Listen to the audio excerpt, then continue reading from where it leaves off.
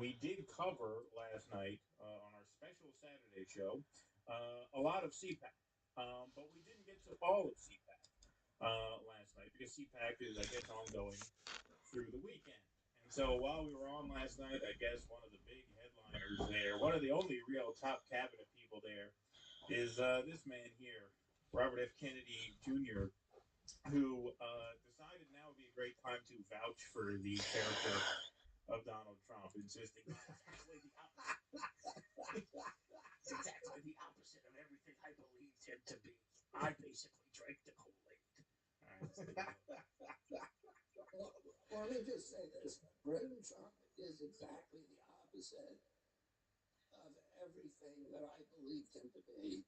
So, It's funny. So you had the reverse journey of everybody else, apparently. Yeah, pretty much. Like everybody else is now realizing, wait a minute, he really is the shallow piece of shit that we all kind of suspected he was, but maybe hyped ourselves up into thinking maybe there was something else there. No, he had the exact opposite journey.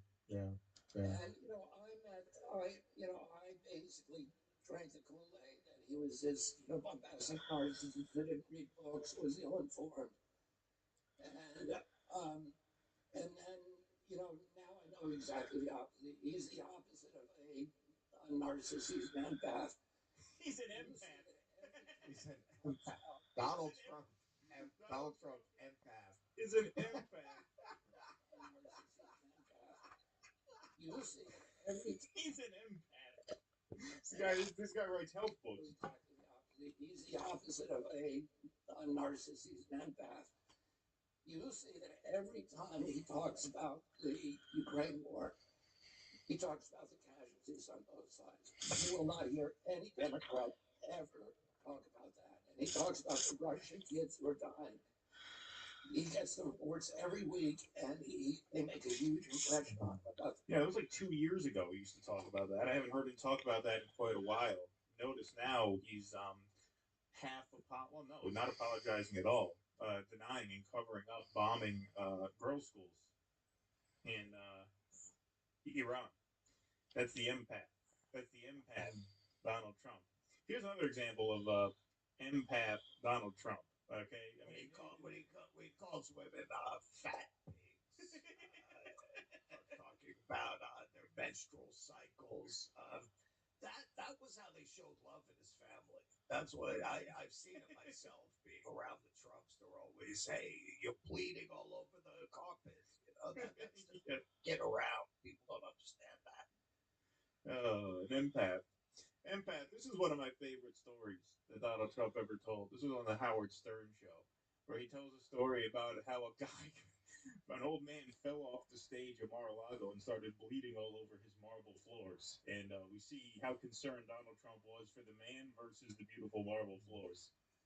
Mar-a-Lago, and we had this incredible ball, the Red Cross ball, Right. in Florida, in Palm Beach, Florida. And so you have all these really rich people.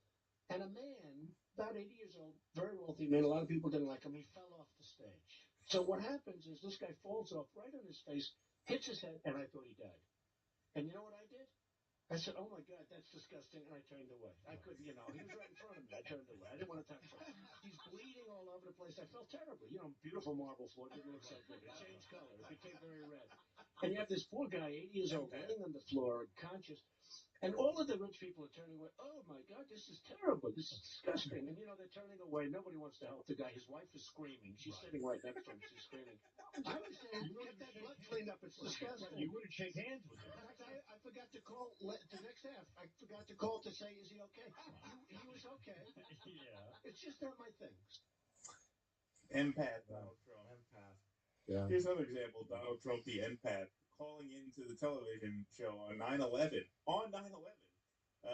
announce that now his building at 40 Wall Street is, I guess, the tallest in the neighborhood now, due to recent events. Oh, wow. Down in the district, 40 Wall Street. Did you have any damage, or what's happened down there? Well, it was an amazing phone call. 40 Wall Street actually was the second tallest building in downtown Manhattan. Wow. Actually, before the World Trade Center was the tallest. And then when they built the World Trade Center, it became known as the second tallest, and now it's the tallest. Now it's the tallest. You never saw that clip before? That's a fairly famous one. I've never seen that. That's a fairly famous one. The Howard Stern one is more obscure. The guy fell off the stage, started bleeding all over the marble floor. I said, "Oh my God, this is horrible. Those are beautiful, beautiful floors." Yeah, everybody was there wondering how he was. I forgot to call and check on him. Oh boy! All right, so I'm gonna quickly put on my old tour guide hat there. All right, so the building Trump's talking about, as far as I know, he still owns. His name's still on it, 40 Wall Street. That was being built at the same exact time as the Chrysler building was being built. And Craig Severance, who was designing that building, 40 Wall Street, for Bank of New York, he had been the mentor of William Van Allen, who was designing the Chrysler building. So this was like the master versus the pupil trying to design the world's tallest building. So you could see each other's buildings going up across town. They kept adding stories to be the world's tallest. They kept redesigning these buildings. It was like spy versus spy. So finally, the spike on top of the Chrysler building was not part of the original design. William Van Allen had that cast in secret at Krupp Steelworks in Germany, and he hid it inside the tower and pretended the building was finished. So once Severance put a roof on his building, so you couldn't easily add more stories, they shoved the spike out through the top and became the world's tallest building. Added it back on. Added it back on. That's right. That's right. But 40 Wall Street was, on 9/11, the tallest in the financial district. And Donald Trump was very quick to make people aware of that fact. Wow. Wasted no time making people aware of that fact. But speaking of I've never seen that. yeah, yeah. But speaking of empath, this brought to mind. I pulled this right before we went on because I decided this is relevant to this clip because as RFK is vouching for the character of Donald Trump, I thought this was a really great admission by Trump the other day, talking about the kind of people he surrounds himself with and why. What is missing in leadership? Well, it's winning. You got to win. I've watched a lot of people, leaders, great leaders. And, the one thing about sports is you break it down into, a 2-hour period, something nice. You don't have to wait a lifetime to find out if somebody a winner or a loser. You get a lot of losers, mostly losers, fortunately. It's a good thing to have a lot of losers. I always like to hang around with losers, actually, because it makes me feel better. I hate guys that are very, very successful and you have to listen to their success stories. I like people that like to listen to my success. I like being around losers. Well, that explains the cabinet. I mean, that really explains it, right? Yeah, I like being around losers. Cabinet of losers. Yep. Yeah. Much more comfortable. Jackpots of losers. Yes. Yes. Much more comfortable around people I disrespect. But RFK wasn't done. He goes on to tell this absolutely insane story. I would love to see the Cowshy bets and the Polymarket bets on whether or not this happened. I don't know if you can place a bet on the past. I think those are more like forecasting sites where you bet on the future. But I want you to listen to this story that Robert F. Kennedy Jr. tells about Donald Trump and ask yourself if there is any universe in which this can be remotely true. Here he is talking about Donald Trump drawing a perfectly detailed map of the Middle East and illustrating troop strength levels. He has encyclopedic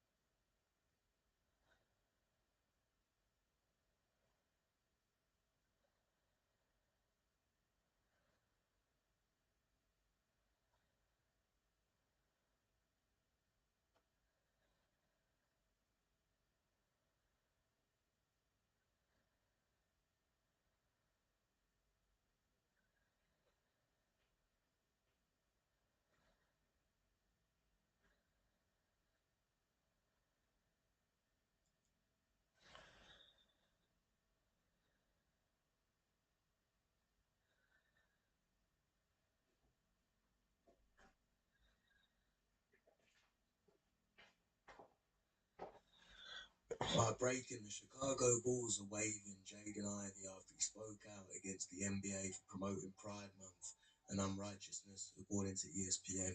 The world can proclaim LGBTQ. They proclaim Pride Month and the NBA. They proclaim it. They show it to the world. They say, come join us for Pride Month to celebrate unrighteousness.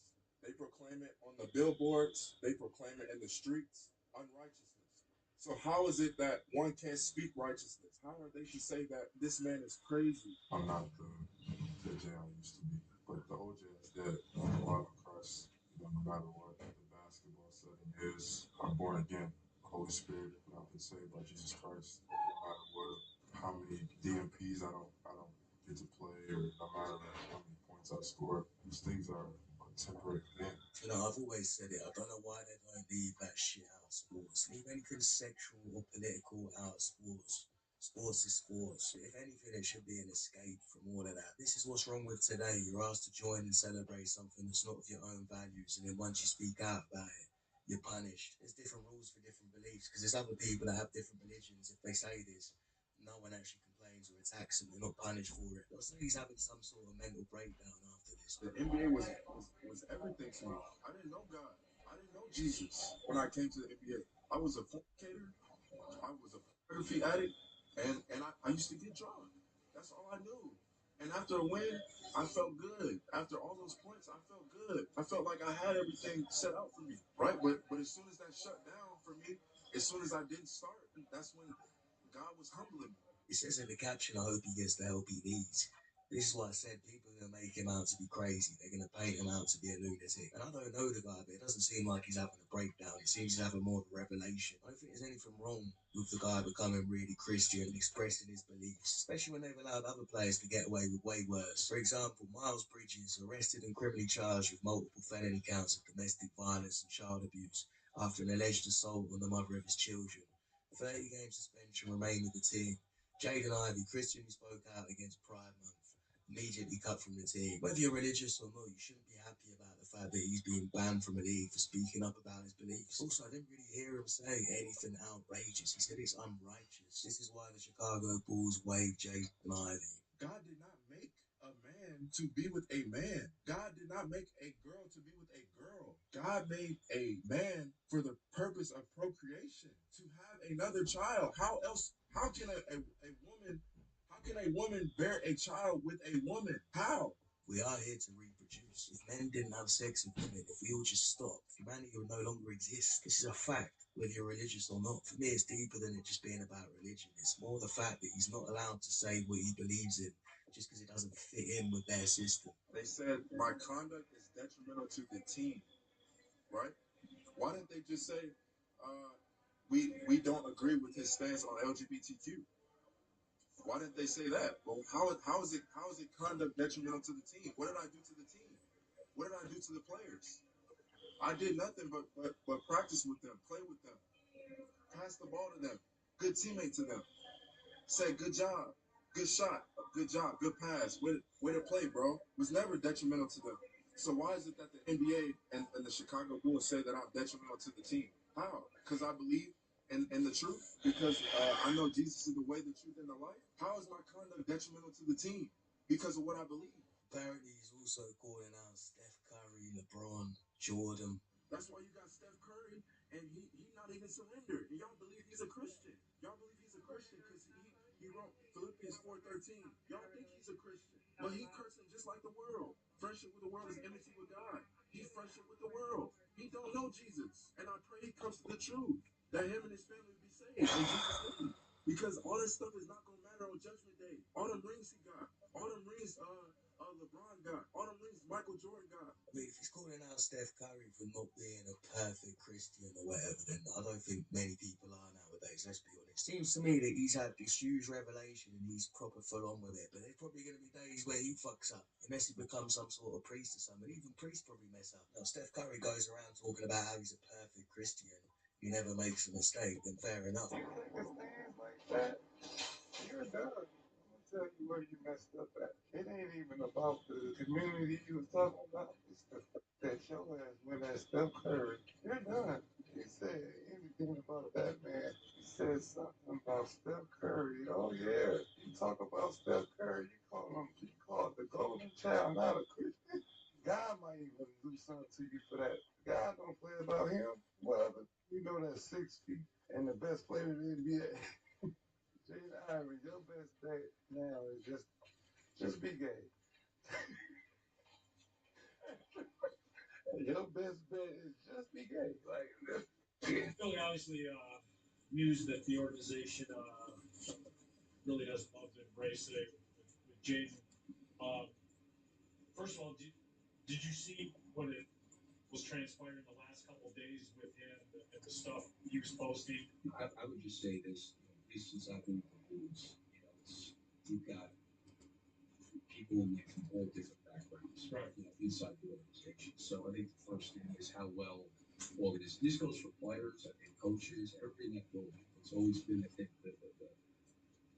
it's been from the top. Like, we're all going to work well together. We're all going to basically take care of each other. We're going to accept each other. I think we're going to be hardworking. We're going to be accountable, and we're going to be respectful, and we're going to be professional. I think that's kind of what it's been. I know some of the things that we put out there. I think it's a situation for him where, it's on his own personal Instagram. I don't want to get into what he put out there, but certainly I hope for him, he's okay. I don't know, like I've had conversations with James and stuff, and he's been always about rehabbing his knee and trying to get right what he wants to play. But I think organizationally, certain standards I think we want to have as an organization to try to live up to those each day. Doing whatever was required of me. I could have quit on my own self, but they kicked me out. I'm sure every NBA team gonna say the same thing. We don't want him.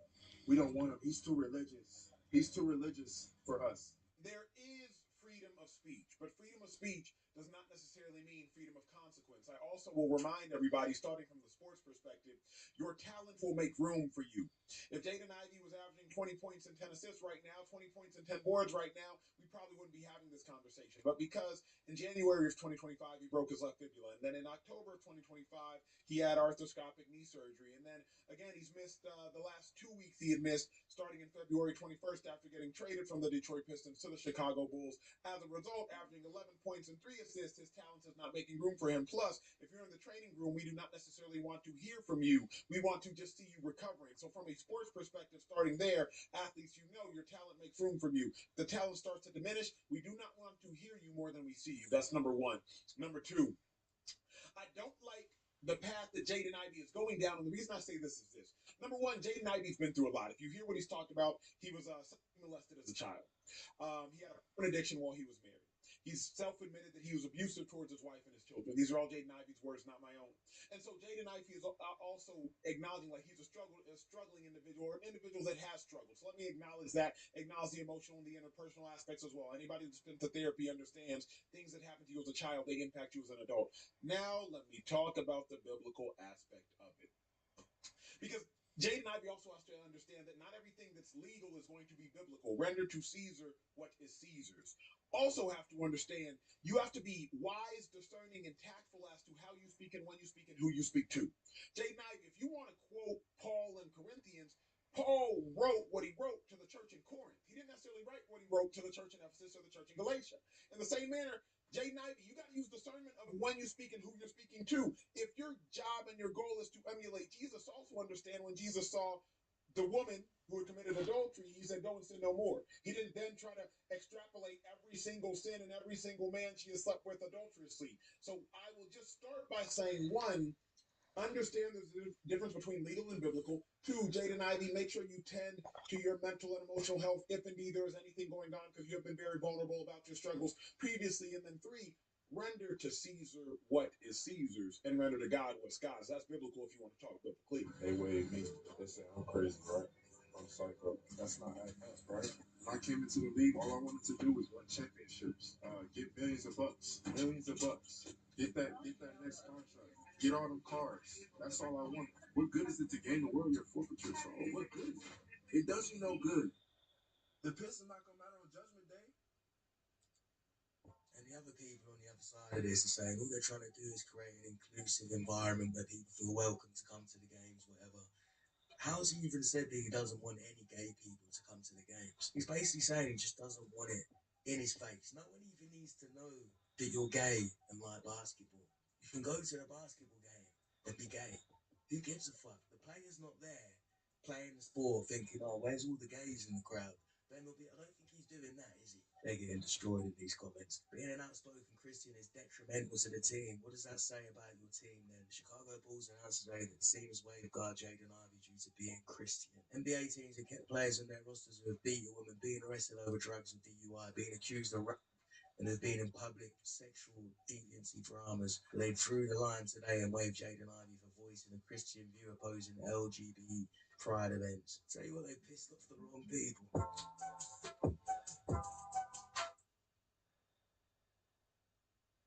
Definitely willing to play for the chips. You're not afraid now, but let's see, 720 and a couple options here. What do you like? Yeah, no, you're absolutely right. One option you don't have is fold. So it's really a question of if you check raise here, do you want to play for stacks? And if you do play for stacks, you're often going to be up against aces, kings, or queens. So I think maybe this, but it would actually, he's going to min check raise, right? You can go with the small check raise or the flat here. The check raise, once you do it, you are going to get it in. So I like it a little bit less. I think it's something you should incorporate, especially if you think your opponent's, pretty light there. And like I said, it's got queens, right? So like I said, aces, kings, or queens, what you'd be up against. But you have decent outs up. Well, if you know you're going to hit a flush, and you just do two of them. No waiting, and just in case. That's always nice. When you get there on the turn, and then in case you were blinking or missed it, you get the river too. So he got every bit of it. 15 mil. Benjamin, not going to cry for him. That's my boy. That's a good friend and a great player. And you know what, Daniel? He did win 3.9 million from 5K on GG within the calendar, within 6 months. So he's going to be okay. But that was a big pot, and that does propel Matthias to top 3 today in a great spot to hoist a big score. Let's go to our second place. Pacheco.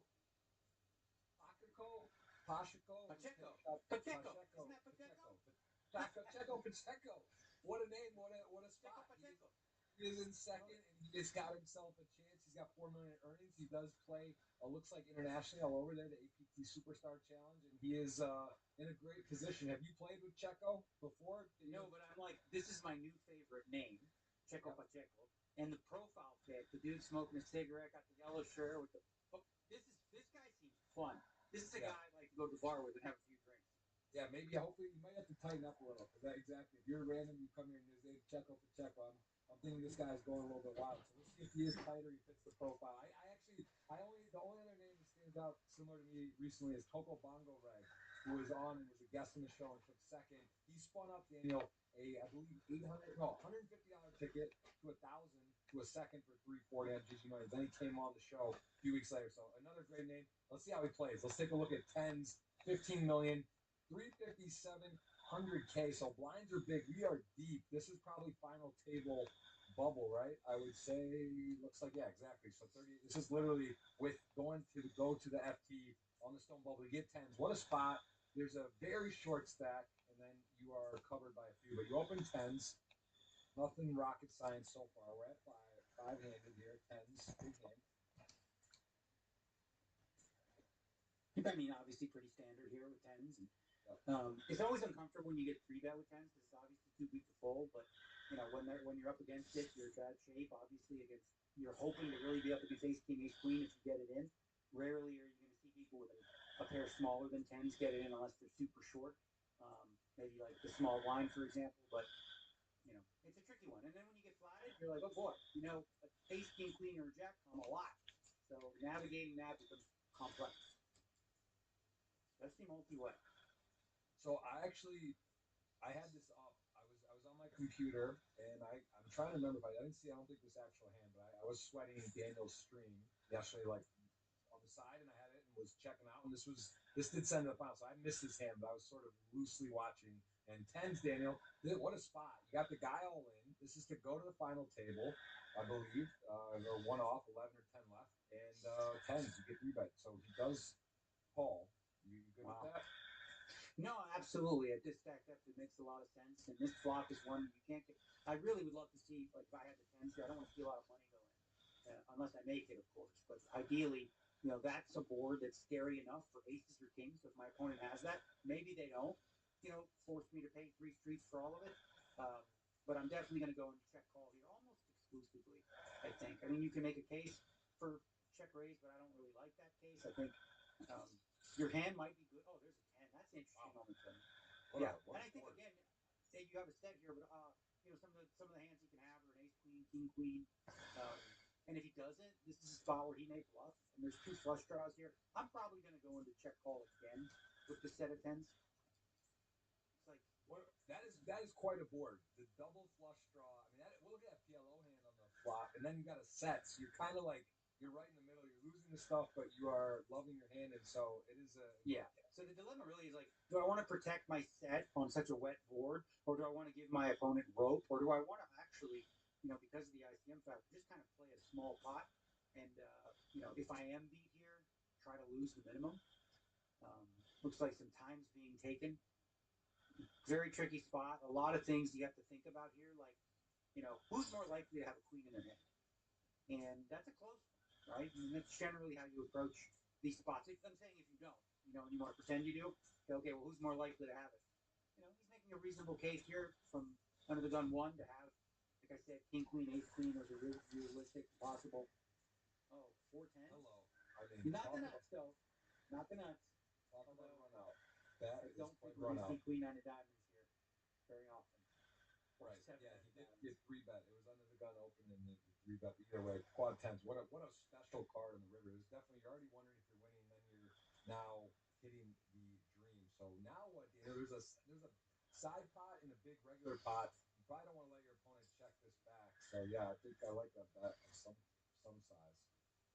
Yeah, I mean, it's a really tough spot. You really have to kind of know your opponent in these situations. Like, you can make a case for small, hoping to get raised, but what are you going to get raised by that didn't put any money in on the flop? Look, he's up against the straight, so he stuck out. Wow, what a spot! The queen 4 off. Curious what Peruzzi had there. Maybe you can might ask him. I'm curious on that particular hand, but we're gonna take that highlight and we are gonna take us over now to a very cool hand. Quads right there, daily quads. A number 1 stack, Daniel. This is a guy. He's rocking the muscle, and he is the muscle today. He is in the driver's seat right there. You can see that the results as well. 680K from a 5K. Does have some live results, and he has got himself an interesting stat there. Largest PP score 256. That's basically the minimum payout today. So he is going to increase that stat, and he has a big opportunity. Let's take a hand from him. Daniel, you're better. You got that European blood in you. What do you pronounce that one for me? But I it just popped off the screen there. But he's got the American Psycho avatar there. I like that. That's a nice touch. Yep. And yeah, Sherbakov. We'll call it K. Sherbakov. He's got 3-4 suited. I'll tell you, I'm having trouble seeing the table on full screen. I think if you go, we'll look at that.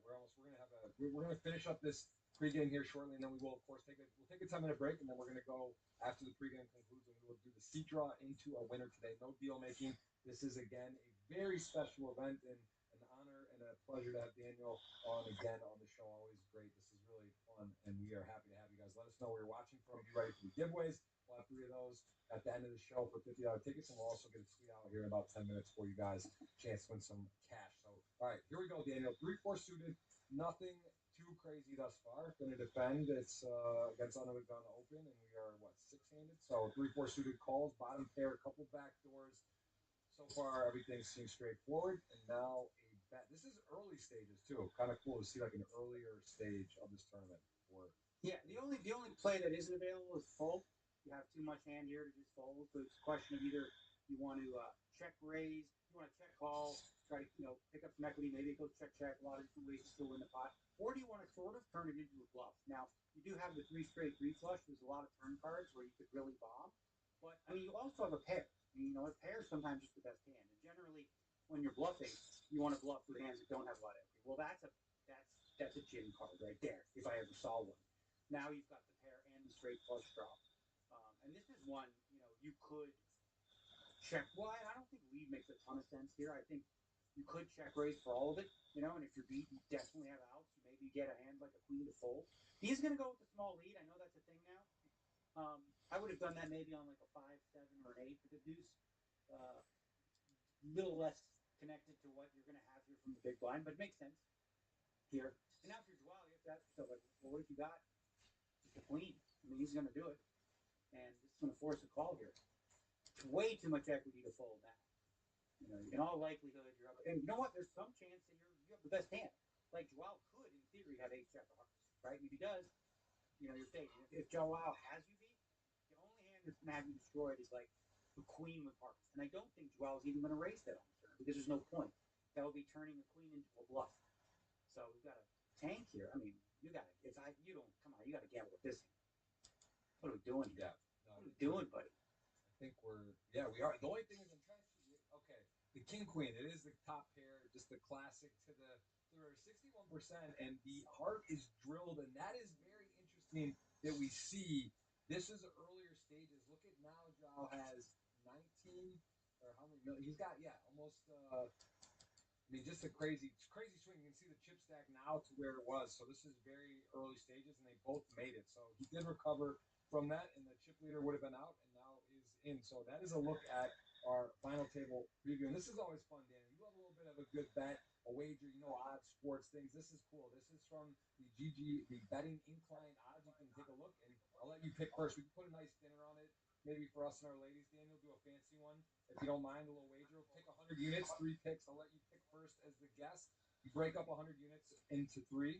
And it doesn't okay, but I get it. I'm gonna take a dog here, so I want a price, which means I don't eat like meat. I'm gonna order. I'm not gonna eat. I'm gonna order lobster and filet mignon, all that at dinner, and I'll just give it to my dog. But I'm gonna go with Joao. I'm gonna go with Joao Vieira. He's middle position here. He's obviously gonna have to win that first key battle. But if he can move up the lead, I think he's the most seasoned, the most comfortable playing for these kind of stakes. So I'm gonna go with Joao. And you're a gentleman and a scholar. I feel like I feel bad if I take the first one after you kind of went down the ladder. He's a great player, though. All right, I'll play ball with you. I'll go. How much do you want to put out of your 100? Let's just pretend you had 100 units to wager, and you got to break into 3, so people have an idea of what they might want to bet sizing. What would you bet on him? Well, I would, because obviously it's a little bit of a long shot. What is that? About 16 to 1 or something like that. So maybe that I'd throw up like $10 out of my 100, and then generally if you're going to put a little bit heftier money, you want to look at some of the top 3 spots, and just because of his name alone, it's impossible to not root for a guy named Checo Pacheco. Okay, listen. You know what? I'm gonna put 25 on Baruzzi. That'll be my first pick. I'll match you with a little bit down the thing. I like this game. I like these streams. It's been on my pod. I'm gonna take 25 Baruzzi. Who's your second pick? Well, that was my second pick, but I'm gonna go with Checo just because he's fun to root for. I have no idea if he's any good, but I like the name. I like the vibe. I like the avatar. He feels like to me a guy that can get it done. So I'm going Checo Pacheco. Checo Pacheco. How much on him out of your 100? Well, he's up there, second place. So I'm gonna go. How many? I get 3 total. Yeah, 3 total, 100 units. Yeah, I'm gonna put a solid 80 on him. Wow, 80 units. Checo Pacheco is officially. You are in on Checo. Okay, I like that. I'm gonna go with my Brazilian friend, my guy, Brazil Bambo. I love Brazil, and I am a fan of their game, their style, and I've seen him before. So I'll put 50 on Mateus there in third. And who is your final pick, Daniel? I believe you have 10 left. Yeah, for my last 10, I'm going to go sort of another middle of the pack guy who I couldn't put a face to the name, but I know the name. That's Joshua McCulley. So I got 80 on my boy Pacheco, and then 10 on Joao, 10 on McCauley, getting a price. Any one of those come in, cha-ching, I'm a winner. You're scooping. All right. Well, you know what? I'm gonna go. I'm in streamer theme. I love streaming. I love content. I'm gonna just go. I'd love to treat you to a dinner as well, Dan. So I'm not gonna go top of the leaderboard. I'll go bottom. I'm gonna go with Daniel, man. Daniel, good luck to you. Streamer, good guy, fun watch as well. Good at. I'll take the rest of my units on Daniel. That'll be my 3. Daniel's got 3. It's a wash if no one else does win, and we will put a dinner on that. We will actually go for a big day today. We have got, again, Daniel, we're going to take a 10-minute break, but we will then come back to the seat selection. And I'm curious on your take on that. You've seen it. You study it. It's a little one of those things, those tiny nuances in the game. I'm going to get your opinion, so think about that. Take a break, everyone. We'll be back in 10. Daniel Negreanu, the man, the myth. Check out that Spotify song, the legend. We'll see you back after the break.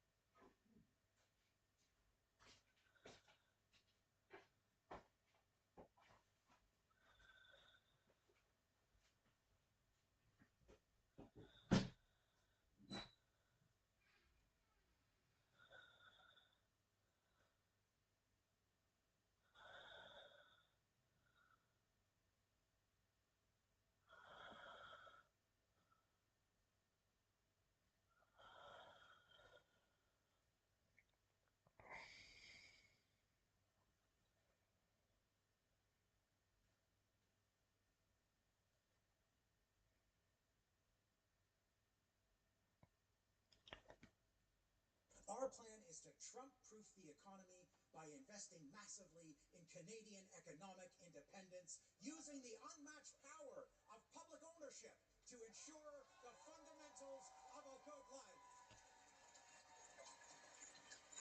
Hey folks, did you attend the NDP leadership convention?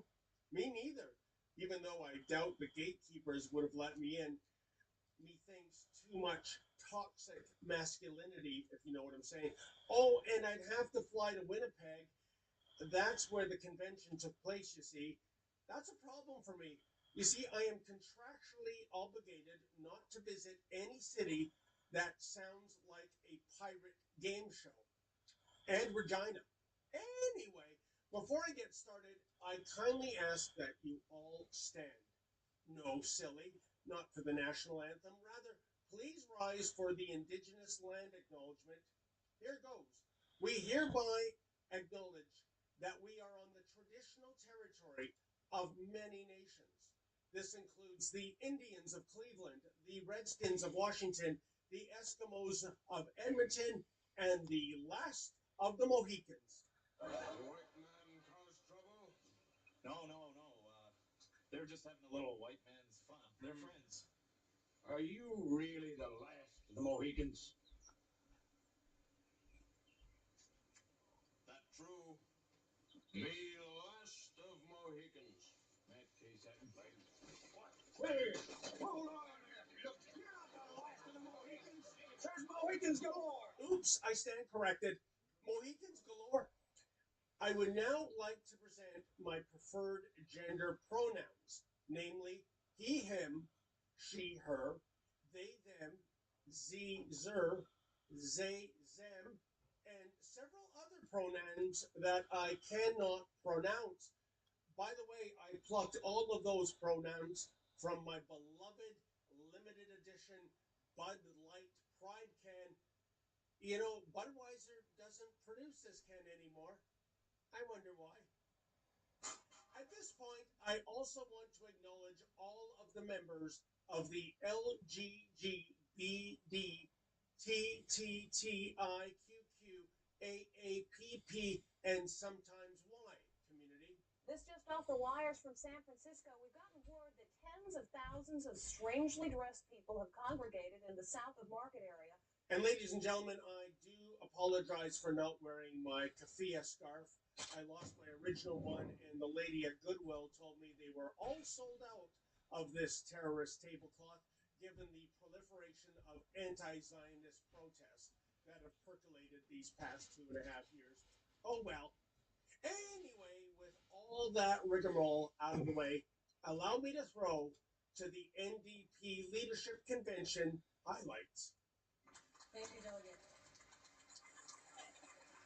There's a point of privilege on microphone 1, then we'll go to microphone 3. Go ahead, Delegate. Yes, hello. I was standing here with my gender equity card before you called on the previous speaker. That's my point of privilege, so I would like to I will explain the speaking order, which is fixed, that I cannot amend, which is the pro-con rotation. You can move yourself up the line that you're standing in. I am pro, and I was... We went, You went pro, con... We went pro-con, pro, and my plan was to go con. The speaker at con mic 3 also has a speaking card. Yesterday, this card was used in an inappropriate manner. And while I understand in Ontario, we note this as equity, even if that, this was also used inappropriately in terms of gender. I want everyone to be mindful that these cards for individuals like myself who identify as a Black woman have no value outside of this space. And the winner is Abby Lewis. Who dat, you say? Well, let's just put it this way. This self-hating Jew is so left-leaning that he makes New York Mayor Kami Mamdani look like the second coming of Ronald Reagan. You know, at least one prominent Jewish group and few others have accused you of harboring anti-Israel sentiments that this group and others believe are harmful to the Jewish community. I know you yourself are Jewish, and you have, of course, supported Palestine over the last few weeks, the last few months, and during this campaign as well. I wonder what you have to say about that these Jewish groups are calling you anti-Israel at this point. Well, I come from a long tradition a multi-generation tradition of Jewish anti-Zionism. My great-grandfather was a leader in the Jewish Labor Bund, which was founded in 1897, 5 weeks after the first meeting of the World Zionist Congress. So as long as there's been formal pro-Israel Zionist organizations, there's been a tradition that has disagreed with that within the Jewish community. I believe there's a significant number of Canadian Jews who feel the way I do, and it's been very welcome to feel so at home in the NDP, a party which has expressed moral clarity over the genocide in Gaza consistently. A network of public providers for food, phones, and internet. A public housing developer and public construction companies to build millions of non-market homes.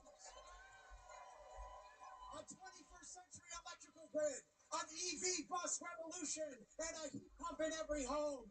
Bottom line, if the leftist loony Avi Lewis and his not ready for primetime players actually pull off the improbable and form the next federal government, I fear the future of Canada can be summed up in one simple sentence.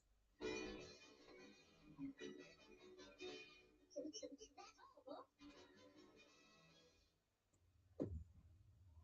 folks, I know you love it when Rebel News tells you the other side of the story, but the fact is we need your help. Unlike the mainstream media trained seals, we do not receive a single nickel of Mark Carney's journalism slush fund. So can you help us out? Can you go to rebelfieldreports.com? That's rebelfieldreports.com. And if you're able to, kindly make a donation. We have some breaking news to bring you this hour. Canadian politician, human rights advocate, and diplomat Stephen Lewis has died at the age of 88. Lewis rose to prominence as part of a political dynasty, taking the helm of Ontario's New Democrats in the 1970s, stepping onto the world stage a decade later with the United Nations as ambassador, and then becoming one of the leading figures to raise awareness about the AIDS epidemic in Africa. His death comes just days after his son, Avi Lewis, was elected leader of the federal NDP. The CBC's Catherine Cullen looks back at the life and times of Stephen Lewis. I cannot expunge from my mind the heartless indifference, the criminal neglect of the last decade. Stephen Lewis spent his life using his brilliance, his rage, his determination to fight injustice. One of Canada's great orators, he was a lifelong democratic socialist, son of federal NDP leader David Lewis. His mother wanted him to be a concert pianist. He wanted to help people. He joined the Ontario legislature in 1963. We will oppose the bill throughout the afternoon. Leading Ontario's NDP for most of the 70s. There was shock in 1984 when progressive conservative Brian Mulroney chose Lewis as ambassador to the United Nations. This is the most remarkable thing. I wonder if you weren't even more surprised about this appointment than we were. No, I think we share levels of flabbergastedness equally. Using his pointed powers of persuasion. How it was possible that things should come to such a pass in a world which regards itself as fundamentally civilized. He may from time to time slip in an adjective we hadn't foreseen, but that has brought only honor to the country. Mulroney and Lewis found common purpose, battling to end South African apartheid. No more time for tears. The tears are over. We're just waiting as we sit on top of this volcano for the whole thing to blow up. Lewis would later call that fight a moment he would forever value. The second great fight of his life. Around the continent, hundreds of thousands of children don't have access to treatment. In 2005, he was named UN Special Envoy on AIDS in Africa. We will never subdue the gruesome force of AIDS until the rights of women become paramount. Insisting the world must do more, pained by injustices like the millions orphaned. You're speaking to a 5 or 6 or 7-year-old child, and this kid is weeping uncontrollably as they try to describe their life. Again, he called out global powers and, as he did throughout his life, demanded better of all of us. Can someone, anyone, please explain to me, our contemporary, balance of values. Thank you. Catherine Cullen, CBC News, Ottawa.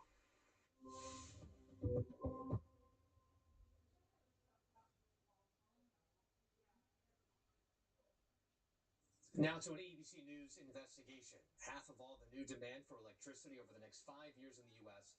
is expected to come from data centers. They are the backbone of AI technology. In partnership with our stations across the country, our Elizabeth Schulze shows us how they're dividing communities, bringing the promise of new jobs, but fears of higher utility bills. This was the sound at Laura Evans' home in suburban Chicago last spring when backup generators kicked in at the data center 1,000 feet from her backyard. And it never goes away. Never goes away. Laura tells us the data center emits a low hum 24/7, and it's not just the noise taking a toll. She says in the last year, her average electricity bill has spiked 23%.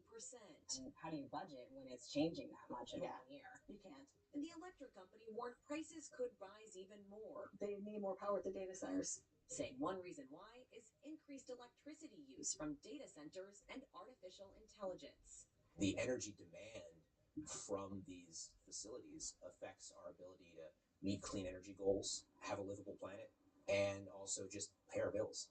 ABC News and our owned and affiliated stations spoke with communities across the country, grappling with the rapid buildup of data centers to support the AI boom. An analysis from our data team found there are more than 3,000 data centers in the U.S. About 1,200 more are now under construction or soon to be built.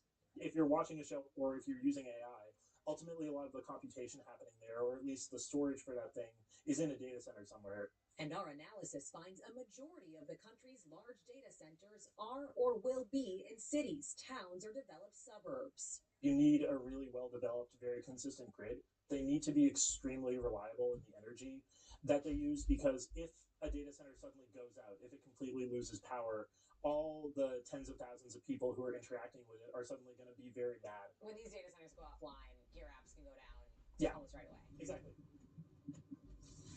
this is pretty much as close as we're going to get to where this data center is popping up. Just a massive construction site. It's hard to comprehend the scale of this.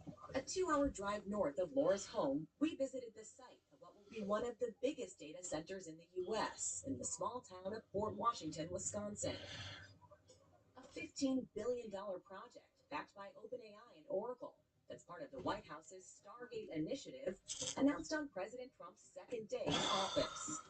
The campus sits on a plot of farmland bigger than 500 football fields and will eventually use about the same amount of electricity needed to keep the lights on in all the homes in Philadelphia. They'd be putting power lines that are taller than apparently the Statue of Liberty. Tom Utek has lived on this land for 40 years. He's an artist who draws inspiration from its natural beauty. Last year, he got a letter from his utility company saying it plans to build a massive power line for the data center right across his property. I had no choice. And basically they're saying that if you don't agree, we'll take it by eminent domain. They'll just take over your land. Yeah. And we'll fight it to the end. He showed us where the power line would go, wiping out dozens of trees he planted. There's no way this environment around this neighborhood could ever be the same if it's cut in half again by these giant things. We expect attendees will act in a civil manner at all times. At a town hall this month, we saw how the data center is dividing the community. We need clarity, and we need it now, because we are not going to pay double the amount of our utility bills. Do you understand that? These are good-paying union jobs that are part of a once-in-a-generation investment in Fort Washington. Mayor Ted Neitzke defends the project. These are huge companies that are kind of the face of AI right now. OpenAI, Oracle. Are you convinced that they will be willing to invest in this community? They've been awesome. I mean, they have met every expectation we've given them. He says the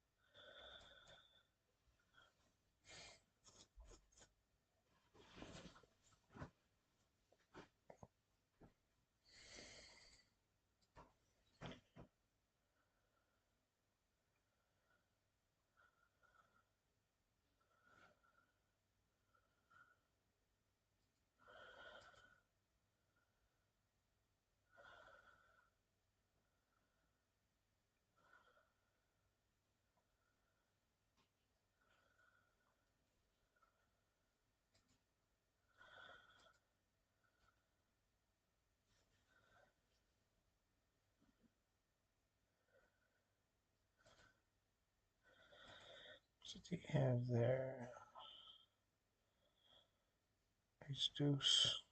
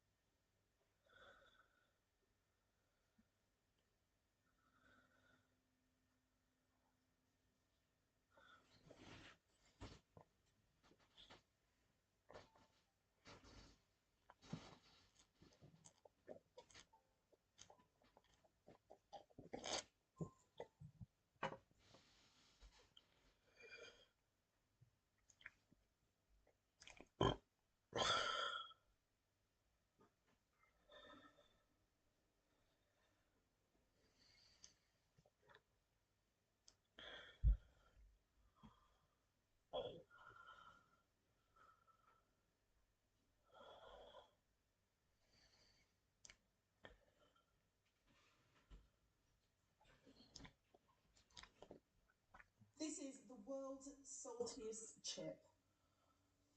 And today we're going to take it on. Let's get into it. What is up, everyone, and welcome back to my channel, where today I'm going to be taking on the world's saltiest chip. And whilst I enjoy whatever it is that this chip is going to do to me, I'm going to do a story time about how I broke my back. That was a little bit dramatic. I haven't broken my back, but I am going to do a story time of how I ended up in hospital. If you enjoy this video, guys, you're actually sick in the head, but give the video a thumbs up, comment down below if you have anything else to add. If you haven't yet subscribed or followed, do consider doing so before you leave. This is the world's saltiest chip challenge. If I seem a little bit away with the fairies, I am on very strong medication. Okay, so inside of the box we have the rules, the chip, which is individually wrapped and labelled RIP, which is always very reassuring. I have a black plastic glove, some cutesy little transfer tattoos, a sticker, the banner as and when I pass the saltiness test, which I'm sure I'll pass with flying colours.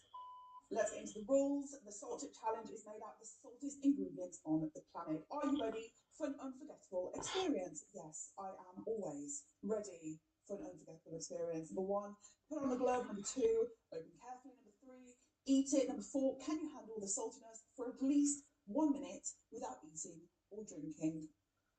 I suspect yes. But, and number 5, post your reaction on social media with hashtag Salt Chip Challenge. That's definitely not what it says. It says hashtag Salt Chip Challenge. The world's saltiest chip.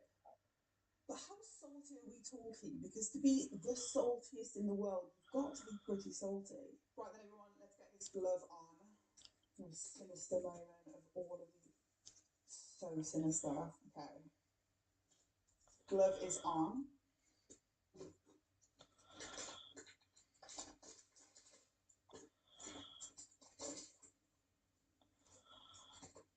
Oh no. This is going to turn my tongue blue, I know it. So inside we have this very blue chip. It's very thick as well. It looks very salty. The texture of like a pavement.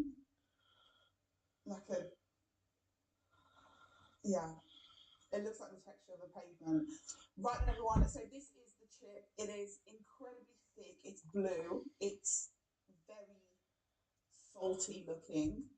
It almost looks like crystallized, but I'd imagine it's probably pretty horrendous. I'm curious to see what it tastes like, and I'm also curious to know how salty we're actually talking. RIP. Right then, everyone, without further ado,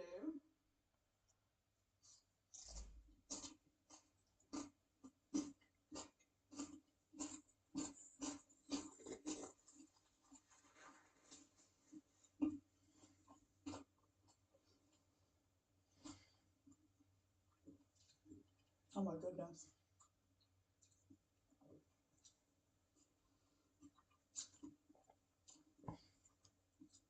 It's very salty. Is my tongue blue? Not really.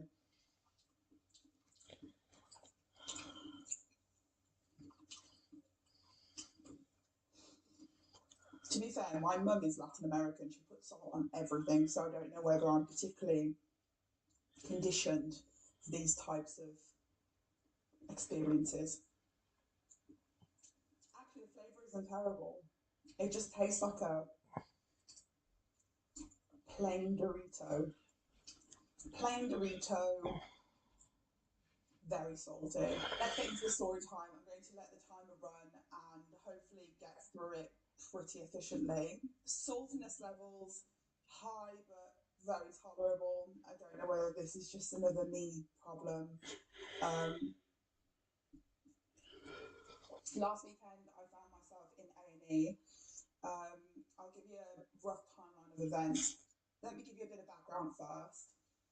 In 2018 I slipped a disc. It put me out of pretty much training and life for quite a while, and I really struggled, but I rehabbed myself. I didn't need surgery, and I kind of got myself back to training and lifting, and I haven't touched any compounds or any really serious training since then. So that's background. I have been active most of my life. I've been into sports and contact sports for most of my life, so my body has been through it, you know. But I've always kind of trained through it. I've rehabbed myself. I've seen many professionals over the years. I've had regular massages because I do get a lot of tension. But generally, like I keep myself, like I get niggles, but not any major.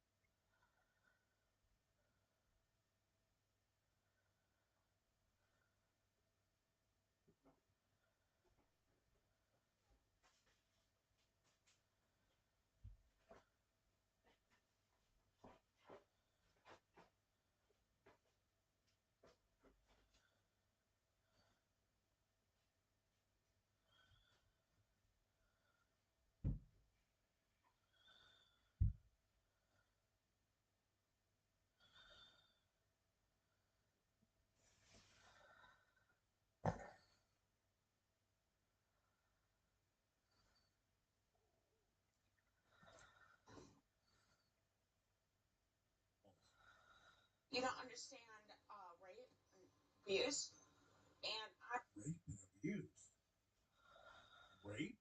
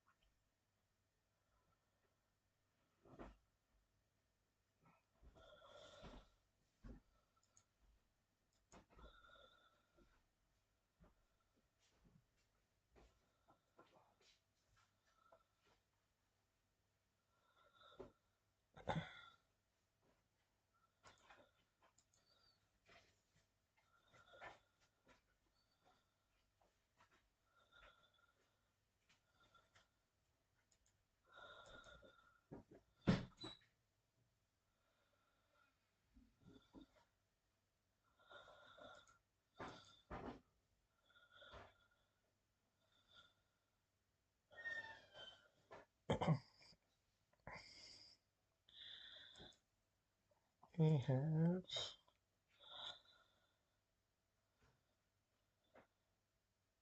Mayonnaise.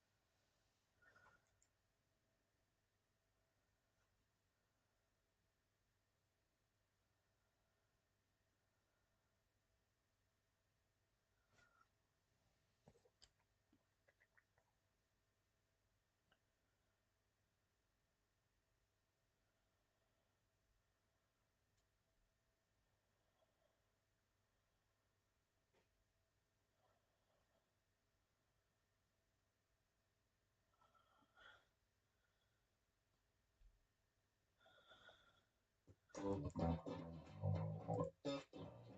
I really like this chick, but like, no way am I mailing her a frozen canister of my sperm until she texts me a full body shot. You know how it is, Jeff. I guess. They all want your sperm.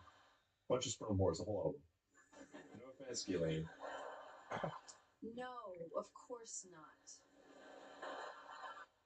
So I got a sperm guy now. He's handling all my sperm with the ladies. I just don't have the time. You know? I know. I'm having all these kids I don't raise because I'm African American. Ha ha ha. Pretty rich guys. JK. So, when is your guys' next pizza party? I can't wait to bust a move. I'm African American, so obviously I can genetically dance. Where did you read that? Check it out, you guys. I've totally been working on my moves. Pretty cool. Oh, yeah. Take it to Mars. Fuck yeah.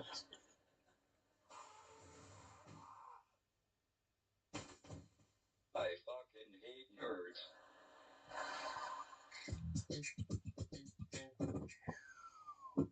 Last thing I remember, I was showing off my sweet moves to Jeff and Ghislaine, and then I heard this noise.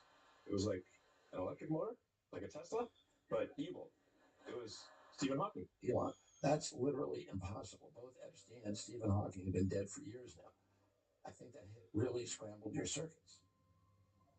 Are you sure you're okay getting home on your own? Yeah. It's just a short walk through the park. Okay. Then as your official doctor / sperm guy, I order you to get some rest. And keep those testes away from high-speed impact, will you? Okay, time to head home alone. What was that?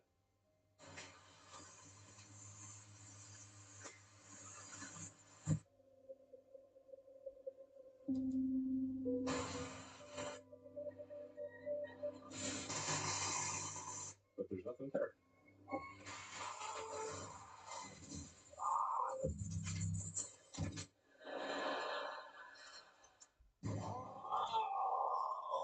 Sweet Jesus, my balls. Oh, God, it hurts. Oh, sweet Jesus, that stinks. My God, why are my balls gone? Not cool.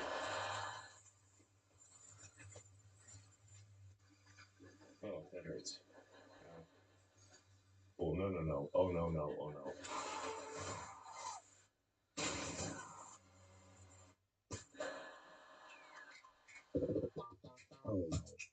You know these guys who still mail their sperm to EGOTs? It's like buy a ranch in the desert and build an underground sperm lab. You know, like an adult.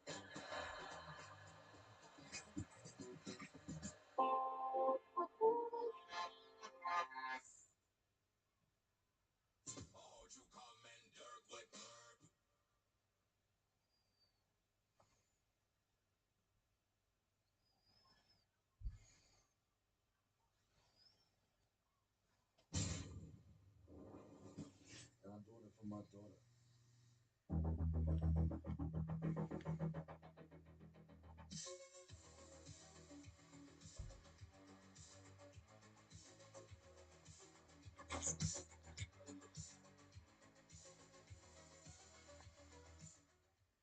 And there's the line. There's the string around the city. Yeah, man. That's the rope. You touch it, you die. Yeah, it's electrified. They make it like a tent or something. They're putting the Leviathan Well, skin. it is magic. It's an eruv. God probably can't see within the bounds of that string. Brazilian. And string around Manhattan refers to an eruv. Well, if you want to see, see who's here? Yep. So if you're walking around in there, you have to walk in their stupid string thing? Yep. No, not on the Lower East Side. Wow, that's crazy. What happens if you rip that thing apart? God, you tear your soul apart. God tears your soul apart. It just auto nukes LA. Auto Samson action. You cut it, a fucking nuke lands right in the fucking Staples Center in LA. Yeah, it's hard for me to, well, it's not hard for me, but my favorite, we probably already talked about this, but how there are no more, temple sacrifices are stopped being accepted by God once Christ was crucified. Like the temple sacrifices are not accepted anywhere. Like there's some weird process. Oh my God, there's some it's pretty interesting because they're obsessed with divination and communication with things on the other side. But and I really shouldn't even brought it up because I can't even describe the ritual, but there's something they do before or like an animal sacrifice that is like a green light from God that will accept it. It's like they roll these dice or something in a box, and if it comes out like there's only the one priest looks, and if they're both like double zeros or something like that. And I'm butchering this, but you get the idea. If they're both double zeros every time, it means the sacrifice is going to be accepted by, I guess, who's in charge of the temple. It's like, oh yeah, it's legit, snake eyes. But now it never hits after Christ was crucified. It never hits, and no sacrifices work anymore. That's my favorite. That's why this stuff, I was like, think God gives a fuck about a light switch anymore? I don't speak for God, and I don't speak for their God. But I'm just wondering now, after there's no more sacrifices accepted after Jesus Christ was crucified, that shot the hell out of me. Coca-Cola, for some reason, it requires a community note, which just confirms everything the video already said, that this is indeed, in fact, Brazilian. Coca-Cola. Why does this cap differ from all other caps? No cap. The reason is because this Coca-Cola has no corn syrup. Usually, Coca-Colas have corn syrup, but this one is a special run that Coca-Cola does just for the Jewish people who celebrate Passover. The recipe that everybody prefers, and it's obviously they can make it, and it's not so complicated that they can't make it in small batches, but you can't have it because you want it too much. The thing that bothered me the most about the video is just that the guy is like sickening. It's not anything about Brazilian. Whatever. It's not the hat that he's wearing. It's not the Passover Coca-Cola. It's this like his demeanor, I think, is what made me sick. Reminds me of Rabbi Shmuley in a way. You know what's funny? I genuinely think that Sam Hyde broke Ian. And when he told me, he was like, he came and that was such a bizarre chapter. He says, I'm doing a documentary on Sam Hyde. I told him, and Anissa was here. I said, that's a huge mistake. Do not do it. You guys, I don't know who. I said, do not do it. Like, trust me, because Sam's the type of guy who's going to get the best of you, really, no matter what. And it turns out he did, and he's even crazier than Ian anticipated. Right. He absolutely, I think it just broke him. And I mean, Sam Hyde's like super ultra right, so maybe he's just, I don't know. I'm like Sam Hyde now, apparently. I was talking about it I don't think Sam thinks very highly of Jewish people either, so I don't know. I was talking about it in the office the other day, but I didn't know who Sam Hyde was until iDubbbz brought him back in the spotlight. That's it. I think a lot of people didn't know who he was, and he kind of brought him back into the limelight, and kind of now he's like popular again. Yeah, he's popping. And that's all thanks to Ian. Now I'll say Sam is an extraordinarily funny guy that inspired me a lot when I was coming up. But he's also like he's just a little crazy. That and also like extremely right wing, and potentially a Nazi as well. Potentially a Nazi. I mean, when he did the World Peace show, there was a sketch where it was just a bunch of kids going, Jews, we love Jewish people. And I was like, this makes me very uncomfortable. But that's that. Sam Hyde, congratulations. You did break Ian's brain. So. Now we have Mr. Wonderfully has 2 watches on. Yeah. Like, just shut up. What a god. Yeah. Two watches with red bracelets that he's replaced the factory bracelets with red because it's cabal and mysticism.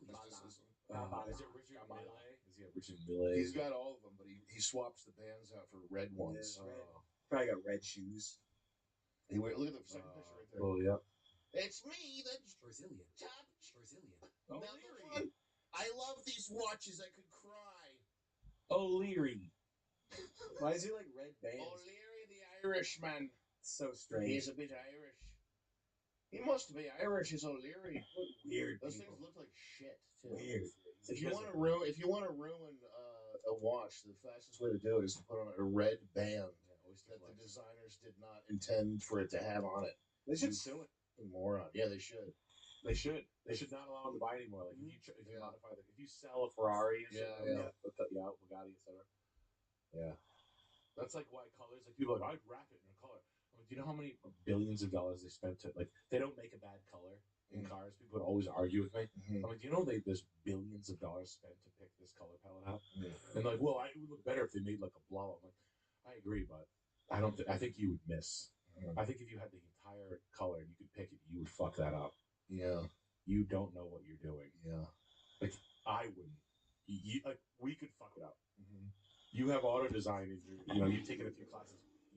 You might fuck it up. You can fuck it up. Yeah. Now, does it, the fact that he's got the goddamn 2 red bracelets on, does that mean he's got the freaking... He's got double power. Does he have, like, the belt that goes up his arm? And the phylactery? And he's like, Vav and Tav and Buzz. You know, like... Is that what that means? Dude, he's fucking crazy. Number magic. Yeah, Vav and Tav. I like that. We know it's Brazilian. Number magic, right? Yeah. Oh, I love it. I'm going to cast a spell. 7. Turn off. That was my money. Oh my god. I turned him into money. Oh my god. No. You're putting him in the bank. You're putting Charles. Look at this fucking guy. Yo, brother. It's a good find. I like that guy. Yo. Oh, that means that Live Long and Prosper Yeah. is a Kabbalah thing, Leonard Nimoy? Oh, yeah. Yeah. Everything in our society is all a reflection of that. I wonder why. Yeah. Ancient Brazilian. I can't think of 3 words that are more repulsive to me. Ancient Brazilian magic. AJM. Yeah. Yo. Gods. Yo. Classic. A temple of what? Oh, lavender. Join the membership here. What, you get the minivan membership? What's that? Dr. Jeremy. They're doing card tricks. Dr. Jeremy pedophile. Was this your card? That's 3,500, please. Dude, it's like it's just crazy, man. I don't know. That's weird. I just can't believe that they're all like out. Get the fucking thing off. So weird. It's fried. Yuck. Yeah.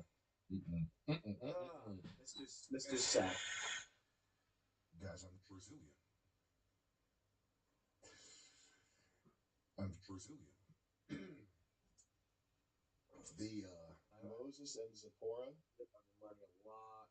Is this that? This is different. Shabbat's almost coming. What are the 3 things I want to ask you if you did before I light the Shabbat candles? Well, I have to make sure that I set up the Shabbos candles. If I turned on the refrigerator and the oven into Shabbos mode, which makes them not moving around in the electric circuits. Shabbos mode keeps everything the same because we don't use anything electronic. So let's come check it out. Let's see. Why don't you So it just looks hit the like the panel? candles are set. Thank you, Moses. Let's go see if the fridge is ready to go. Okay, Moses, it seems like the fridge is not set to Sabbath mode, so if you can please go set it up. Perfect. Now we're ready to go. This makes sure that the light doesn't turn on. Come on.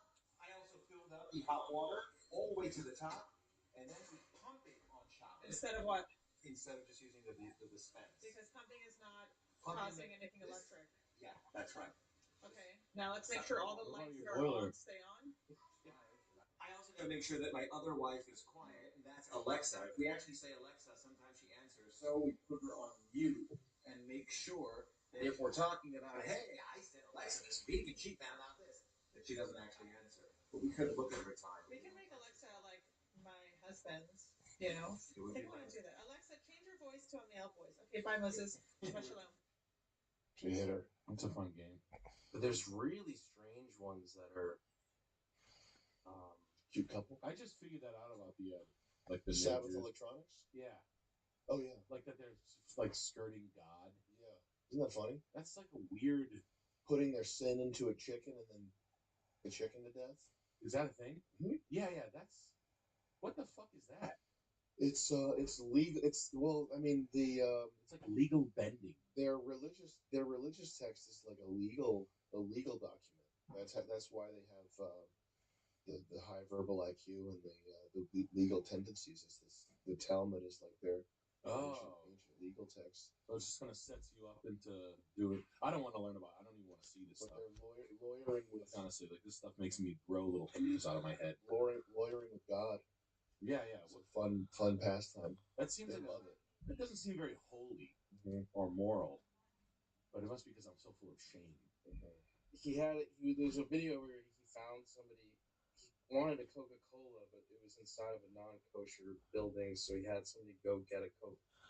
Bang me, my friend. Oh, We're going to get interest usury on the money that you are paying. Money. More interest. lots of money. 10% interest because the car is old. High interest. Bigger interest rates. Not low. Not zero interest. 11.7% interest. Fucking Ted. It's awesome. Puts his freaking refrigerator thing on Sabbath mode. Yeah. God, he's God loves can't it. tell. He God- closes his eyes and he sleeps. He's like the Samsung fridges in the future. I better give them Sabbath mode. What's Sabbath mode? GE oven. Wow. Do you know what Sabbath electronics are? No. Like the light things, you just like lift the cover and it's can't always have on. something running. So Each one is explained deeply. mute this fucking freak. Yeah. First of all, close. I don't want to look at his face either. I can't look at that guy. Okay. Type in Sabbath electronics. I don't want to see anymore. Just tell me what it is. I feel like I'm gonna get like funeral. It's all that guy. This shit. Scroll down. It's on Saturday or whatever, the Sabbath. You're not supposed to do work, so they create electronics that like bypass certain circuits so that they're not doing work. They can't flip a circuit, like turn on a light switch or off. Like it has to be on the whole time, and they can't. Like they put a cover over it to cover it instead of turning it off. Imagine the call the guy's making. Hi, 911 too? How much? This phone is a That's kosher fine. phone. This phone is not. What's the difference? Hi, I'm Frida Beisel. I'm a tour guide in Hasidic Brooklyn, New York. Oh, and today damn, this is awesome. Tour guide. They got their own place, and they don't believe in Israel, right? Yeah, thanks. Cheers.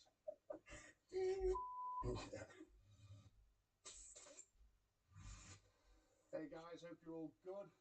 Now we're at Archie's in Manchester, and I've now found out there are several hundred Archie's in Manchester because I visited 5 before I got here and found the right one. How about you? Yeah, probably like The 2 same. before I got here. The same. So we're at Archie's and we're launching the Boohoo Man Burger, which is a massive burger. It's about 300 and odd gram. Big old burger, about 1,300 calories. And we're here today with Leah Shakiba, professional, I don't know if I say eater or human cement mixer. Bit of both. Professional cement mixer. So I think today we're going to do a load of burgers. How many burgers do you think we should do? I think we should do 10 burgers, 1,300 calories. 13,000 calories? Times 10, yeah? Jesus.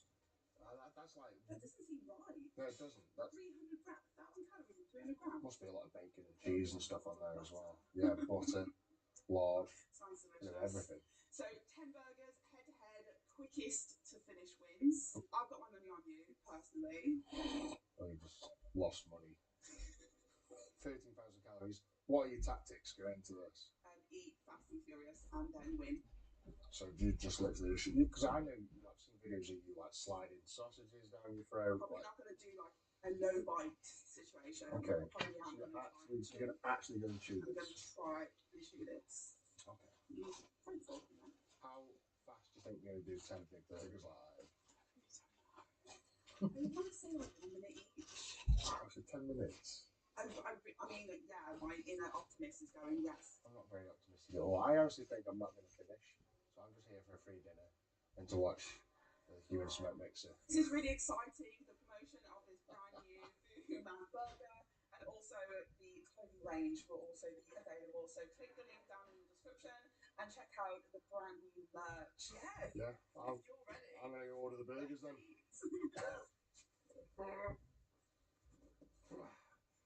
Okay. Hi mate, can I have 40 of the Boohoo Man Burgers, please? Eat in. How much is that going to cost for 40 burgers? Put it in for you. £319. Well, I left my card upstairs, mate, so I'll get Leah to come down and pay, alright? Yeah, so. Let's have a feel. That is heavy. Yeah. You pretty sure you're going to do 10 of these? Now you've seen them. I mean, yeah. You ready any day. Alright, okay. So there's. Let's unravel one. So I think we've got. What are they like? Cheese bites, I think. There's yeah. Loads of cheese. I think there's 2 patties. Yeah. 2 patties, loads of gherkins. Boy. So it's the cheese. I think they're cheese bites. Let me just have a little look at. Yes, they are. Are they mac and cheese bites? Yes, they are. They are mac and cheese bites. They're fried mac and cheese.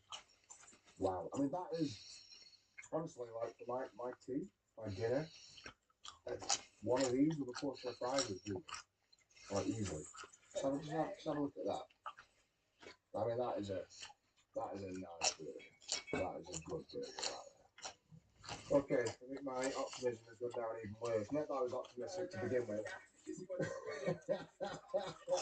Right away. 10 burger hamburgers, as quick as you can. I've got the timer down here. Are you ready? Yeah, leave them wrapped until you're ready to. I mean, you know how much you've eaten, yeah? Okay, 3, 2, 1, go. Ready? Yeah.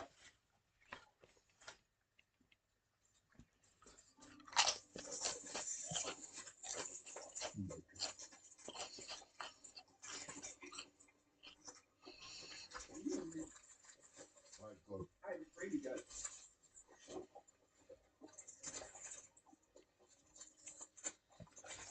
Did anybody else see that? What's up, everybody, fans, and welcome back to the channel where we challenge the world's strongest individuals to epic beat-offs. It's going to be a messy one. Is it ever? Not messy, is it? Yes, it is. Sometimes not messy. To celebrate the launch of the Boohoo Man Burger at Archie's, Eddie and I face off with this 13,000 calorie burger challenge. Inside each Boohoo Man Burger there are 2 beef patties, 3 mac and cheese bites, and it's topped with Archie's hot cheese and jalapenos. One not to be missed, but incredibly calorific. Come on, I'm trying.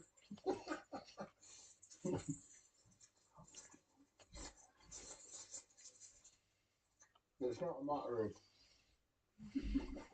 I want to, it's a matter of I can't. I will choke to death.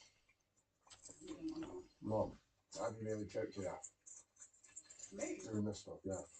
No. Has anyone had to get around your stomach and squeeze it? No. I don't think I'd do this if I had any kind of fear of choking. Imagine it. Yeah, it wouldn't be nice. That would be my indicator to dip out. I choked on a grape yesterday. I'm glad you're okay. I nearly died as well. So I've done one. Not before. Third.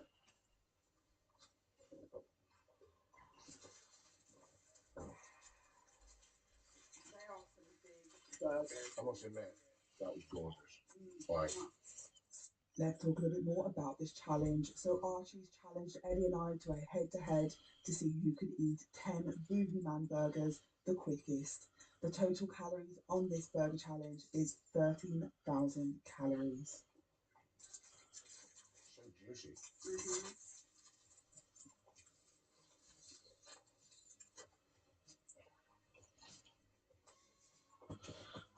Okay, fuck off. Give him an extra burger. Right? Have him stitched up. Done 4, 7 left. Where? Must have had enough for it. What is have him stitched up? Is this an unfair match? No, We were talking about equality earlier, Eddie. What's the equal? What are you talking about? Does anybody know movie? No? Okay, fine, just me then.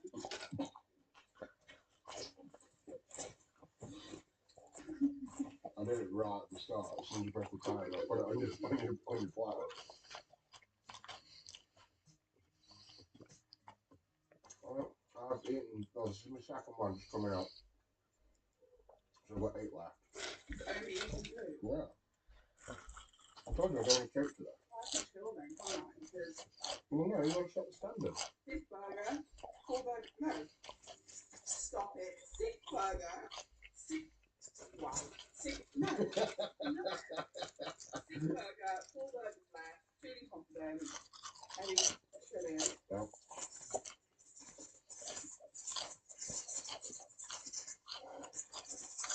Your burgers. Call you later.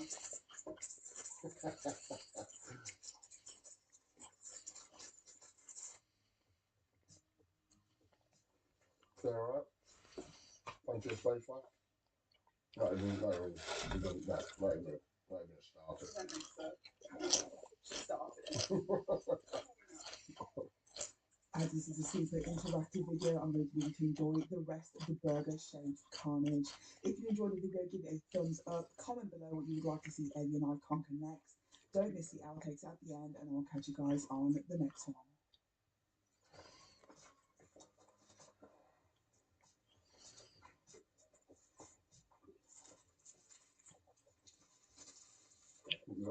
Look at me, that look of shame.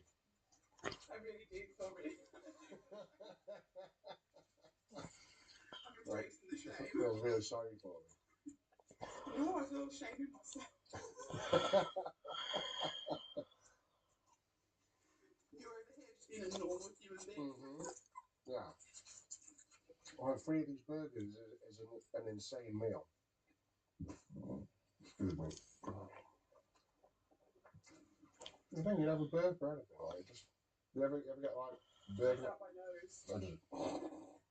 That what it was then. And then it's silent, yeah. I just going to let you know, no, it's not or somewhere else.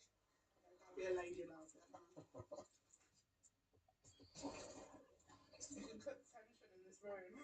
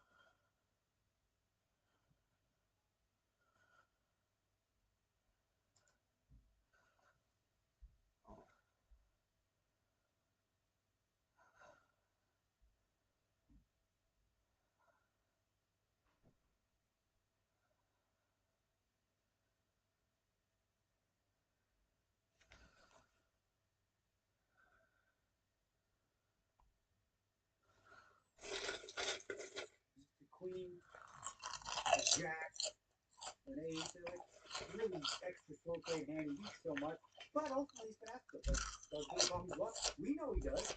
We know he's luck, but this time he had the good. He still didn't get there. So that's a really tough game for him. Interesting. Not as easy as it looks. Yeah, you have to assume that he slow played a jack, an eight, a queen, a flush. So unlikely a flush. Almost never flush him straight. Another jam here. Oh wait, no, he's raising up. think this will be a call. Take a flop a jack or a 10, put the money in the middle. It's going to be a C bet for sure. Good flop there. Well, I can't believe that the solver recommends a check 40% of the time. That's shocking. I can't imagine that. No way that's good. This sucks. I'm shocked that it would not bet here. In this situation, as the chip leader, where your C bet percentage is going to go way up, I don't think it factors that in. Again, like I said, I think it's just pure chicken. And look what happened. Makes the extend 100% pull, goes against that, drills the innocuous non-hard 10. I mean, that is a massive card for check on. Here I don't mind the check, but again, surprise 100%. But I do like a check here once you've been called. You know, there's some bigger nines out there. The 10 doesn't look like it should be too scary, unless it's 9-10 or just a 10 jack that decided to field. Yeah, so he's going to bet, protect his hand, if you will. Doesn't expect to be beat. Now the question for Pacheco is, any reason to put it in now? And then when you do that, you think, like, what bluffs could I have? What would I do if I queen 8 of hearts? Or like jack 7 of hearts? Maybe I'd go bluff. So this ends up being kind of a difficult spot for Sherbakov. He was betting what he thought was the best hand to protect it. Now he only beats the bluffs. The problem is a lot of those bluffs are going to have tons of equity. If it's 2 hearts, you do block the queen of hearts, which is important. But like a jack queen, jack 8, those have straight draws. I think he doesn't really have one of the better. The queen there is not great for like the queen jacks or some hands that he might certainly have. The queen of hearts is probably one of the worst really cards. bad blocker to have because again you're blocking a big percentage of the bluffs that I mentioned. The queen 8, the queen jack, queen 4 hearts, 5 hands. So this is again a tough spot. He bet this, thinking he has the best hand. And now, you know, a lot of you might watch and go, oh yeah, the 9, that's good. Like, if your opponent is not bluffing, he beats a 9, 100% of the time. There's no, like, mediocre, this isn't 9-8 from Pacheco. Pacheco never has 6 or 7-7. It's like, if he's not bluffing, he's got it. So, Sherbakov makes what ended up being a really good fold. Was unfortunate by that turn card. A nice pickup for one of my horses, Pacheco. You have Checo. You got him. We didn't. Dude, no one takes a chip leader. Hey, we let that one go. I got Mateus and little Poppy. No one got little Poppy either, right? No. I think that's it. Is it Pacheco versus Mateus for us? I think that's all left. We are going to see a queen 10 right into the ace queen. They are deep here. Ace queen definitely could flat, but based on his game, he's been pretty aggressive.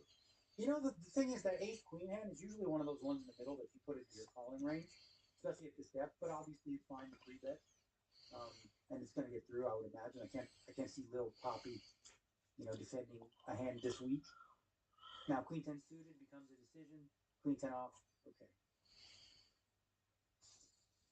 Yeah, does been that as we do move up to the 350, 700K blind level. You're getting up there. All right, King 9 suited. Checo trying to get going. He has really not gotten a ton to play with. He is our shortest stack, but there he gets one through. The King 9 suited, chipping up a little. It can happen fast. 13.5 million. It's got about 20 blinds right now. Mm-hmm. No real bunch of ugly hands here. Yeah, Sherbakov. I think if he had over 40, King 7 off, not a great hand there, but he's been very active. Yeah. Well, yeah, he's also no longer in that dominant position. You know, that's over to Machado. So he doesn't, like, again, with the 9-handed table, we saw Sherbakov just going bonkers because he's supposed to. He's doing everything right. That's no longer the case. You see, even Lil Poppy there with 26 million, nobody's on life support at this point, although the big line is 700K now. So, you know, the chip leader having about 50 bigs. What a nice card that is. He was behind. He did just kind of stab one and just hits the 9 right on the turn for top pair. Nothing for this. They're going to get out of the way. We will go on 5-handed. We will keep it rolling for you here. Again, no deal makings. Winner, top 3 get $1 million. 1.7 the first payout lower left of your screen. Dale Negreanu joins Jeff Gross here. We have another very special show for today as we've had some big payouts this month. The Super WSOP Super Circuit, the series, the rings, 18 being awarded. This, I believe, is the last one, or one of the last. I mean, this is the last major, but there's been a full month of action going on here. As you saw. Speaking of action, notice here just the flat from Sherbakov. This is a real couple of hands for sure, and that is a bubbling card. This could be a big spot. Check back the kings. I like it. Very sexy there from Little Poppy. And unfortunately for Sherbakov, he hit his best card outside the ace, and this is going to cost him. You know, big bet here. The real question is, does Little Poppy spring the raise now, or wait? There's no folding, so do you raise now, a small little raise, or do you just let him? Oh, he's just going to continue to slow play. Now Sherbakov's going to go big. He wants to get paid. Little does he know, you know, he's behind. I expect a big bet here, and just a call from the Kings. I don't think the Kings will raise this river against the large size, but expect 6 or 7 million to go in the pot here and move over Little Poppy's way to give him the chip lead. I think he's really big. There's another possibility. Sherbakov could check to trap, if you will. But as I said, 7 or 8 million is going to go in the pot, and 7.4 goes. I told you, that is and gets called. Massive And power. Sherbakov's like, what the hell? He was counting the money. He got called. He's like, yes. Oh no, I'm beat. Really nifty check back with the Kings. You got to do that sometimes. It's really important, especially against aggressive players. You can't just bet your good hands on the flop and check your bad hands. You got to check some strong hands on the flop. You got to find the right times to do it. Give your opponent a little bit of rope. Maybe they catch up a little bit, not too much, and that's exactly what happened there, which gives Little Poppy the chip lead. Yeah, you can't really construct a better run out hand there with the Kings, and you know, also there's a bit of the reason to do that. The board is connected. You are losing with 2 hands, and so you get to pot control and deception, and then you got the perfect run out. As there will be some rebounded chips for Sherbakov, as we are still 5-handed, and the new chip leader, the Little Poppy, is Big Poppy at the moment. He is cruising with 41 and change. King 6 playing really well. He is. Yeah. He is. He's got good situations. He's won pots. He's like, you know, he won pots that he's earned. With some bluff, he's value betting in the right spot. He's trapping in the right way. Who is this guy? Who is Little Poppy? We must know. I do know Little Poppy. I think. Let me see. I forget. Let's see. Let me ask if he gave us the name, but I just double checked and we were able to say that. I think for the WCP. Oh God, you see? I just replied there. I think it's. Let me look. I won't say it out loud. If you know him, I actually don't think I know this player personally, but Little Poppy. Little Poppy. I like the name. Ducks are all in. Matthias with the ace 9 off. It's tempting, but it's a lot of chips. 20 bigs for just too much. Yeah, we're gonna keep it rolling here. 4-handed. I see everyone getting ready for that giveaway formation as that will be coming up. But we have got a couple of aces in late positions here. Ace 7 off versus. That's gonna open button. He folded. Oh, what? That's crazy. I don't understand what just happened. Why did he do that? This is just an ICM decision, which is interesting. Didn't want to get jammed on by the 2 big chip leaders. That's understandable. But I mean, if you're folding that, you're playing pretty snug. He's likely waiting out Checo Pacheco. Expects to get 3-bet too often, so it doesn't make sense. But sometimes you just got to run the gamut, as they call it, or something like that. There's a saying. This could be a 3-bet from Little Poppy. Oh, he's just going to flat the king queen. Okay, that should bring Checo Pacheco to see a 3-way with a decent price. And he's flopped the 7, so he's in front. Can't imagine Machado's going to bluff this into 2 guys. Really has nothing. No backdoor help. Just give up. Pacheco right now, he does have the best hand, but even if he didn't, he's the most likely to have the best hand, has played. So even if he didn't, let's say he had like Queen 9 suit or Queen, he should bet. He should go for this one. That ace 7 off hand is definitely curious. I would call that a momentum fold. I used to say, I would joke on streaming, sometimes you just pick a random hand and be aggressive and shove on like a min raise or something, a momentum shove. I just feel like the timing, the stacks, everything, you just didn't want to get involved. But that is I do wonder in spots like that why someone chooses to do that specifically, fold a hand as good as that. But we'll see. We'll find out maybe later if we get to talk to that player, but I got to ask Baruzzi too about. There was a hand I wanted to ask him about on the tens hand when he had that particular hand, which I will actually text him because there was during the highlights. Yeah, highlighted. And I got booted for a second. Oh, well, welcome back. Got right into the kings. Checo with the real hand finally. All right, here we go. Kings. Against the button open. Really just the question is jam or I think in these spots pretty much there's no point in not half stacking. You don't need to put it all in. So yeah, or small, even smaller like that. 3.5.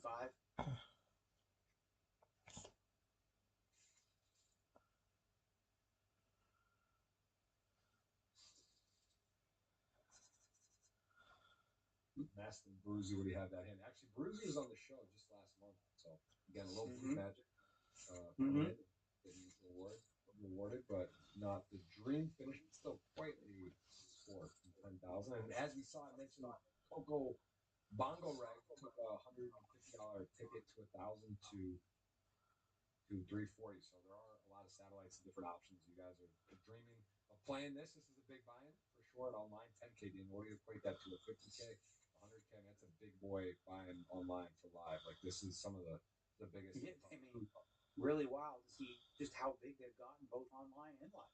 You know, back in my day, like a $1,000 buy-in was considered like a major event. You know, times change. Times change. Things are moving. Keeping it moving. As we see Ace Jack, Ace Queen, and he is going to stick it in. And sure, look at that though.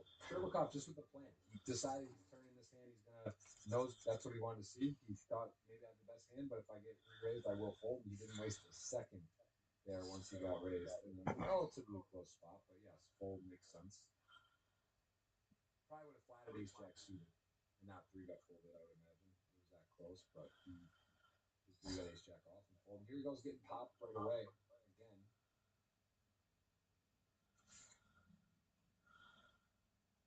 All right. Well, Sherbakov continuing to, be active. Probably, well, without question, started as a chip leader, most active player. You can see that with the 31 and the cold orb around it. You know, that's a signification of 31 being 31% VPIP, which means the percentage of hands that he's actually into the pot. And the little cold, orb, if you will, is he's not doing well lately. And you look at Little Poppy, for example, he's got a 20. That's 20% hands. But there's a fireball surrounding that because he's en fuego. You know, he was in the middle of the pack, and now all of a sudden he's got a pretty commanding lead, frankly. You know, he's got Machado, who's second. He's got position on him. So really good situation for Little Poppy. Little Poppy getting it done. Little Poppy is the favorite at the moment. He's playing well. Momentum made a great seat, as you mentioned. Let's see the Queen 5 go ahead and try to get the better hand to fold A7. Not a good flop here for A7. We'll get out of the way. Oh, so actually funny. I just asked Baruzzi. I texted him about that hand. Remember the final tape, the hand where it turned set of tens, where he was he had aces that hand. Oh, yeah. Tough spot, tough run out for him, tough flop actually. Really problematic. Like the way he played it. They say he's gonna bluff. Like we said, we got to check. He was gonna bluff rivers. On some runouts, he said that. Yeah, but that's the interesting thing with aces is, it's really an advanced level of thinking to think I need to turn aces into a bluff, and there are spots like that. And Baruzzi's obviously somebody who thinks on that level, but most people are like, why would I bluff? I got aces, man. You know what I mean? I call if I think it's good, but it really takes that next level of going, all right, I don't think my aces are good that often, but I can pretend that I have something better and turn it into a bluff. Obviously, you block the ace king. So if the board is 10 jack queen, you have ace ace, you could, potentially apply some pressure in a spot where it's pretty clear that the aces are no good. So it makes sense. What happened here? Did he flat from the small blind with deuces? Yeah, I think he I flopped. don't love that. It's not great I don't think from the small to be flatting deuces off that stack. Big spot for Checo. They need to empower him here. Let's make sure. But here he goes. He's actually going. He's leading into this board. E7 doesn't look very appetizing either, but it is a very interesting price. Yeah, just going for quarter pot. If you're Machado, you're like, what bluffs do this? And what bluffs do this? Not a ton, and the ones that do have equity typically, but Pacheco found a hand that was outside of all that with the little deuces. He's been pretty quiet. To your point about perception, it's Dow. Like he's not been very active, so he maybe hopefully he can pick up on that. Yeah, pick up a few. That was one where probably also that played in. Back in the day, Phil Lock and Antonio used to call it squeezer vig. Okay, squeezer vig means like you've been playing so tight, you get to like rob a couple, because you got squeezer vig. Everyone's like, oh, you raise flat, you get squeezed, and pretend you have ace of kings. Because you're like, oh man, it's Jeff Gross. He hasn't played a hand in 3 hours. You get squeezer vig. That is nice.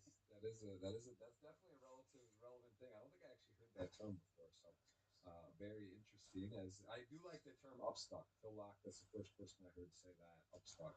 Like if cash game you're winning and then you're now winning less, or if your stack's big and now it's less big, you feel like you're up against it. And that's a very mental thing. So here we see no one with anything. That's a theme and no one hold. Hard to make a pair. There's now a 7. 10-7 is the greatest hand of all time, as you can see. He's winning currently and going to take that down, and that's his kind of advantage anyway on that board. So he did end up hitting, but maybe some other cards he would have led into without making a pair. As it plays out, we're still 5-handed. A couple of suited, nice-looking hearts here. I'm curious what Little Pop is going to do here with this 10-jack suited. I don't think folds is going to happen here in 5-handed. The question is he going to 3-bet this one as a bluff or just take a flop? I mean, I think either is reasonable. I think with the stacks, he does fold. Oh, wow. Okay. From the small blind, getting a reasonable price, probably not going to get squeezed that much. I guess he's just figuring that, at that depth, those suited connectors just, aren't as valuable, which he's right about. Certainly one you could throw into a 3-bet bluff, though, or you could say take a flop. Battle of the suited queens, battle of the kickers that both pair. Machado in front also has a backdoor flush draw. Should be a standard check call from Sherbakov. Is not a raising hand. It is not a fold. It is just always going to be a call. Now, if you're learning how to play poker, it's really worthwhile to learn these situations where it's automatic. This is the thing always. I mean, obviously there's exceptions to that rule, but starting to recognize as you're watching what's going to happen next. Okay, he's going to check, he's going to bet his 10, he's going to call it a 6. That's going to happen. And when it doesn't happen, ask yourself, oh, I wonder why. That's interesting. And maybe learn a thing or two. Yeah, exactly. Put a note, talk to some people you know that you respect or think are better than you, and get some pointers and advice and talk it through. It does check back. Very interesting on the run out, and likely now with that size that's played, he has a choice. So this is a value bet, guys. For those wondering, he's not bluffing with queen 6. As played, check. He thinks the 6 is just good. If you're Machado right now, you're never folding. The question is, do you make a very thin value raise? I think it's too thin because you could be up against a 7, like a 7-8, even like a king 10. It's very, very thin. I think you might raise. I don't think that's a good idea. If he does raise, I don't think he should. I think he could, based on his game and his profile. But you're right, and the pot's important. It's there. You probably don't get the good question. That is, what do you raise and get called by? Well, that's exactly right. Are you going to, when you get called, are you going to get called by more hands that beat you or more hands that you beat? And that's like what we call thin value betting. And in those spots, you have to really think through that. You're like, yeah, you think your 10's good, but if he's bluffing, he just folds. And if he's not bluffing, I mean, you go with the nuts, you have a pair. Wow. Ace-5 suited, ace-king of diamonds. What a big spot. And a 5 arrives. A diamond for a sweat. No. Needs a king now. Flips the script. He is in trouble. And a 10. Wow. So this is what we talk about, Daniel. Adversity. When you're chip leader, everything was going well. Then all of a sudden it wasn't. But he then was able to stick in it. If he's the shortest stack, if he's Checo, you're out. If you're short and you get it in bad, but Matthias now takes the blow. He had chips, and we are still 5-handed. That is a huge swing. Sometimes poker's not fair. Sometimes poker not fair, but like as you saw, that's Sherbakov. he went with his ace-5 suited, which is the bluff. He saw Joao folded. Slightly different situations. Joao only had 8 bigs, didn't think he had much fold equity. But Sherbakov, we've seen from hand one, has been attacking every spot he could, you know? And that spot usually is going to work out well. One of the valuable things about doing that with ace-5 suited is this. Number one, when you jam and they fold, you win a good amount of chips. When they call you, right? Oh, you also, one of the other things is they're going to fold more often because you block an ace. It's more less likely to have one. In addition to that, when they call you, even when they have kings, you're still going to win like 30% of the time. If they have ace king, you'll still win, percentage of the time. So that's one of the reasons it's considered one of the best bluff candidates. It's blocking, the factor of big hands, as well as how well it does against hands that call. Yeah, it's a great point. And honestly, the H4, H5 suited, those things are just when you do get it all in against, other than aces, which is very hard to run aces with that hand. When you block aces, you are roughly 30% almost for any hand. So to the point about you do get folds a lot, right? That's part of the power of it. And when you're behind, you're really not. It looks like you should be much more behind there, but you're not. Ace king versus ace five.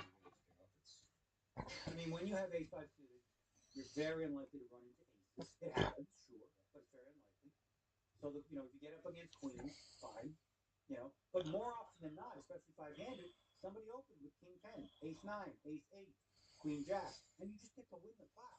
So, that's an obviously pretty simple concept that through the years has been modernized. And in the old days, players did it just based like Juanda would do that with 8-4 offsuit just when he felt like it was going to work. But theory-based players think, okay, which hands should I do it with? And they figured out that, they didn't figure it out. The solvers figured out that those are where the bluffs come from. Almost exclusively. And the king-queen-o. So why the king-queen-o? The king-queen-o blocks ace-king, blocks ace-queen, blocks king-king, blocks queen-king. So a very valuable hand that's strong. King-queen's strong on its own. But when you're three-betting it, you're not three-betting it hope to get action, king-queen. When you're three-betting, you want to get action with your aces, kings, queens, sometimes jacks, depending. Ace-queen maybe, but outside of that, you three-bet any of their hands, you're happy with it. Sherbakov pushing the envelope in an ICM spot. You see, just one time, we got a little begging now from Kiki Lala 88.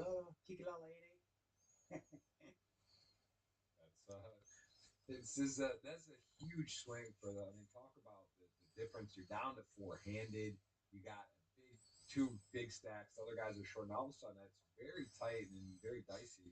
As it's anyone's game. Pretty open. Poppy double second, but other than that, it's very tight between the other four players. And again, massive part of the tournament. Biggest ICM, biggest pay jumps. Huge for top three, getting $1 million plus. Gonna rip it. Nice hands. Reasonable.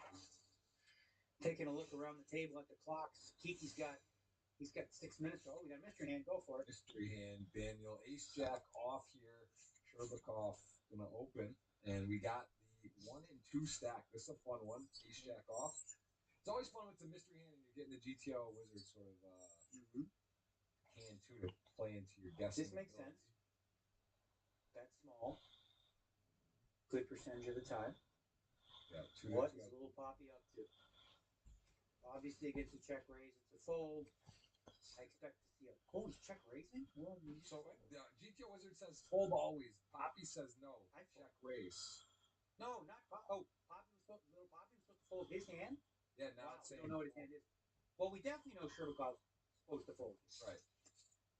This is short circuit. GTO wizard is now. I wonder when you deviate. It's These like guys are in the how do you streets, play? That's the question here. Now he's going bet large when he was supposed to fold. This is interesting. Because he probably picked up some equity, and that 4 hits his range more than the other opponent, but instead he checks. This is a fun hint. This is essentially showing you why anything can go in poker. We're going against GTO wizard. Now it's all in or bet large, 2 options. So yeah, I guess he hit he is a 5. I don't think he needs to have that necessarily. But it's just a good run out for him. When he moves in and folds, we get bluff 9-10-0. Yeah. This was a wild hand. That's crazy.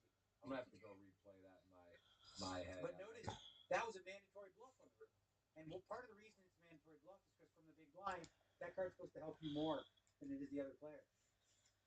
That's a great point. That is, I think, the key to that entire illustration. Or why? My question though is, when they tell you 100% fold and then you do it differently, they pick up the hand then and pick it up currently as played, because like now you're different. It's like, someone asks you, I opened Jack 7 off under the gun, and this hand happened. You're like, I don't know, because I wouldn't have ever have done that, so I don't know how to even think. So that's where I get with those. When it's like that, I get a little bit. It's a little hard to follow when they deviate so much. Well, it still can. It's still, you still can. I mean, and again, like you said, most game trees break down by the river from theory based in terms of most betting size. People play differently than that. Having said that, you can still follow along. Okay, now that I'm here, what do I do? So just think about it. If you have the 9-10 off and you check raise bluff, right? Turn, you decide to give up. You're done. And now the river card's a good card for you. What are you going to do? You're going to bet. So that's where little Poppy's at in that respect. Sherbakov was really on to him with this check raise being baloney, and he peeled with a pretty weak hand, ace jack. And then he decided to check back that turn, probably because it wasn't a great card for him, hoping for check. But like, that's really frisky poker. I like it. It's like you said, whatever Wizard was saying was way outside of what they were doing. But again, I'm a big defer guy. These guys got history between each other. There's history. They know that is definitely history. That is for sure. There's history. Sherbakov's like, this guy again with the check raise, baloney. I don't buy it. Right? Maybe all we were missing there was a snap call, Daniel. If we had seen the snap, if Sherbakov calls it off there with ace high on the river, that's the only thing that would have been. Yeah, that would have been quite a call. That'd be pretty nuts. Beating nothing but 9-10-0. But I respect the heart. Little Poppy check raising that 9-10 with a little bit of a plan. The only thing was, I was surprised. Well, I guess it makes sense for him to check that turn, because when he gets called, he's too worried that he's up against the king that's not folding. So you go check. Now river's good for you. You're like, all right, YOLO. Stick it in there. Great hand. Poppy's had great timing, and he has run some bluffs. This is a guy. It's also scary to bluff a guy like Sherbakov. He's very aggressive. But that's sometimes the best defense, I should say, is offense, and he has shown us that. His 9s here. Going to go for a very small bet on that river. Interesting. Very thin value bet. Again, these are the tricky spots. Like, what are you trying to get called by? We got more mystery hands. Can we get it's going to be as crazy as the last one. I thought we were going to see a little Poppy Sherbakov round 2, but all right, we get the min raise, ace queen, very strong hand on the button. Little Poppy going to the streets, ace 7-8. Wet board, straight draws, flush draw, 100% check. Okay, and now I'm not folding if I'm Kikala. There's not many runouts here. It says all in, Daniel. Do you have that just ripped there for 3x? That's not good poker. That can't be a thing, is it? I go with the small or middle sized bet like it's recommending. Now you've been called. This is a great card for you. You want to get paid? You could actually rip this turn. Draw a heavy board. 2 tones, flush draws. Straight draw ratio 1. That seems like it's great. It's also nice to have such a strong hand once in a while too, because you are going to get someone's going to call me in really bad. Like if you did have 10 jack of diamonds here, what's the play? Rip, right? You got double gutter and a flush draw. So if you're gonna do that with those hands, well then you should do that obviously with some of your strong hands. And there isn't really he does go for the mid-size bet. He wants action. Is he gonna get check raised? Oh, hello. Oh no. The diamond, the board pair. This thing is not good. And now it's all in for Poppy. Now, with that being said, let's see if we get a second to talk this out, because it is definitely a decision point. No diamond, no 8. You're gonna call, and he's gonna get beat there. I was gonna say I think a little fold. longer. Yeah, it's a close one, but I think having the queen of hearts is not great. Whatever. But it's just so unlikely little Poppy's going to run that there as a bluff. Having said that, you're getting a crazy good price. So, again, history, defer, whatever they got going on. But look, obviously it's easy for us to look at this and go, yeah, this guy just has it. Yeah. What's the bluffs here? But there are some, Yeah. The thing is, I think some of the heart draws check raise flop. So it's just so much more likely to be diamonds as played. I would like to take a little longer. I can't blame him for calling necessarily. I do think he could have thought about it more there. He did have a chess clock. It was frozen. Look at the money they're playing for. But yeah, good game. Nice score. We will go for him. That means giveaway time is coming up. Then get you guys keywords. Shout out to Winnable Noah. What's up, boys? Good to see you. Miguel in the chat. A lot of familiar faces. Hello. And thank you guys for being here. Hope you're having a great time. Hope you get that thumbs up. And that is part of the giveaway. Must hit the thumbs up, must be subscribed, and must have a good time. So good luck to you. Hope you're having Must fun. have a good time. that is all part of it. We're going to check that. We're going to be issuing some tickets as we see Jack 337. And 3-7 is a winner if you can get to a river. And things are working right now, Daniel, for Little Pop. You can kind of feel it. I mean, obviously his stack is dominant. He has more chips than everyone combined, four-handed. Good spot. Yeah, no, and listen, he deserves it. You look at the decisions being made so far. I think Little Poppy's been on the ball on every single one of them. Haven't seen anything he's done that I was like, well, yeah, no, really. Jack 10 suit is fine to fold. That was the only one that I was curious about. But outside of that, I mean, he's hitting every spot that he needs to. And here, will he sniff this out? I think so. Yeah, it's too good a price. It's a pair. It's like I don't. I mean, if you hit the queen, you hit the queen. Say la vie. Could be a check raise, but I doubt it. I don't think you need to check raise this hand. No. Because you have showdown value. It wouldn't be the worst idea in the world if you just had absolutely nothing. Because it's unlikely that Checo Pacheco has a hand that can stand a big check raise. And he's going to pick it up with a 7. Little Poppy's making this light work right now. This is going quick. 75 mil. The other players combined have way less than that. What's that? 27. Yeah. So this is where things really get tough for the other guys, because you're talking about like 230,000 to just finish third. Then another 300,000 for the next spot. That's significant money, and they really just kind of want to wait each other out, which puts Little Poppy in such a dominant position in the stack that he has, where he gets to just open every single hand. Literally, he can profitably open every single hand. Yep. No, it's a great point. He has 60% of chips in play, almost exactly. 125 mil. He's got 75. Had a little visit from Eggs just now. Tell her hello. As we see an all-in, she came at a good time for action. Ace Jack to 9-10 has a gut shot. A 9 and 10 needs help on the river. Jacker 9. Slow peel. No, she didn't like the slow peel. She ran away. Man doesn't like those. That was a knockout. As we are three-handed. All right, let's get the giveaways going. Here's number 1. $50 GG ticket. Keyword is D-Negs. Getting us D-Negs. D-Negs. We're dropping it down for the first keyword of the day. That is a $50 ticket. That is real. That is coming to someone. Must be sub. Must hit the thumbs up. We might hit 1,000 thumbs up. That is strong. What a group. 4,400 people watching today. Having a great show. And Daniel, when any streams for you coming up? I know you do the vlogs, WSOP. Are you going to do any online, go out of coming up? Is there any series you might play or not for a while? Like I said, I mean, I'll be doing some poker content. I got a video coming out this week. Probably doing one a week or two. I'm going to do some hand breakdowns from the World Series of Poker Europe main event. Maybe some from here, because there's some really interesting ones too. Get back in the content making streets in that regard. Do a little golf. But as far as me playing poker, on the sidelines till probably the World Series. Maybe with a couple exceptions. Nice. Any event in there you're specifically looking forward to? Obviously, you know the schedule so well and you played it. Well, you know me. The $50,000 Poker Players Championship is the most grueling, in my opinion, most prestigious event outside of the World Series Poker main event, of course. But I love a battle against mostly pros, playing 9 different games for days on end, just leaving it all out on the field. So I love. Hold on. Ace Queen suited to 8-5 suited. A lot of clubs out there. It is a 8 and an ace. Sherbakov needs some help. He is still covering though. 21. What a pot and a 9. What a moment for Machado. Gonna keep it going three-handed there. That was Sherbakov got a little saucy. You know what? I think it's good. So listen, what are you gonna do? You got a blind hand. You're in a small blind. You got 8-5 suited. Oh well. Stick it in. Most of the time, like we said. No, but I think it was a limp raise, re-raise though, right? I think was there it? Some, yeah, there was. That wasn't just an open jam. I'm pretty sure. I missed that. I'm gonna go back because I just have it on Risky. my delay here. Look at that one more time. But yeah, that was Spice. Speaking of Spice, Jumbo Man in the 50K Players Championship. That's the craziest thing of all time. That one blind fold with the ace and how he played it. You remember that Ryan Lang hand? Someone put that highlight up. That has to be. That fact that he folded, came back, and then he won it. That was crazy. That's insane. That might be one of the craziest poker hands I've seen. Here we go. Jack 9 suited to deuces. And Little Poppy, curious how he approaches this. Okay, just going to go post.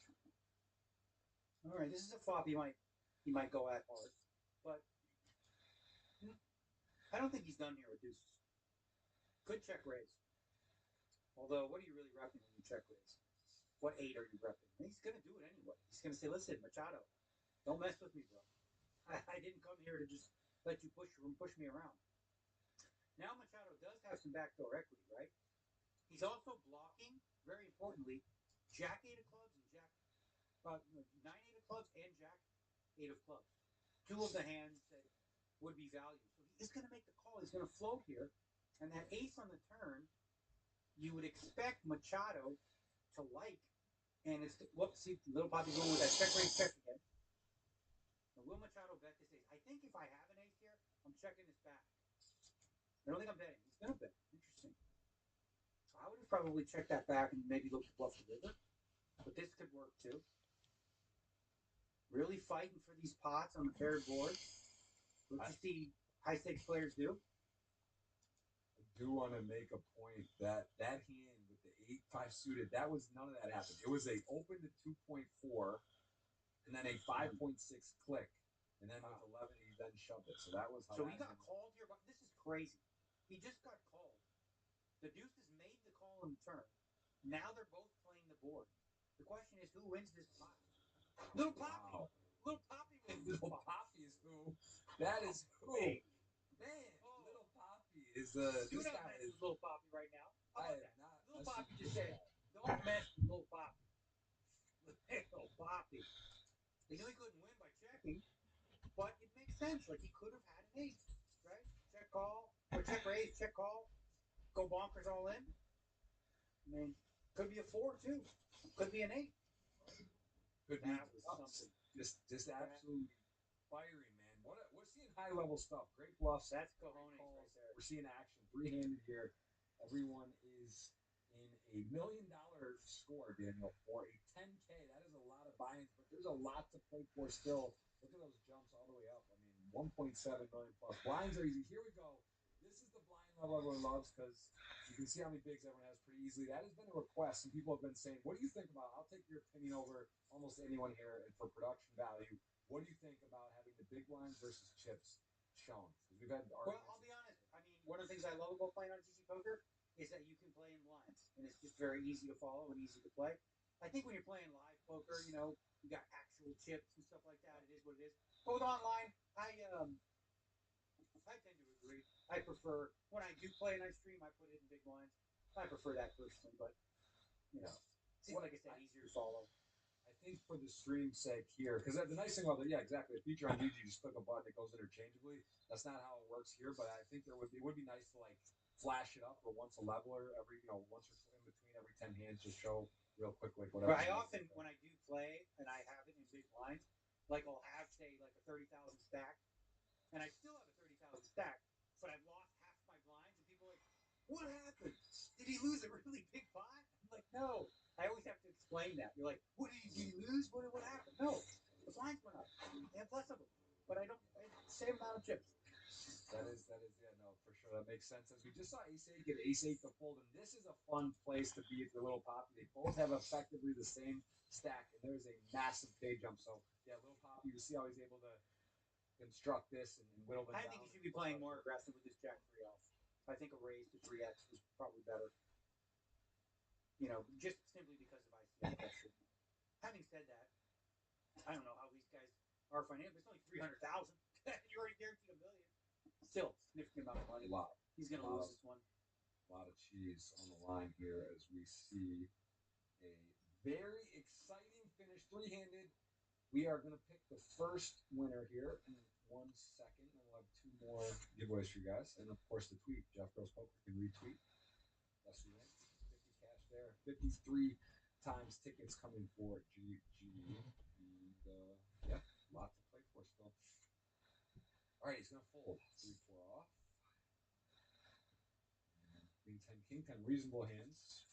Blind on blind, and everyone with something. Queen 10, King 8. King 8 has a more valuable heart too, so starts with the check top pair. Well, both are traffic here actually. You know, obviously Sherbakov having the top pair, but Machado checking back that 8. That's a pretty strong hand in the check blind spot. So now he's thinking he's for sure got the best hand. Sherbakov checking it twice, really laying the trap. Question is this enough of a hand to check raise? And if so, can Machado defend? I would think so. This might be a spot where Machado value bets the worst hand. If I have King 8 here, I think it's good all day. All day. You know? So with 5.5, I might go for about half pot. Try to get paid by a 7, a worse 8, maybe even some ace highs. Yeah. And as I said, he's going to go for over half pot, get snatched off. So, yeah, Machado pretty surprised to see that he got snapped and lost. He was value betting after the check trap by both of them. Nice pickup for Sherbakov. Yeah, he is. You know, again, he's had a little bit of a turbulent ride on the last part, but he is still in it. He is in second as ace 2 suited, knows what to do, puts the pressure on suited ace, and does force. I'm gonna put some interesting hands where you get some really strong hands that are supposed to maybe even fold, but as of right now, this is This straightforward. is a rip Ace too. 7, queen 10, yeah. At this point, there's very few things little Bobby can do wrong. The only thing wrong he can do is play the trap. Is this a trap? I don't like this at all. In this, because of the ICM situation, you put Sherbakov on so much pain. You know, with an A7, and he's so unlikely to have a hand that can call. And you just continue to grind him down. I understand balance. You want to limp some strong hands. This is a mediocre hand. Ace queen, ace king, maybe aces kings, but ace 7 all. I think you'd rather just pick up the pot. You know, and don't give him any momentum because now you just let Sherbakov win another small one. You let him win with the jack 3. You let him win with the 10-4. You let him win here with the queen 10. All those hands would have folded, right? So what is that? You know, like 4, 5, 6 big blinds. That adds up. So we got to be careful here not to open the door too much and continue to push the envelope. Yeah, Sherbakov doing a good job. Gets a 10 high, gets a better hand to fold. And a king 9 now for 14 bigs. This could go. This could go in. I mean, he's way behind in third, right? There's too much hand to just limp fold. So put it in. If you play it against an ace 10, so be it. Otherwise, pick up what's there. Never a bad result, ladies and gentlemen. Three-handed, you just pick up the blinds and hands. Yeah, that This could be a true. red. We see now a ace deuce. This is again, you sort of get in this weird spot where it's you can't fold, so he calls, and he does flop top pairing king 4 off. This is sort of like worst case where you really have no equity and you start telling a story into a hand that has you crushed. And this is he's got 0% for river. I think Little Poppy's going to give this one up. I think he's going to just shut it down. We know Sherbakov is not going anywhere with top pair, and he's going to smartly check it back. And now the question is, should Little Poppy bluff here? Probably not. He does beat a couple hands, like 4-5 suited, 10 jack. Well, no, he doesn't even beat hearts anymore. It doesn't beat much. Does not beat much. But he's done. Little Poppy says, all right, gave you $3 million free, gave you another 2 on the flop. That's the end of it. And no value bet there for Sherbakov. Notice that. Didn't want to fade the check raise. Didn't want to be in a tough spot. Also figured, again, what we talked about, Jeff, what worse hands are going to call me? And didn't think there was enough. So every time small blind, Shadow knows, Sherbakov gets something suited, he's gonna send it. Yeah, again, this is a tough one. Jack 3 suited. This one might have some limps. I think he's got some limps at this with these type of hands, or some plays that are not just fold, they're all in. So he is actually gonna. I didn't expect that, but he does come in for a raise there. Nice find. Nice sort of variation there. That was nice. 15 mil. He's exactly half third. Well, look at that. We got a fold with an ace on the button. Three-handed. Off 15. That's interesting. See if he goes up to 3 here, 2.5 or something. That was interesting. Being in third, as far back as he is, I don't know about that. But I guess he didn't want to open and get jammed on. He could have jammed himself. Wouldn't have been good for him. Runs into 8s. Oh, boy. Wow. Little Poppy's flat. Flops and 5-6s in there for a 3.5x open. Flops a bad gut shot with a heart that actually would be live somehow on the runners. But 8s with a set. Queen 8-9. heart's pumping for Sherbakov for sure. Yeah, this is a big momentum switch. What we've seen here in this specific spot, line up line, Lil Poppy has left the door open for Sherbakov, and now Sherbakov is making some hands, and it's going to start to wear on Lil Poppy mentally. Like this guy, man, I keep trying to push him around, and he's just coming at me every time, right? So the medicine for that is a little too late now because he's on 38 big. Was to chip that he's set up and to really not give him free flop with Jack 3 and stuff like that. Yeah, you're right. I think the point being that your only mistake can be a little bit being too tight there because it's like you're rarely getting called when you do. It's like, okay, you know, it's now it's like basically doubled up without having to double up. Yeah. And now is a different situation. Yeah, His well, goal is kind of get the heads up, right? Wants to get the heads up now with a 2-1 lead would be a good result. Machado is now also could be first in a bit, and it is 75 mil to 50 essentially. So again, he's got 60% of chips three-handed. But Sherbakov has chipped back into a place of danger as he is going to limp the computer hand queen 7 up. Both going to flop a pair. And another good spot for Sherbakov, just kind of clean, likely not to face much adversity and be able to just check and win and shoot up. Okay, he's actually betting that. That is. Well, now, yeah, I mean, he was trapping on the flop, and now he figures that ace is a brick as played. But if I'm Lil Poppy, I'm not done. Wow, he folded the 7 there. How'd that play out? That's crazy. That was raised. Oh my God, what a fold! You know, it doesn't seem like much, but that was something. Fold the 7 with a queen there. Oh. Queen 5, king. So yeah, because you're right. The ace is sort of not so relevant. Really, can't just give some. I mean, it could be there, but still. Yeah. Here we go. 7 finally. King 7. All right. People are playing right now. Let's get the winner now. So we're gonna get to our second giveaway. We are already three-handed. I got to remember that. This could go quickly. Seconds. Let's see. First winner is going to be announced. It's Shelter 851. Congrats. That is a GG ticket coming your way. Okay. This could be action. This could be a rip or a call. Ooh, King Jack Suited loves ripping. He's a rip it and rip it. We got 35 million in the middle, and we are seeing a big pot. King Jack Suited is behind.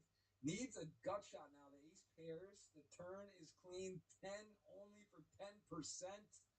It is a. Oh my God. I don't want to believe it. Wow. The 10 for 10. And Sherbakov started in first. He will guarantee at least second. And that is a nasty run out, man. Unbelievable. As we do see now what we're playing for. About a 400 grand. What? 380-ish thousand, 379. I mean, Hooker is painful, but at least he got $1 million to, lick his wounds with. That is a tough one. That is tough to. The tilt is real on that hand, but also $1 million is nice. So 100 buy-ins coming his way. Big shout out to Brazil out there. Good to see everyone. And again, record stuff here today. We got ourselves almost 1,000 thumbs up. Appreciate doing that. And look at this. Right off the bat, hand 1 heads up. We got frisky action from Sherbakov. Jack 3-0 coming with the 3-bet after the ace 10 open. And he might win this spot. Yeah. Now he's given up. Hard to win after 3-bet check as played. That 8's not necessarily. Well, the 8. No, the 8's not necessarily good. No, the 8's no good. I think he's going for it. 1/3 pot. If I'm ace 10 here with Lil Poppy, I don't think I can fold here. Not so fast. Oh boy. This could be spicy. If Sherbakov fires this river, that would be really, really impressive. No club in his hand, no connectivity to the board whatsoever. Just YOLO. No club. And he's 10 Snapchat backs. Okay, he's gonna maintain. You know how relieved Lil Poppy is? Whoa, he's so relieved he didn't have to face the heavy. That is relief, and he is a 2-1 favorite. So we will continue on. Heads up, second giveaway is now underway. Also, the tweet, $50 cash. Good luck to everyone. 200 giveaways today. What a show! And who will get that lion's share of the money in that ring? The circuit ring here. WSOP is on the line. Jack 589. Hard to make a pair. A gut shot in the backdoor club is something. He is going to call, and Jack 5 still in the lead. Almost 8 million in the middle. All right. Well, I would expect a bluff here from Lil Poppy. It doesn't need to be that big, I don't think. Even like third pot could work as played. Or big. I mean, yeah, overbet. That's the other option. Be like, okay, so when you're doing this, now what you have to understand is when you're no longer representing a 10 or a 6. You're representing a flush, a straight, 2 something very, very strong. When that's the function of an overbet. It polarizes your range, right? So small bets can be a whole bunch of hands. This big bet is, bro, I got a monster or I got nada. What call? Hello, What in the world? Jack 5 off. Call a doctor. He needs a stretcher right now. Little Boppy can't breathe. That is almost like it's hard to get that jaw drop. That is put that in a clip. You call me with Jack High? That is. You call me with Jack High? That is wild, man. I'm trying to put a giveaway out. I can't even blink. I thought that hand was in the About it, books. like what I was saying is, that size says one of two things: I got it, or I got nothing. If I got nothing, Jack High's good, and as we see, it sure was. Wow, what a call! That is a Do not sick. bluff this guy. This is a nice flop zone too. Double gutter with the back doors and the crowd. Chad is going wild. We got a little bit of everything. We've got great bluffs, great calls, and we got ourselves a ball game now. 68-58, very tight. Who do you got here? I think neither of us had these picks, so well, I'm gonna take you out to dinner anyway, Daniel. I'll tell you what. Like I said, I think Lil Poppy opened the door. You know, but I still think he can finish the deal. But I think he made a couple. He didn't push the envelope in spots that he could have opened the door. And sure, right now you talk about up stuck or whatever. Sherbakov's feeling fire. Little Poppy's like, oh no, you know. It's so you just gotta get calm, relax, continue to play good poker. Still got the chip lead, or maybe not anymore. No, it's huge momentum, and that's a great point. That it is sometimes those little things, the difference in that one shove, even though it might not be too dramatic, but it's similar like that UConn Duke game, right? It's not necessarily the last shot. They're up 19 points. There's other things that happen to get to that point, and that is one of the kind of points you can go back and review and look at. Maybe there things swing completely, but as it plays out, it's still anyone's game. It's not like it's over, but momentum massive for Sherbakoff. Yeah, no question. Momentum in Sherbakov's favor, but one hand can flip that real quick. He might get away with this one too. No, King High call. Two pair on the board. King High definitely call. I wonder if Sherbakoff was even bluffing there or value betting. I really don't know. Because I think he expects Ace High or King High to call. I think he was value betting the Queen, frankly. Wouldn't make sense to try to bluff Ace and King High there. This could be a check raise from Little Poppy. I know he's got absolutely nothing, but he's going for the fold. But again, he's wrapped around that 3 of clubs with some backdoor stuff. So, aggression paying off for Sherbakoff. He did get lucky, as we saw with Ace 5 suited, going for it. Got lucky against Ace King, and since then, frankly, since the beginning, he's had his pedal to the metal. There's been no slowing down, regardless of his stat, too. Yeah, this could be a 3-bet here.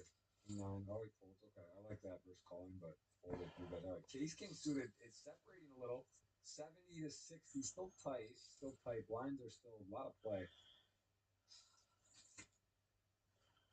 Jack 4. Little Poppy's got a nice, easy hand to play here with some check calls. Yeah, once again, I like what Solver says here with the check. Oh, it likes a check, huh? It likes to give up with the Jack High. At this point, he likes a bet? Weird. So weird. Now we got a huge bet and a snap. All right. Hand caught in the cookie jar. Little Poppy, that could be enough, to switch the momentum, and all of a sudden, he feels like, all right, you faded the storm, now let's finish the job.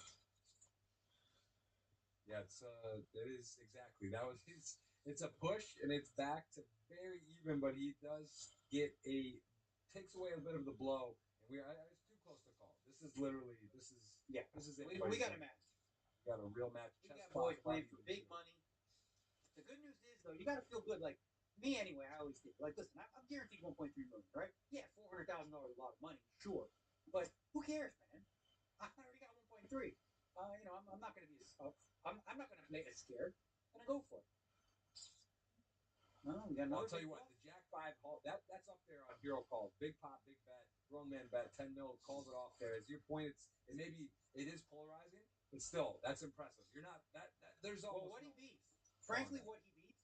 If you look at the combos that he beats 7-8, 7-9, 8-9 off suit, or maybe suited. All those combos, and he figured there's enough of those that Jack High beats. against the polarized range that I'm going to call. It was brilliant. Because Queen High itself can't really be there. Yeah, there's another reason why Queen High can't really be there. Because Queen High would be like Queen Jack that peels. There's no like other Queen High that calls. So frankly, the Jack High beats all the bluffs, right? It's insane, but it's just at the same time you go, hey, Jack High, I'm gonna look like an idiot if I'm wrong, you know? And but when you break down the hand, it's a good call. Yeah, no, it's a great call. As we see, Jack 7-5-7-5-7 inferior hand has a real actual equity draw, and Jack High folds. So 5-7 good, and this is always fun. Heads up, you really do get to see how hard it is to make a pair. Just Queen 7 off. If you get dealt that hand, that is called the computer hand. That's the dead middling hand, and the ranges adjust a lot. Someone out there to understand if you're 9-handed versus heads up, the difference in hand ace 10 off under the gun. 9-handed is not such a good hand, but you know, Queen 7, Queen 8, Queen 8's an above average hand heads up. So keep that in perspective. That it is really hard to get something good here. Queen 8, 5, deuce, suited, and again, no one with the pair, but a gut shot. No, Lil Poppy's got to continue here with Queen High and a gut shot. Right, he does, but it's a now that 9 is a Lil Poppy lead card, a high percentage of the time. Typically in this spot, middle pair is good for the big blind, and as you see, he's leading with pretty good size. You understand the concept there, right? Like it's all about who's more likely to have a 9, the guy who bet the flop in position or the one who check called, and it's always, almost always, the guy who check called, which means when it pairs, you'll see Silverland say, just go ahead and bet. Okay, huge sweat here for the jump and for the rain. We do get called, and 9s are wow. Okay, flop, King 6 suited. You called a 4-bet with King 6 suited? Wasn't that's wild. A huge bet. What was it 9? He made it 4 million, 4.2. He made it 10. Was it 10? Okay, that's a good size. That is a good call. And somehow there's 30 million in the middle, and Poppy has got himself a winner here. Pretty good run out. Just check and take the money. Yeah, right. I've seen the little dude call, but it's a bet. So it's a 4-bet pop. I guess. What are you trying to get called by? In 4-bet pot. I guess if he thinks Sherbakov never checks better than a 10, he can go ahead and value bet. He's got to get like spread calling with Jack High. I guess he's thinking maybe this guy's a little happy, trigger happy. He's gonna call with ace high. Yeah. Like ace king or a brave, nice bet. It is a nice bet. Wow, he's in the tank. He's curious. Wow. Okay, so he gets rid of this one. And again, that's why when you value bet middling hands like this, you have to be careful because often they just fold, right? You get no value in the hands that do call you, or the percentage of hands that call you is too great in terms of the ones that beat you. But that one made sense. But the king high was not enough this time. Jack high was. So these are the pots when nobody has anything, where real poker's played, where like the professionals take advantage of the average player, and they're in the trenches and they grind and they stab and they fight despite not having anything. Because as you see, heads up, most of the time nobody has anything. In this spot, Lil Poppy's got the winner.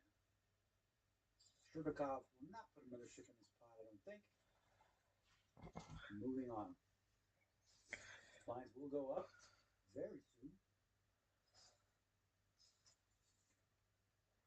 These guys battling hard. Got a double gutter here with a club for Sherbakov. Nice flop, yeah. Good board for the But notice now, too, guys, like, we're heads up. Look at the clock. Lil Poppy's only got 2.5 minutes to make this decision. So we got Sherbakov with 3. So, when put to the test, you're going to have some time pressure. Quick checks for both. Conserving that time, not wasting any. You love to see it. Obviously, one of the things people talk about in poker a lot is the pace of play. And this chess clock that GG invented really addresses that in a great way. I know that it's been incorporated live a little. There is also the big improvement from Bahamas I saw with the clock built in. Is that the next stage? Is that possible, or is that too complicated? You think there could be I think box at the World Series? Yeah, no, I think it can be done. Maybe not, the large field events, some of the high rollers. Yeah, or at least down the stretch. You get down to the final 9 or 10 tables or something. and have it at a section. Yeah. Technology, as we know, is is exponentially getting better and better at a very rapid rate. And there's a lot of poker innovations that, like you think about it, years ago, like you said, waiting in line for 6 hours to play the $400 Colossus. Like, oh my God, what a horrible experience, right? Gigi comes in, we create the app, people go boop, boop, boop, go straight to their seat. Yeah, Think bust about out, the you're back in. You bust out, you're in. Like, Oh. you not have to, reload. And, so What's available now completely changes the experience for players. Because I get it. Listen, if you're a weekend warrior and you want to play like the $500 something, oh, man, waiting 3 hours in line makes it a lot less fun. Yeah, absolutely. All right, let's get the second winner. That is, I got it here, Thomas KJ8CT. You got a $50 GG ticket coming. Good luck to you. Let us know how that turns out. We'll see you here next week. We're almost at 1,000. I'm going to take that third giveaway. We got 4,000 plus on. Let's get to 1,000 thumbs up. That would be maybe a record. Be a part of that. We are 100 away. And we have had quite a day as we see 7-8 versus Queen High. A lot of no-made hands here. No one missing. He's going to bet the missed flush draw. And I'll tell you what, He's got that Queen of Diamonds now. Does. He might call again. Maybe a bluff. Maybe a bluff. He might call. I'm not kidding. He might. He called with the Jack High. This is another good candidate to do so. The 5 of clubs maybe not the great card to have to block some of the club bluff. Yep. But he doesn't make the call with this Queen High. So another couple beautiful hands here. When you limp with 7-8 suited, you're not limping to fold, and bingo, bango, bongo. That's 3 sevens. Ching, ching, ching, ching, ching. Big flop there. You just call here. You might even check this one back. I wouldn't even hate Little Poppy checking back this turn, just really milking it. You know, if your opponent has nothing, they're done, but maybe they'll pick up something on the river. Like a Queen or a 10 comes, you know, Sherbakov's gonna bet. Maybe you put a raise in. All right, he's not gonna get any action. Man, that is a big bet on a dry board. I guess maybe leveling and trying to get play for stacks. Also, obviously, you can get Euro called by a lot, but yeah, it goes big there. I don't love that one. Not a big fan, but again, I'm not the one sitting. These guys have history with each other. They're leveling each other, doing different things, and both of them have a queen right now. Oof. Bad news for Little Poppy. Yep, this is potentially a really big pot, and that is another good card for the Queen 10 suited. Has the clubs to go with it, and is going big. And this notice it's always a bet. No work for a call. Likes to call always. Can't imagine folding top pair here. Ooh, and that's a pretty good break. That's a good card for Sherbakov because now it's queens and 4s with a 10 versus queens and 4s with an 8. Question is, what size do you choose here? I think about half.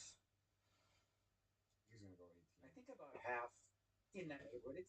I see that it recommends large, but again, he's going for all the Sherbakov. He snapped off. Got absolutely snapped, and he is a massive chip beater, and the one who started in pole position. Actually, big moment. In this now that I think about it, all in makes sense because if you look at the board, there were 2 flush draws there, a whole bunch of stuff that misses. So, when you do have it, you can go for it, and he does, and just pips him with the kicker. Big turn of events, Sherbakov back on top. Little Poppy could taste it, but it is now flipped big time. So about a 3-1 after his pot, and he's going to check raise into a 6. See if he keeps telling that story. He needs a 3 only, as it turns out. But let's see, 20 million.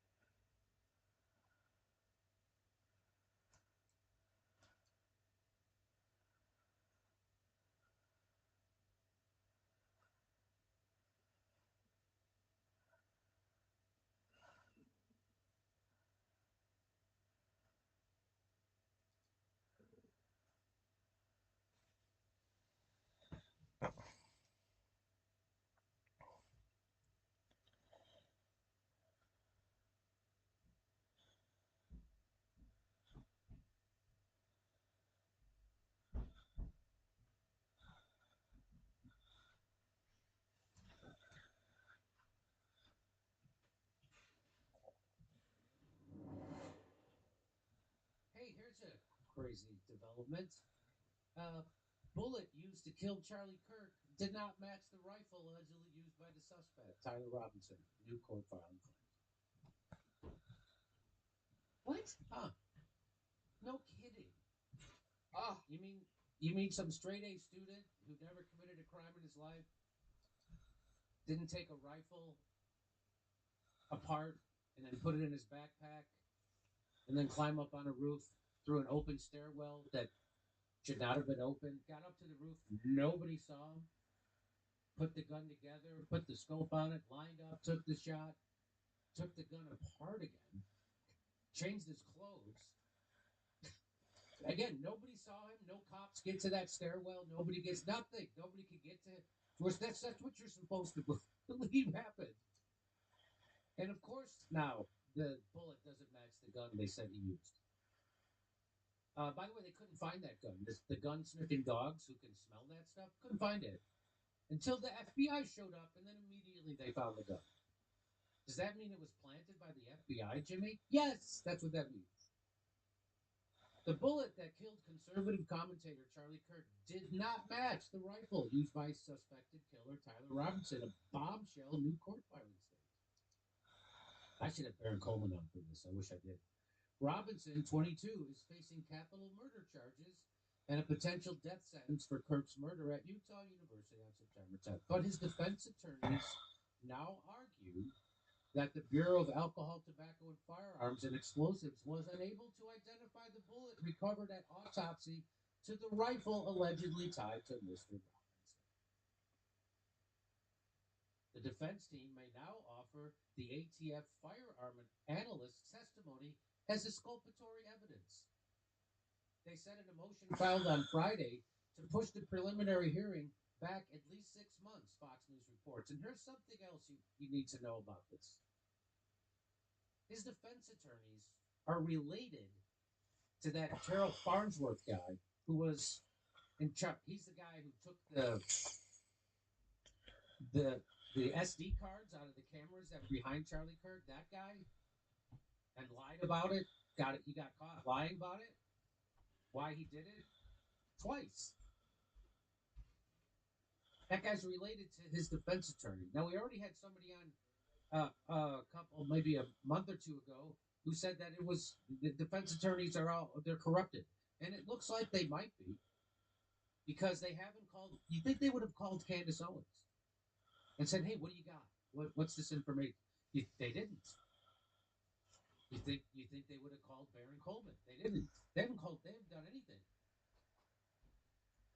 It also notes that DNA reports filed by the Federal Bureau of Investigation and ATF will take time for the defense team to analyze, because reports indicated that several different DNA were found on some items of evidence.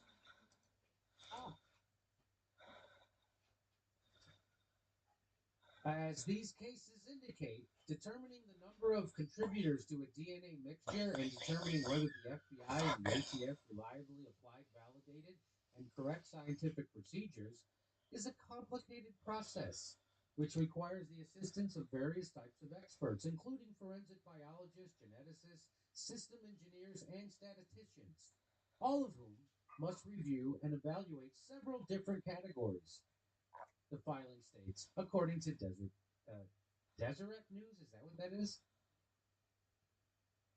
I almost said Desert News.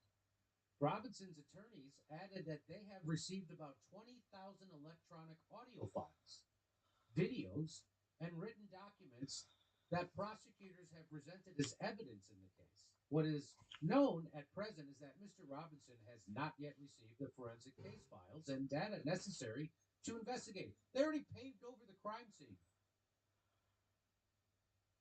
They already completely contaminated the crime scene, which is what they wanted to do. They wanted to make it impossible for the defense attorneys to do their own investigation, and they did. What is known at present is that Mr. Robinson has not yet received the forensic case files and data necessary to investigate. Through the use of qualified experts, the scientific reports the state intends to introduce at the preliminary hearing, the attorneys continued.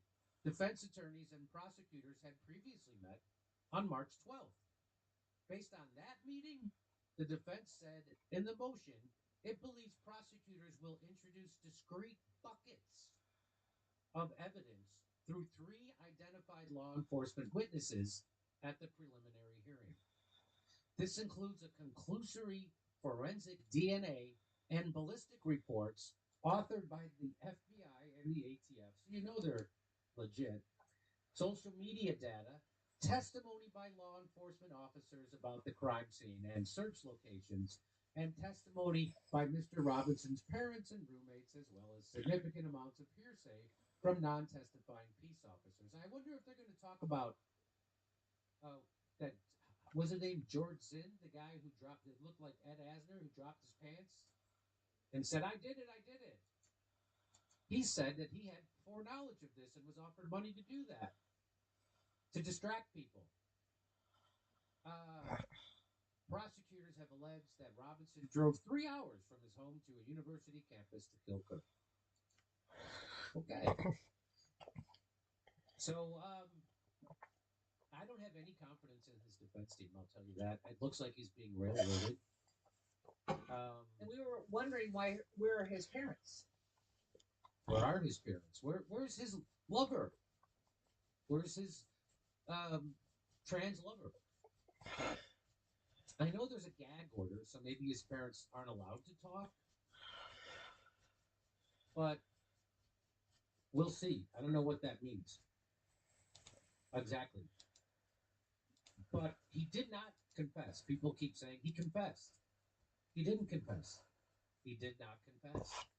He turned himself in. They go, no, his parents turned him in. No, what happened was he was told that the police were going to do a SWAT on his house. And so to avoid that, they went and turned himself in. That's what happened.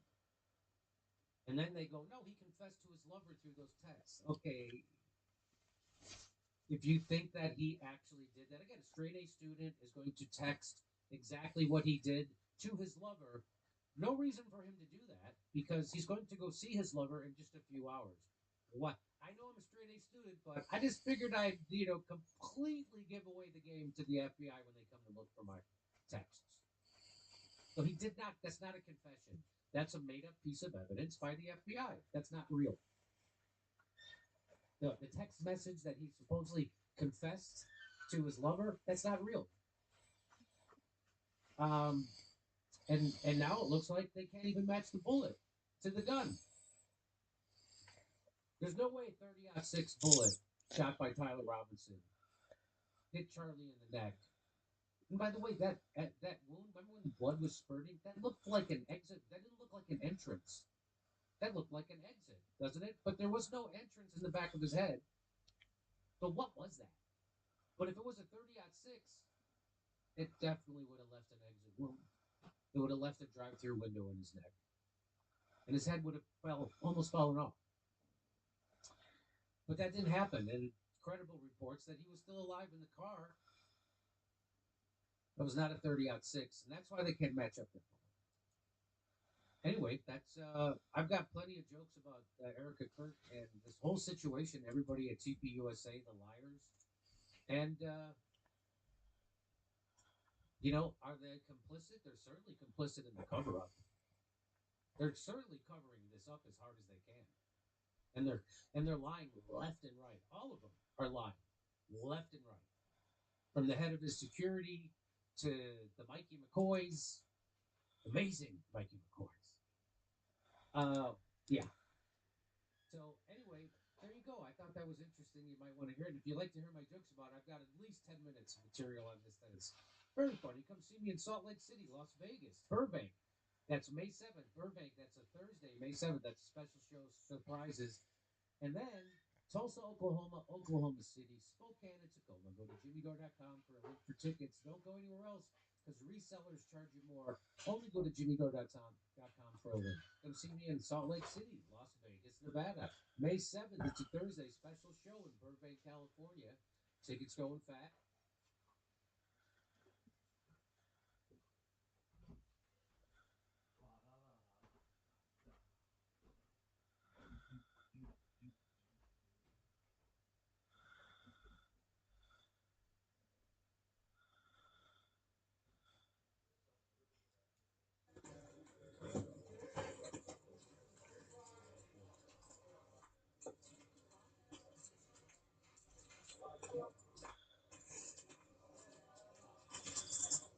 Chunky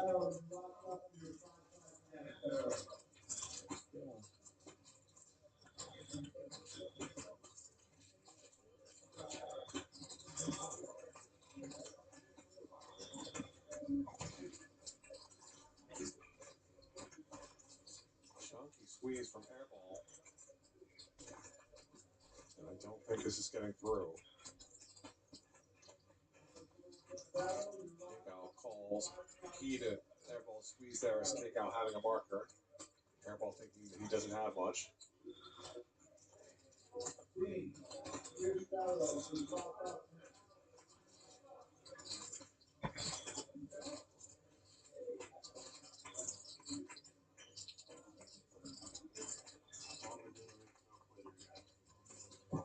Welcome back. Welcome back. Welcome back. Oh, Dylan returns. can't leave on that note. Can't leave on that note. Sorry, bro. Don't call that. You had a flush cry. I didn't even see it.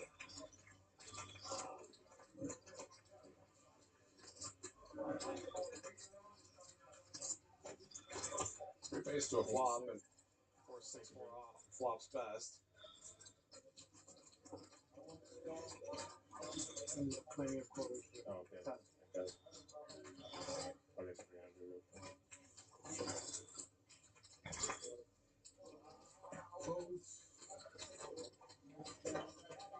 That's the kick-out.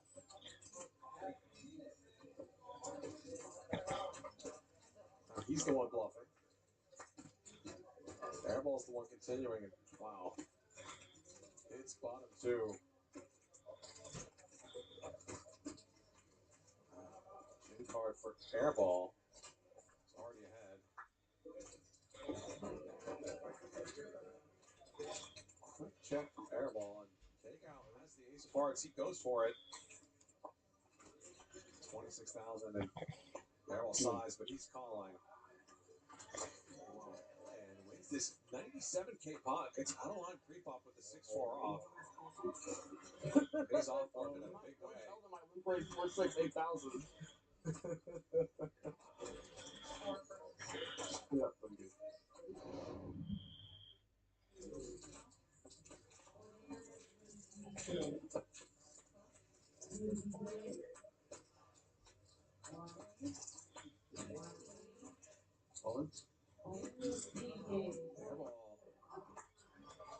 Airball picks up queens. Kick out, rips it, trying to get another marker. No odds, no odds. Airball snaps it off. He was one. 27K pot.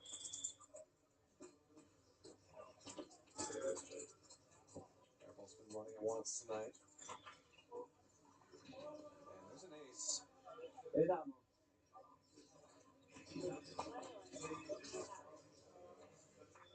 Sure, so. Airball needs a queen or a 10. Doesn't hit one, so take out, doubles, and gets another marker. Has two now. What's that two?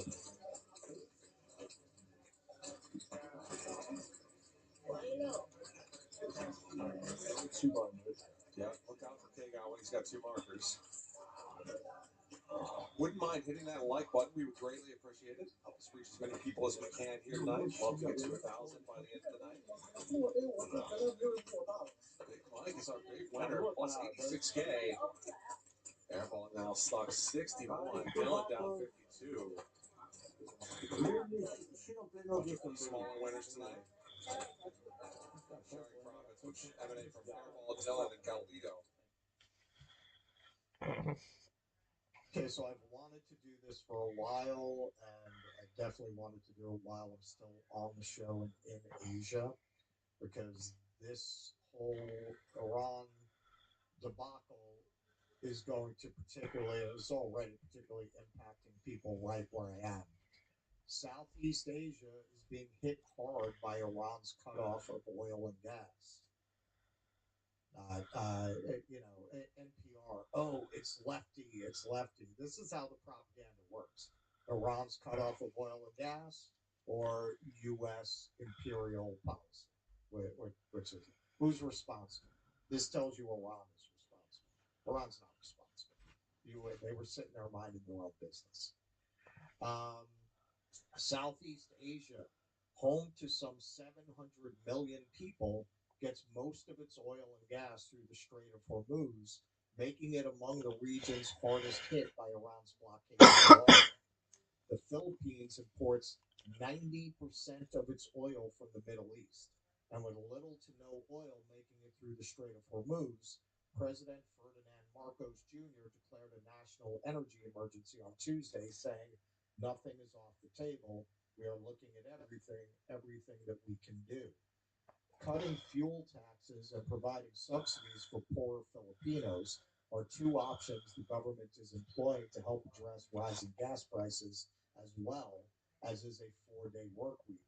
Manila is also asking Russia and China for help as a nation of islands that, according to the government, has only about 2 months of gasoline and diesel on hand for a population of more than 117 million people. And it's not alone. Quote, Vietnam has 30 to 45 days of reserves. Thailand has about 61 days, and Singapore has 20 to 50 days, says Professor Indra Overland, who follows Southeast Asia as head of energy research at the Norwegian Institute of International Affairs. Landlocked Laos has already seen its normal provider, Thailand, reduce deliveries, and the country is encouraging work from home and instituted a 4-day school week, while hundreds of filling stations have already closed due to lack of fuel. Cambodia, is where I am right now, which saw its traditional supplier cut off deliveries after their border war earlier this year, is now looking to Vietnam and Singapore for relief. In Vietnam, the shortage of jet fuel is already being felt, since the country normally sources much of it from China and Thailand, both of which are cutting back on exports to serve their own markets. Vietnam Airlines has announced it's canceling dozens of domestic flights beginning in April because of the shortage of fuel, and the country's tourism industry is already reeling as a result of the war. Quote, yes, especially flights transiting the Middle East like Doha and Qatar. Many of our customers who booked the transit flights got them canceled, said Nguyen Chi Quan, who manages the French market at Hanoi Travel. At the moment, direct flights between Paris and Hanoi or Paris and Ho Chi Minh City have yet to be affected much, but overall the French market is being hit, he says. The international tourism market, a major contributor to Thailand's GDP, has been hammered, with more expensive long-haul flights that avoid the Middle East affecting hotel bookings ahead of the major holiday of Songkran. The government this week also sharply reduced fuel subsidies for consumers imposed at the beginning of the war, leading to a sharp increase in prices at the pump, which could, in turn, lead to higher prices for goods and services. Long lines for fuel are commonplace. At a gas station in Chiang Rai Thursday, roughly 80 to 90 cars were lined up on the side of the highway waiting for gas, along with several dozen motorbikes, and attendants with bullhorns were directing motorists to pumps. One 42-year-old motorcycle food delivery driver said he spends about an hour a day in line for fuel and now works longer hours for less money. Quote, before the war, I was clearing about 1,800 baht a day, he says. That's a little more than $50. Now I'm lucky to clear 300 or 400, he adds, which is not nearly enough to provide for his family of 4. Gas keeps getting more expensive and people aren't ordering as much, he says. They're worried things will get worse. All right, so this is a report from NBC about the impact in the region. Disrupting how the world gets its energy, the impact is being felt thousands of miles away. And nowhere is the shock more acute than in Asia. Shortages of oil and gas have triggered protests in India and rationing in Bangladesh. There are long lineups for fuel from Pakistan to Cambodia to Vietnam. Sri Lanka shortened work weeks to save electricity, and Thailand's news anchors ditched their suit jackets to avoid using air conditioning. Energy emergency. In the Philippines, the president declared a national energy emergency to stave off what the International Energy Agency has described as the largest supply disruption in the history of the global oil market. It's made Asia ground zero for an energy crisis that threatens to cripple an entire continent. Take Taiwan. More than 95% of the energy being used here is imported, and most of it is coming from the Persian Gulf. The longer supplies are choked, the greater the risk that some parts of Asia could be running on empty. About 1/5 of the world's oil flows through the Strait of Hormuz, connecting the Gulf to the Indian Ocean. Much of what leaves is bound for Asia, a region that's also highly dependent on liquefied natural gas, or LNG, from Qatar. Since the war started, maritime traffic in the strait has all but collapsed, though Iran now says non-hostile ships can transit safely. In a statement, Iran's mission to the United Nations said ships can use the waterway provided that they neither participate in nor support acts of aggression against Iran, adding that any movement still needs permission from Iranian authorities. Still, maritime tracking data shows traffic through the critical energy choke point remains at a fraction of normal levels. Earlier this week, a Chinese oil tanker, the Bright Gold, was among the few ships to go through a so-called safe corridor. Crew members posting videos of the journey to Chinese social media, telling users they were carrying Iranian crude to the mainland. Another more critical thing is, are there any ships willing to coming in? Because it has to be two round.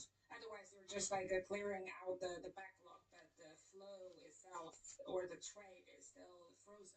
Even China, with its significant reserves, is feeling the pinch. It was the first Asian country to ban fuel exports after the war began. There are government controls, yet prices for fuel have been creeping up. The impact is huge, says this rideshare driver. It's hard to make any money. U.S. allies like Japan and South Korea are tapping strategic oil reserves to meet demand, but still urging people to curtail everything from showers to charging phones. The shortages have governments across Asia scrambling to buy energy at whatever the cost, and that is proving to be a boom for gas companies in the U.S. The Trump administration has seized on the anxiety here, last week announcing $57 billion in gas deals with Asian governments, including Taiwan. Cui bono, The baby. Who industry benefits? alone consumes 10% of the island's electricity. Every country across Asia is now on an emergency footing, with supplies dwindling, prices on the rise, and the crisis deepening. Janice Mackey for Air. And the emphasis in the reporting tends to be on oil, but it's not just oil. The Iran war cripples Asia's supplies of fertilizer and helium, threatening farms and chip makers alike. Just a little bit from this article from Fortune. Up to 15% of goods passing through the Strait of Hormuz are non-energy materials. Sogatam Ghosh, a supply chain management expert from the Singapore University of Social Sciences, tells Fortune. These include critical commodities serving as inputs for multiple industries, and any shortage would have cascading impacts on global agriculture and manufacturing. Southeast Asia is particularly vulnerable to an interruption in these supplies. Agriculture is the backbone of many ASEAN economies like Indonesia, Thailand, and Vietnam, where smallholder farms of rice, maize, and oil palm provide employment and food security. Farming contributes about 10% of Southeast Asia's GDP and a third of its jobs. Fertilizer shocks are not just input market issues, they're also social and political ones, warns Imelda Bakudo, an Indonesia-based agri-food systems expert with the UN's Food and Agriculture Organization.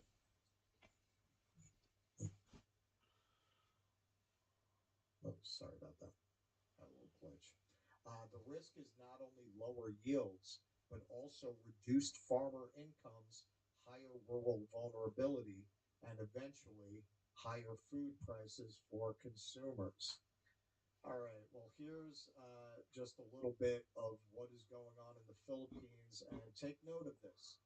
because when you make people starve, when you deprive them of their livelihoods, they're going to start looking for who's to blame, and they've already got a pretty good idea, I think.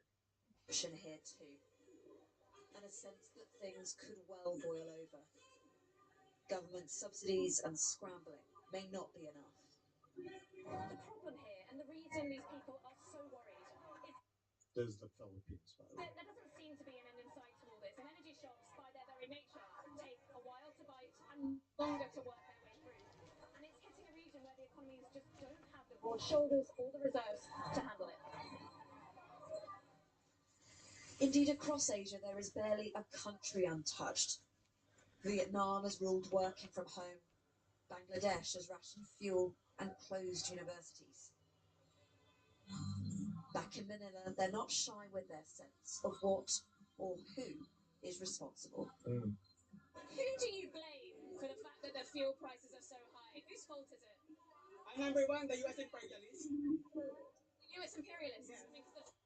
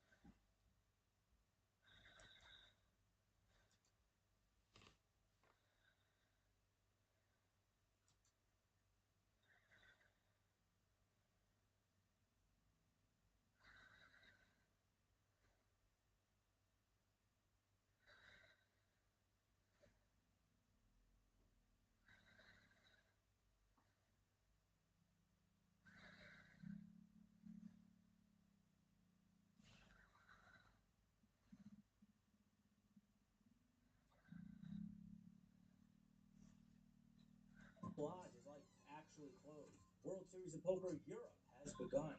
And Garrett Adelstein breaks his silence about Jack 4 for the 7th time. These and more on tonight on You're a champion. Hi, I'm Ryan DePaula, host of the BGen Debrief. I'm sorry that I'm playing on Coin's new mobile app, iOS. Use the code RDP. It's amazing. Doing a lot of giveaways next month, 16K. We're figuring out Also subscribe. After days of uncertainty following the TABC raid, it seems the famous Lodge Card Club's shutdown has gone from temporary to permanent. It's pretty gone. GG. Despite lots of speculation over the weeks, was it underage drinking? Was it human trafficking? No, well, it was none of that. We all know it was just a greasy local pig randomly deciding now was a good time to shut the club down, despite nothing changing since it's opened. Co-owner of the former top club in Texas, Jason Levin, yes, there are non-famous owners as well, released an emo statement saying that the DA's office, TLDR, is the Lodge's business model doesn't comply with the law. Basically, the Texas membership and not rake loophole under which all the clubs in Texas operate is, as locals would say, no bueno. Now, I'm not supposed to editorialize on this prestigious news shows, but what fucking stupid bullshit. Why now? Why aren't all the Texas clubs shut? Seems really subjective, and it seems like, to me, here's what happened. 1. Cockhead at TABC hates poker after discovering Phil Ivey fucked his wife just a week after 9/11. Step 2. The cockhead decides he wants the lodge shut down. Then step 3, in June 2024, Mr. Cockhead launches an investigation for 2 years, hoping to find any actual reason to shut them down. Step 4, March 2026, nothing illegal is found. So Cockhead is forced to just dispute the interpretation of the rake law because they have not found anything clearly extra illegal or illegal at all. You stupid fucks. Mr. Cock, you spent over $1 million easily, the taxpayers' money, the manpower, labor force, 2 years of your time. Was it worth it to shut the club down? Well, yes, Barbara. Actually, it was worth spending $1 million in 2 years because the economy is going to benefit greatly. Reducing the tourism, shutting down a well-run business, and the loss of 200 jobs to our local economy is all going to... Oh, what a bad day to be a poker player in Texas. Well, a bad day to be a good player. Being a card club in Texas has got to be really terrifying right now. I mean, there's still plenty of them operating like normal, but the law applies to the whole state. It's just enforced in different locals differently. In Texas, poker isn't legal or illegal, it seems. It just depends on which DA you're sitting under. It's almost like all the card rooms in Texas are soldiers in a foxhole, and one of them gets sniped right next to you. And now there's a red laser in the foxhole, but that red laser is a retarded government laser with subjective multi-year garbage depending on people's moods investigations. If any of you hater boomers out there are willing to sell lodge chips, I will buy them for 20 cents on the dollar. Now, I know that seems like a low price after Doug guaranteed their value. I'm not trying to exploit a tragedy for profit. I'm just trying to exploit fans of this show. My hearts really do go out. This dumbass really wrote hearts plural. But to all of the 200 plus employees, my singular heart goes out. Sucks that the government just took your fucking job away. There is a silver lining here. The WSOP desperately needs dealers that know how to handle drunk douchebags and toxic misregs. Any of you had a dealer fuck up so bad that you end up on the feature table because of it? I'm gonna get my revenge ASAP in Europe, man. Garrett Adelstein, well-known cash game pro and adult Sheen from Jimmy Neutron, finally broke his silence for the 17th time to speak on the famous Jack 4 hand when he got totally not cheated with Jack 4 by Robbie Julade. I'm trying to get out of the casino immediately. So I leave the casino, 2 million chips on my bag, don't even go to my cage. You know, my adrenaline is pumping. I'm stressed, I'm anxious, my phone just keeps vibrating. It's Nick Vertucci calling over and over again. Yo, Nick Vertucci usually only calls repeatedly like that when he's trying to tell his daughter's friend, like, Samantha, you're really growing into your body. I thought maybe 10% of people would side with Robbie. I was way off. All of a sudden, thousands of direct messages start coming in. For some stupid reason, I'm reading every single one of these comments. Like, I just can't stop. You know, I went into a dark place pretty quickly. So my wife is begging me to put the phone down. He couldn't stop looking at the replies. Even his wife was pleading with him. Garrett, please put the phone down. You've just crashed us into a quinceanera. There's carne asados everywhere. Hold on, babe. I'm responding to Donkey Poker Fucker 22. Clearly, Garrett doesn't give a fuck about his wife, or he's learned nothing, because he's responded to every single response to this tweet, including Robbie Jew Lady. Speaking of which, do you like ribs, pulled pork, and the best coleslaw this side of the Mason-Dixon line? Well, then come on down to Robbie Jew Lady's barbecue. We got honey smoked ribs, we got baby back chicken, cornbread, mac and cheese, extra grease, no problem. Come to Robbie Jew Lady's. Don't eat like a... Right off exit 3 off the fucking Texas Turnpike. At 11 p.m., I fire off an unedited, meandering tweet, basically staking my reputation on being able to prove that Robbie cheated. It was another colossal mistake. Got it, Garrett. A book about your past PR mistakes announced in a video that's a PR mistake. Makes sense. See what else he says. The full Jack 4 saga, every mistake I made, every lesson learned, every moment behind the scenes, it's all in beneath the cards. If you think you know the full story, don't. Yo, goddamn it, Garrett, you really just pulled the OF girl moves, link in bio? Like, what more is there to say? Nick was annoying and creepy, the hand was suspicious. I really hope you had AI do all the work, because I could have written this book in literally 2 sentences. You know what? After being not cheated, I should have just stayed home and played Code RDP. Nick is creepy, and I blew a seat in the softest game ever. Boom! Ha! Book written. As I mentioned earlier, as you're watching this, I'm probably en route to the World Series of Poker of Europe in Prague. I'm very excited. Still not even sure what country I'm going to, but I got my plane tickets booked. I'm very excited. It's in 2 days from now when I'm recording this, or whatever that I leave, and I'm fucking hyped. I will so badly love to win a bracelet in Europe and scream in their faces. But I'm not the only massive celebrity on the felt this year. Norwegian bracelet winner Annette Oberstad is making a return to the WSOP to play in the women's and the regular or men's main event, whatever. If you don't know who Annette is, she burst on the scene in 2007, winning the first ever WSOP Europe main event at the age of 18. Another legend about her was that she actually won a 180-person online tournament without ever seeing her whole cards. I don't even think, though, she meant to do that. Her bangs were just so thick that she couldn't see her cards. Going into that chat, I was like so prepared to just like completely shut them down and be like, sorry, I'm not interested. It's not what I want to do right now. And then they're like, no, we just want to fly you to Prague. I'm like, what's the catch? They're like, no, there is none. We're going to put you into the main event, the ladies event, if you want to play. And, you know, maybe you can do the shuffle up a deal for the main event. I'm like, holy shit. But that's right. She's coming out of poker retirement because she's getting free rolled into both main events and gets to say shuffle up and deal. Congrats. You know, before now, she had stepped away from the game, and it really does make me happy to see people who win millions from poker and then step away to do something else and be successful. It feels like Mizreg amongst us, Andy Dufresne their way out of the poker Shawshank.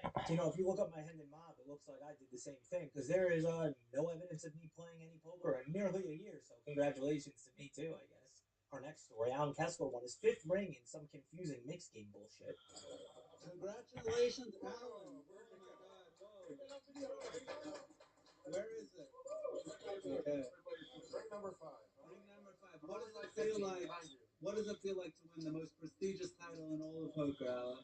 I don't know. I've done it 4 other times, so it's not a big deal. It's not a big deal? What do you mean it's not a big deal? You don't do anything besides play poker and tweet about mac and cheese prices. You gotta care about something. How can you be so fixated on poker and so nonchalant when you win at the same time? Like, what flavor of autism is this? So, Alan, is nothing bothering you today? No, where am I sitting? Hillary can't even enjoy the win or people giving him attention. Just wants to take his seat at the 3-table mixed game old man event bullshit. Alan, did you berate anyone in that tournament? I rated him. Okay, at least you admit it. At least you admit it. Our next story, Jesse Lonis won another Triton title in the 50K PO. Gives a fuck. A guy who wins a lot won a thing and didn't do anything interesting. Amazing. But Jesse's also been tweeting a lot that he's a month into his sobriety journey. I just want to say, if you're tweeting about your sobriety journey a month in, it's not really a sobriety journey. But I'm just speculating, but I think a real addict going through a sobriety journey might look a little more like you're in a facility with no phone, you can't post your YouTube for a month, and then every day you battle a demon behind the scenes is like your main mandate in life, but you keep your anonymity because 128,000 subscribers and they don't know about it, but it's a struggle every day. Use the code RDP and sign up for Coin Poker. Play with me and other human sickos who are avoiding their demons too. Free rolls, whatever. Yeah. The Irish Poker Open kicked off last week, which is one of the oldest and largest poker series. For an in-depth breakdown of the events and the winners, we have our second ever field correspondent on the DGen Debrief, fellow Coin Poker ambassador Big Lee. Hey Lee, yeah, what's the update you have over there? Wait, fuck off. Busted. Hey! Jesus fucking Christ, guys. This is a real show. We gotta lock in with the production value. We got Rampage canceling us levels of greatness here. The fuck together. Big Lee. Like big fucking cock. Jeremy Osmus, sexy poker pro and guy, has placed a $5,000 no caffeine for a month prop bet with Gary Yates, Victoria Lipschitz, and Josh Who Gives a Shits. All of these high rollers like place money on lifestyle prop bets, to improve themselves, but if you feel the need to stop a bad habit and the only solution you can think of is to bet tens of thousands of dollars on it, I think the bad habit might be gambling itself. Also, $5,000 to not drink caffeine is a fucking hell of a way to corner yourself into doing below. Friend to the channel and friend to me, Alan Keating, was featured on some WPT Gold engagement bait clip recently, where he got asked an absolute trap of a question. Think of an animal that first comes to mind when I list off some names. Phil Hellmuth, toad. I'm just kidding. I think of these animals, but they end up being offensive sounding, even though a toad is obviously a very endearing animal. Good save, Keating. Hellmuth actually is acting like a toad right now. Those ones in the summer that don't shut the fuck up because they hit on a massive investment on prize picks and they just can't fucking stop being chip happy about it. Also, Ribbit kind of does sound like a shitcoin that Hellmuth would promote. Phil Ivey, Panther. Holy shit, Alan is so, naturally charismatic and sharp and quick. Getting asked what animal a black celebrity reminds you of is the biggest reverse free roll of all fucking time. I think I would have said the main character from Shark Tale. What? Shut the fuck up. I didn't animate that shark. Speaking of Toad Hellmuth, he recently got paid to promote some AI garbage that got 9 likes, but basically you can have a conversation with a digital Phil Hellmuth. Wow! And my take, honestly, again, I'm not supposed to editorialize. This is fucking stupid as fuck. I would rather my father send thousands of dollars in Google Play cards to send to Jamesh Patel because he's told his social security card expired than for him to waste $5 on this shit. And I was pretty skeptical if it could even be accurate until I saw Poker.org actually interview the AI. And it was so long and boring with no actual strategy, they really nailed Phil Hellmuth. 17 World Series bracelets. I'm the greatest poker player in history. Nobody even comes close. Unbelievable. I'm the greatest. I've got the genius that reads. What? And I don't blow up when some amateur calls me with 10 jack-off suit. Idiot call. That guy should have been arrested for that call. Absolutely. So somehow that interview was fake, and now this video that came across my desk is real. What do we have over here? Goats? Goats, look at this. Where am I? Somebody please suck out on this man in a brutal spot ASAP. We don't want to see a happy Hellmuth holding ducks against their will looking miserable. We want to see him yell at someone that their father's grown-up cum because they hit a gut shot on him. Please. Dan Sklansky, writer of the famous poker book, The Theory of Poker Died. This motherfucker. Look at this shit. Do you know... Dude, I know it's version 1 of the script, but this dickhead... Do you know how quotes work? What if I was just some dumb asshole who read the words that are typed without being so sharp? Anyway, Skolansky died, and because I'm a gay lord, stupid face, stupid, I am Ryan, gay. Wait a minute. Nick? Poker News tweeted this to announce the GG of his life. Now, surely, there's not a way the guy busting out of life would cause any issues. Wait, Scott Siebert, this is embarrassing. What? Dying is embarrassing? The guy was pretty old, dude. What are you talking about? I guess if you, slipped on a banana peel and farted yourself to death, that would be embarrassing. But what are you talking about? Oh, huh. I guess this guy sucks. Well, sucked. Oh, domestic battery. It's bad. At least it wasn't foreign battery. We're going to give you a detailed account of the tragic Brandy Hardbaker story where she kind of rose to infamy in the poker community and ultimately resulting in her taking her own life. Oh, okay. Yeah, I draw the line here, guys. I'm not watching a whole fucking Matt Berkey video. Hitting her to the wall. Like, this is a really disturbing photo. All right, I get it. This guy sucked. Now he's dead. Can we move on? I used to deal to him a lot. And blah, blah, blah. He found a loophole where he would change seats to dodge the blinds. Hitting her to the wall. Like, this is a really disturbing photo. Yeah, but he's the reason we have to post when we change seats? Oh, this guy was a scumbag. I hope you rot in fucking piss, sir. There should be a dealer button on the grave, 2 spots to your right. So you have to pay the big blind for eternity, you dickbag. Fucking maximize your EV in poker. Got the trooper moment of the week. We're getting a little dark there for a second almost. Let's see what we got. This is Coin Poker's code RDP Trooper Moment. Welcome back to the pursuit. March Madness going on. Payline is beside me. You probably can't hear her. She's going to insist on talking anyway because she can't stop herself. Someone's going to get knocked out. Oh shit, Troop. Your lady's going to knock you out. Wait, what was her name? I like her. Payline is beside me. You probably can't hear her. Her name is Payline? I guess it's better than naming yourself Minor Bonus, but not by much. Payline sounds like the name of a stripper whose trick is taking $20 bills in her ass and quarters come out of her pussy.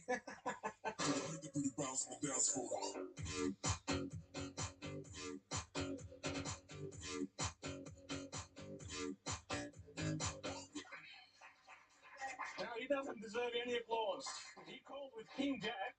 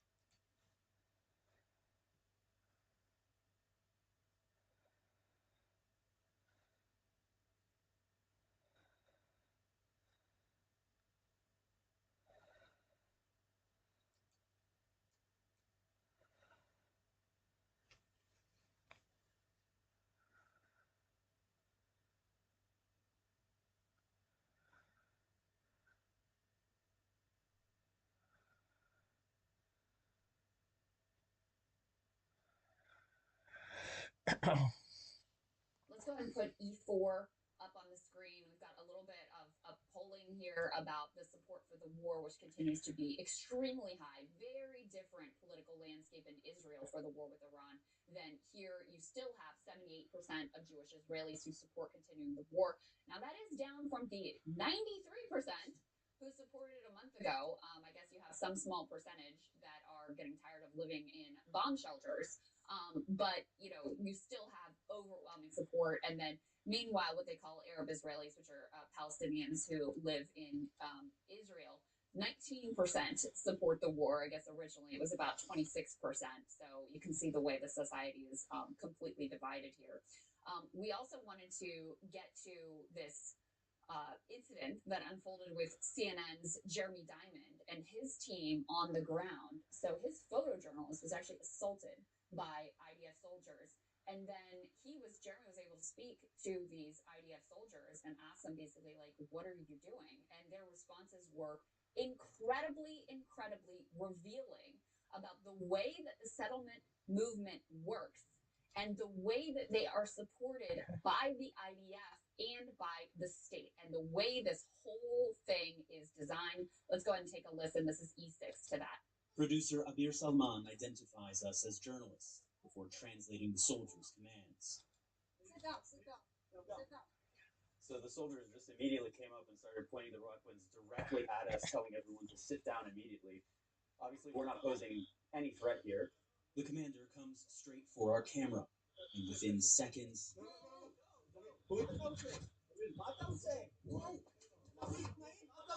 A soldier has just put photojournalist Cyril Theophilus in a chokehold, forcing him to the ground.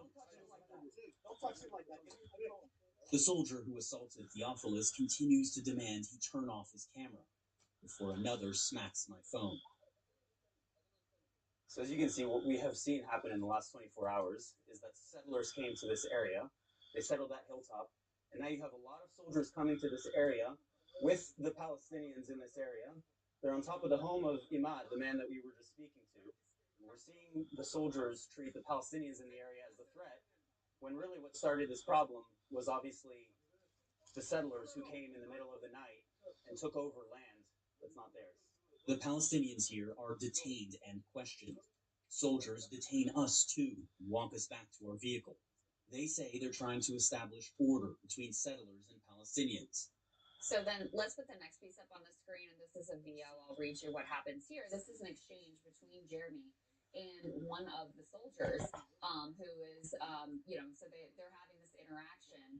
And Jeremy says they don't have permission to be here, even under Israeli law. He's talking about the illegal settler outpost. He says, even under Israeli law, this is not a legal settlement. This is one of these outposts that they strike up. The soldier says, but it will be a legal settlement. It will be. Jeremy says, how do you know this? Slowly, thanks to your help, right? Jeremy says, of course, I help my people, says this IDF soldier. He goes on to talk about how the reason that they're doing what they're doing and helping these settlers is because of quote-unquote revenge, because of one of the settlers who was killed in some sort of a car incident. The details are very murky. But in any case, they explicitly say that they are doing what they're doing because they are seeking revenge.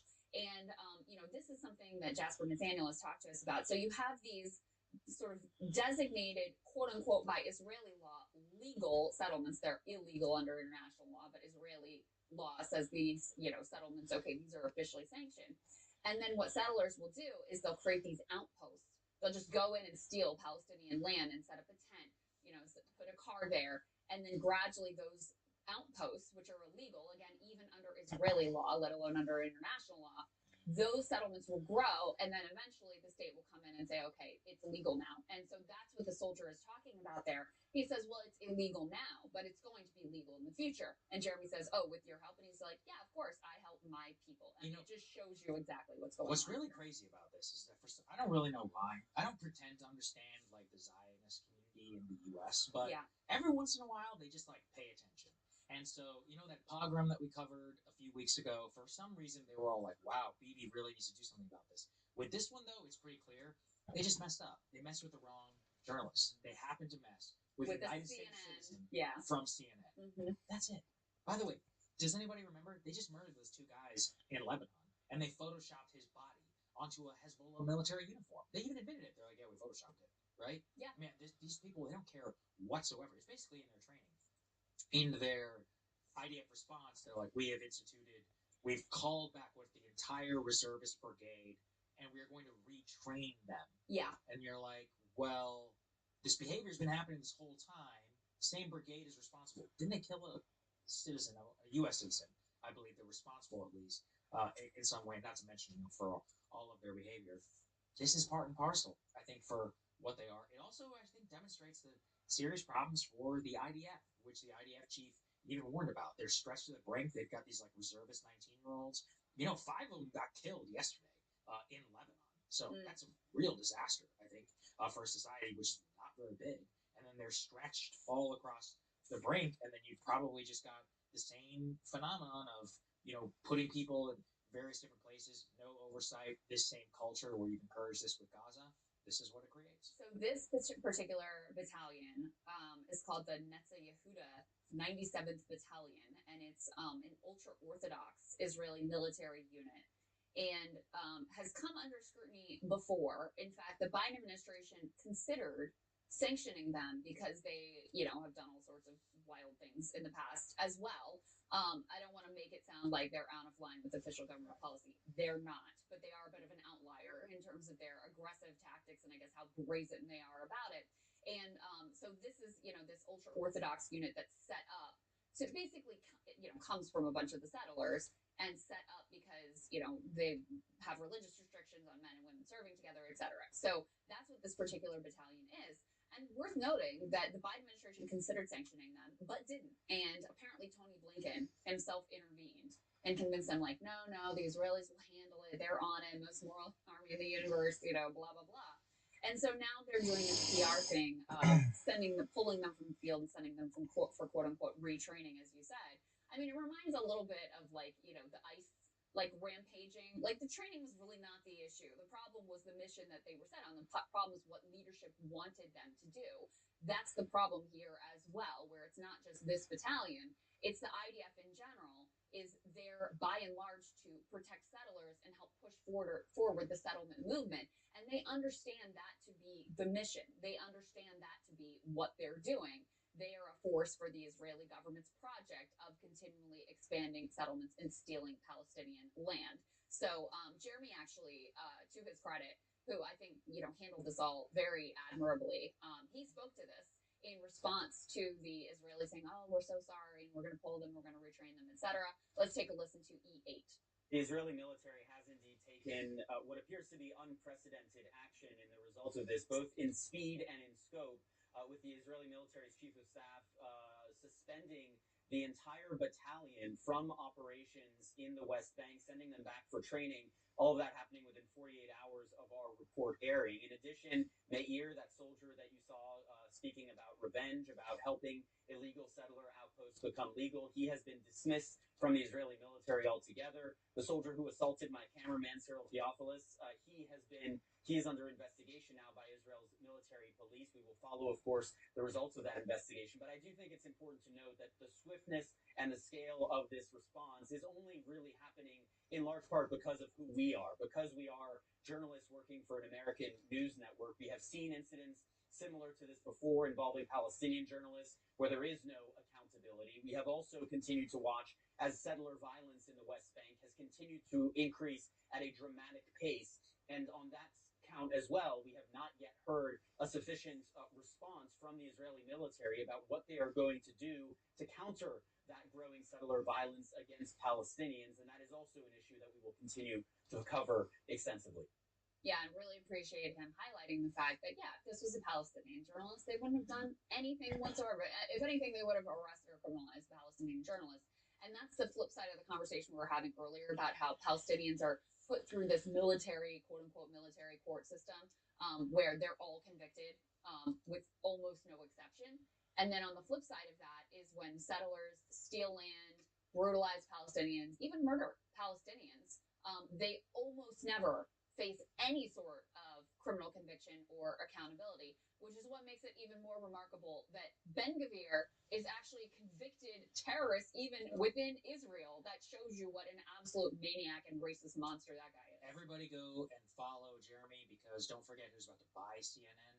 And so I wouldn't be so sure that Bayard Allison and crew are going to allow any reports like that anytime soon. The preview of Their Real Future was last night when Jake Tapper spent 8 minutes on a segment about Hassan Piker's anti-Semitism. Oh my God. What a fucking show. And one of the guys, one of the guys that he had on his panel about bigotry too was out all day defending the racist, No, I know that. The racist law mandating that Palestinians be mass murdered, through this new system. I mean, it's just 8 insane. minutes. Do you know how long eternity 8 minutes is on cable television? So 44 minutes in a 1 hour show. You're just going to dedicate 8 minutes to this. Yeah. First of all, you could have done a segment on the Israeli thing. Even that, I mean, if I had 44 minutes, I think our first block today was 38 minutes. I can guarantee you that's not what I'm talking about. And I'm still gobsmacked by the entire thing. Look, Hassan and I have our differences, but for fuck's sake, I mean, can we take this thing like a little bit seriously? Yeah. It's so crazy. Yeah, that same dude too, by the way, was one of the ones who was like attacking Miss Rachel as being anti-Semitic for standing up for kids in Gaza. That's who they brought on for this panel about bigotry, where he instantly said that every Jew in the world is associated with Israel and loves them. I mean, which was actually anti-Semitic and offered on that panel. It's really anyway. You come for some people, and it's just like for me, like when you come for Miss Rachel, like I'm ready to go. Like I'm ready to fight as hard as I can. I can't deal with these people. Hey, if you like that video, hit the like button or leave a comment below. It really helps get the show to more people. And if you'd like to get the full show ad-free and in your inbox every morning.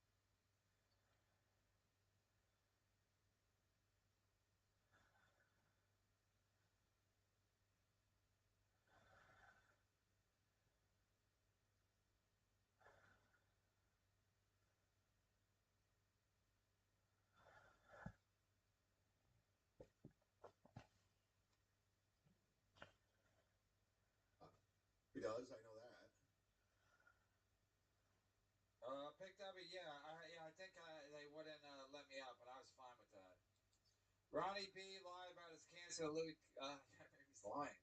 No, I think it's real. Ronnie's the king of works, but I don't think this one is. Ronnie B lied about his cancer. Louis C.K. like capes. Maybe.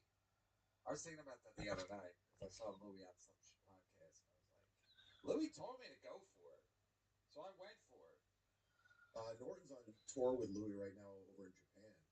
It's not a tour because I saw Louis. I think it's already over. In fact, or it's just about over. I was watching. There's a clip. Norton was talking to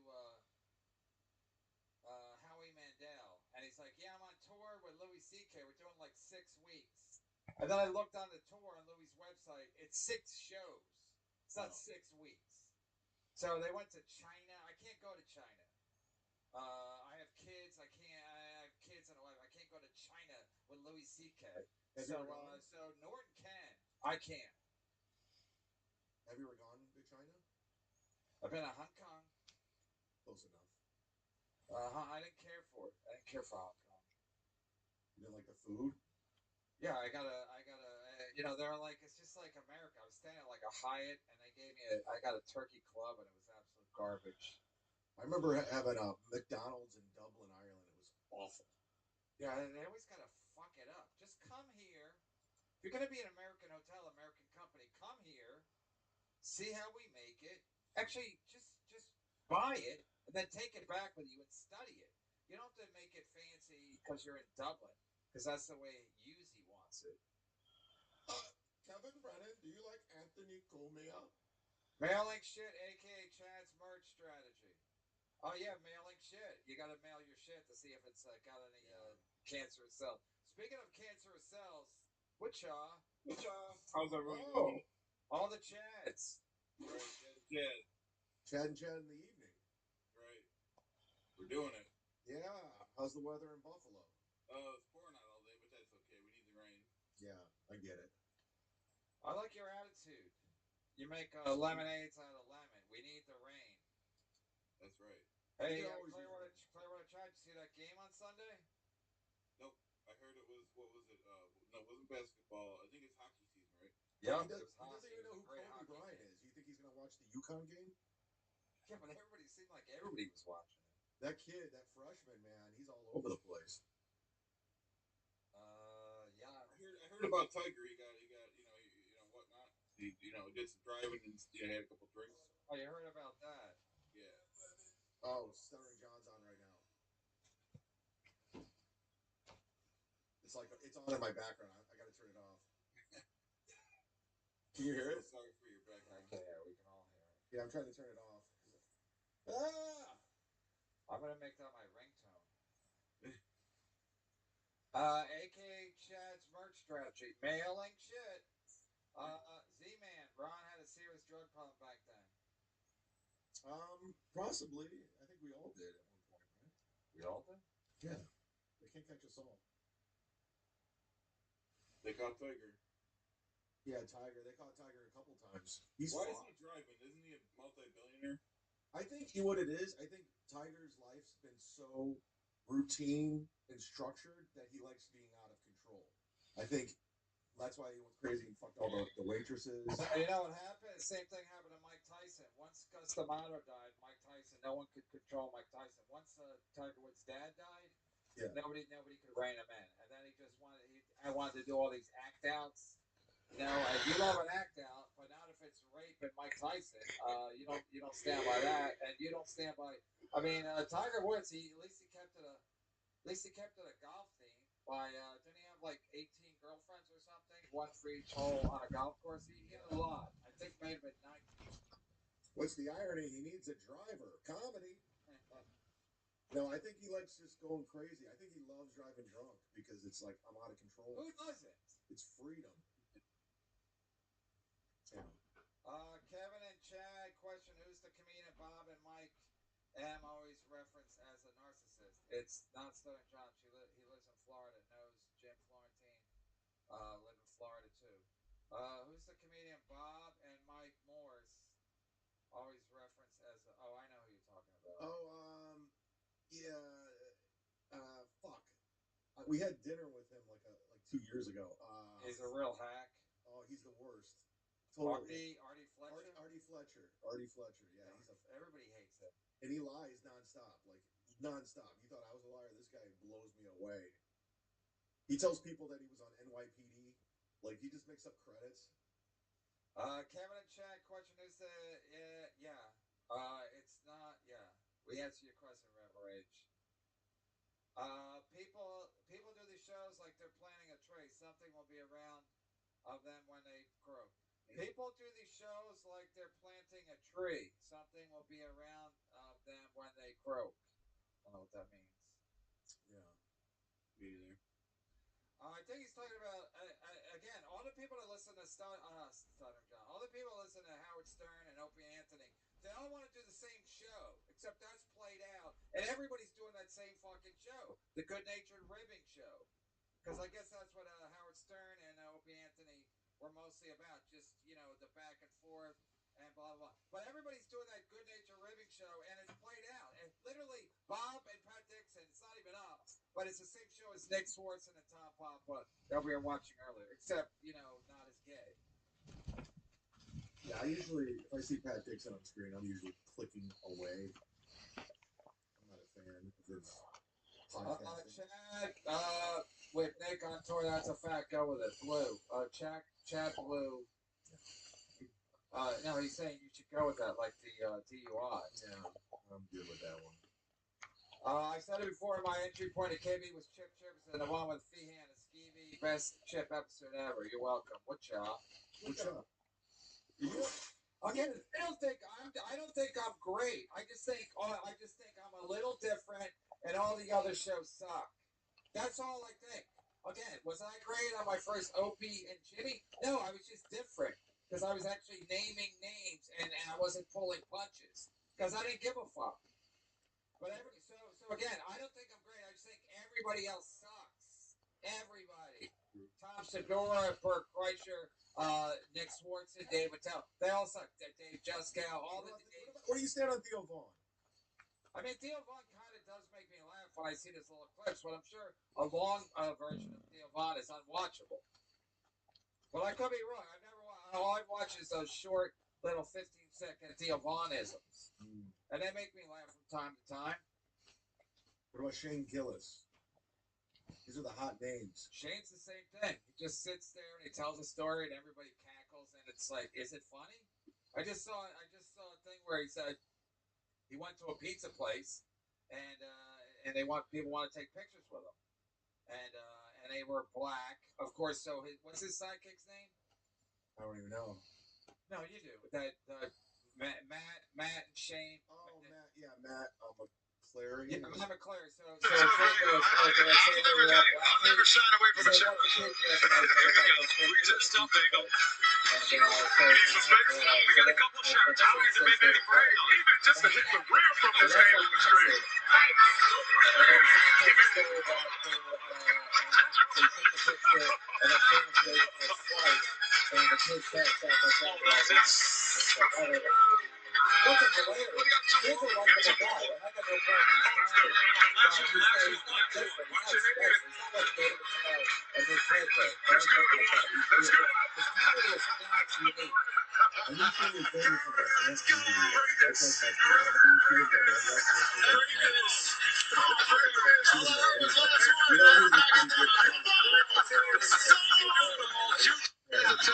That set he does, I stand by that set. That's a great set. It's a 6-minute. When I first got introduced to the guy, it was like, we're having a good time. I can't take the chance.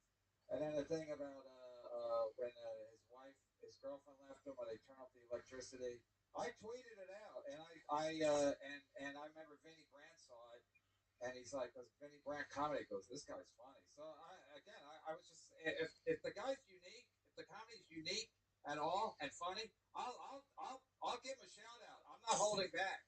I remember when you're literally competing with David Tell and Mitch. Can we talk about how date night and girls' night is always the same dinner, drinks, and then scroll home? They're not. And now with podcasting, it gets worse because everybody just sits around and does good-natured ribbing. Nice shit, like make fun of Chad's lip. It's hilarious stuff. Really good. But Dusty Slay, I remember he hosted for us. And I was like, this guy's gonna be. He had jokes like right when he was hosting. Can I photo you? Can I photo you? Yes, sir. Hey, buddy. Okay. Great, buddy. How about you? Awesome. What have you been up to? Watching stuff, bud. How about you? Yep. That's, you can start every podcast like that. That's the Rock Bottom Podcast. So then you make fun of. No, we're going all indica. But alcohol, indica, gets you right. You're an indica guy? Yeah, that's right. Oh, really? What about in the morning, where it gives you anxiety to get on that sativa? No, sativa is for juvenile smokers.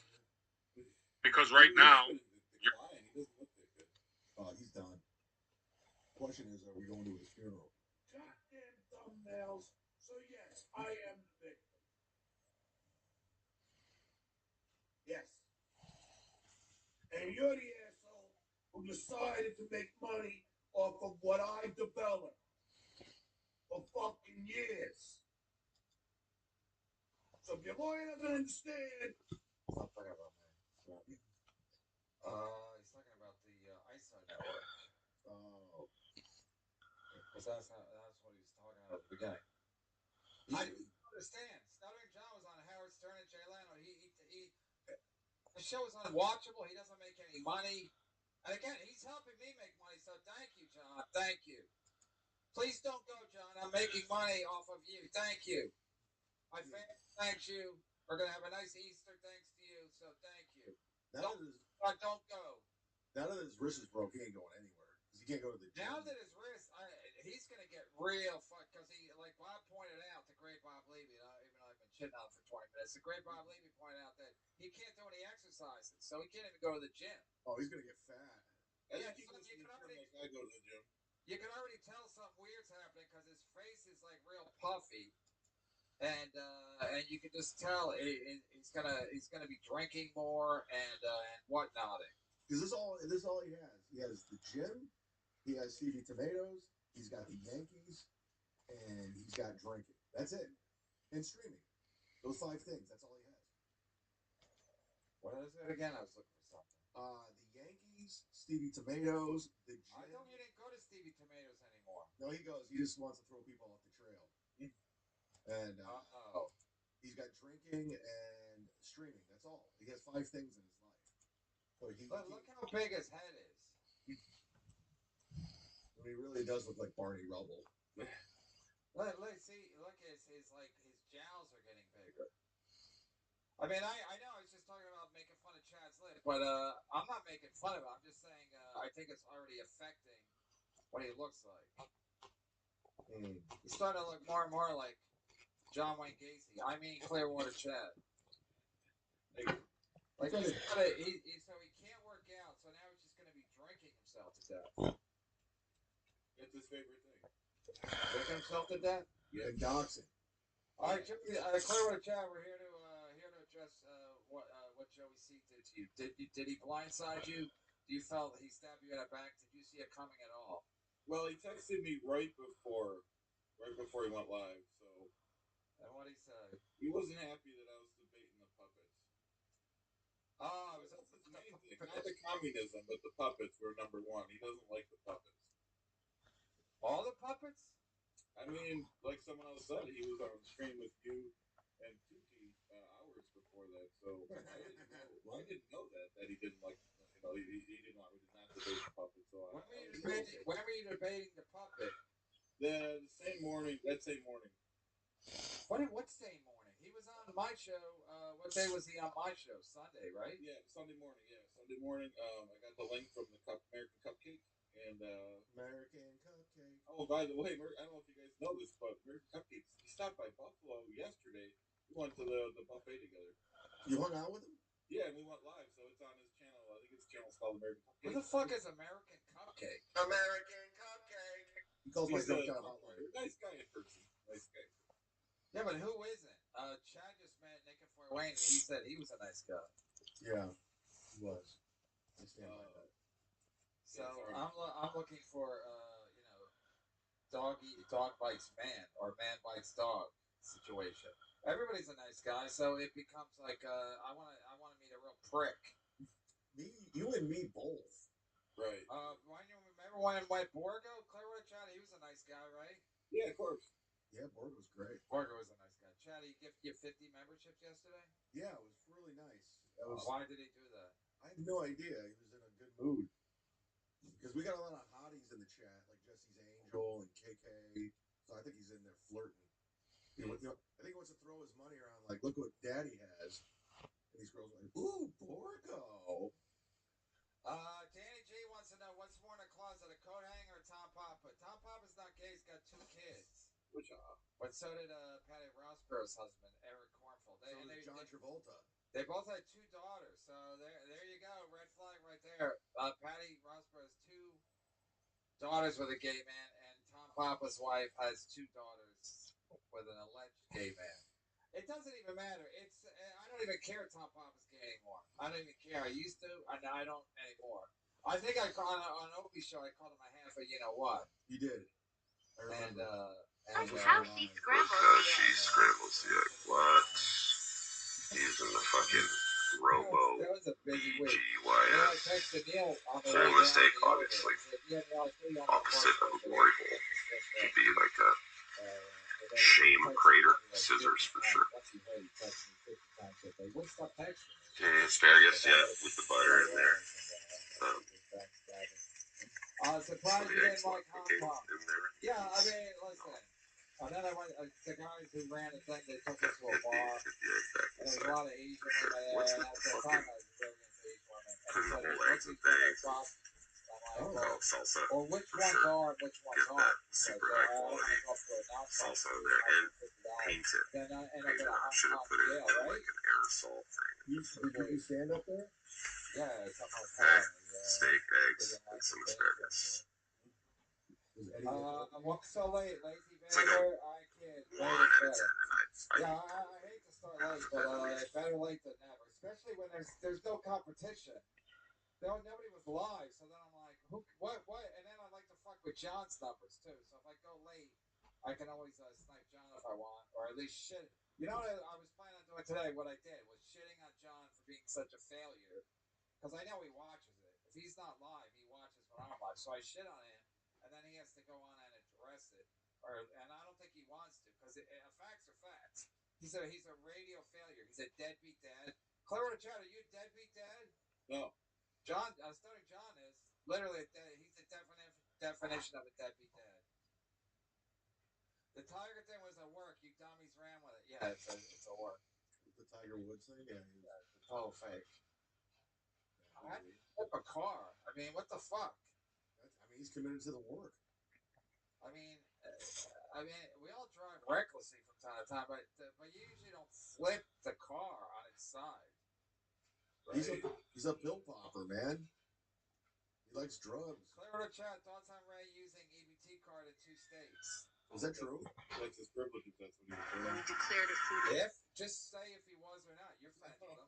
I don't have the information, but did he say it on his show? You were just on his show. He didn't. That didn't come up. He was showing me about the puppets. You Jesus, brother! So Jerry C. Duffy because he did a show with 2 Ladies and gentlemen, my name is Christopher Paylock. I'm the president of Winstar Cruisers. 2K and 4K. 2 puppets. The knockoff puppets. Nice guys. What, the Tukey knockoffs? Yeah. Okay, so you're saying 2K and 4K are nice guys?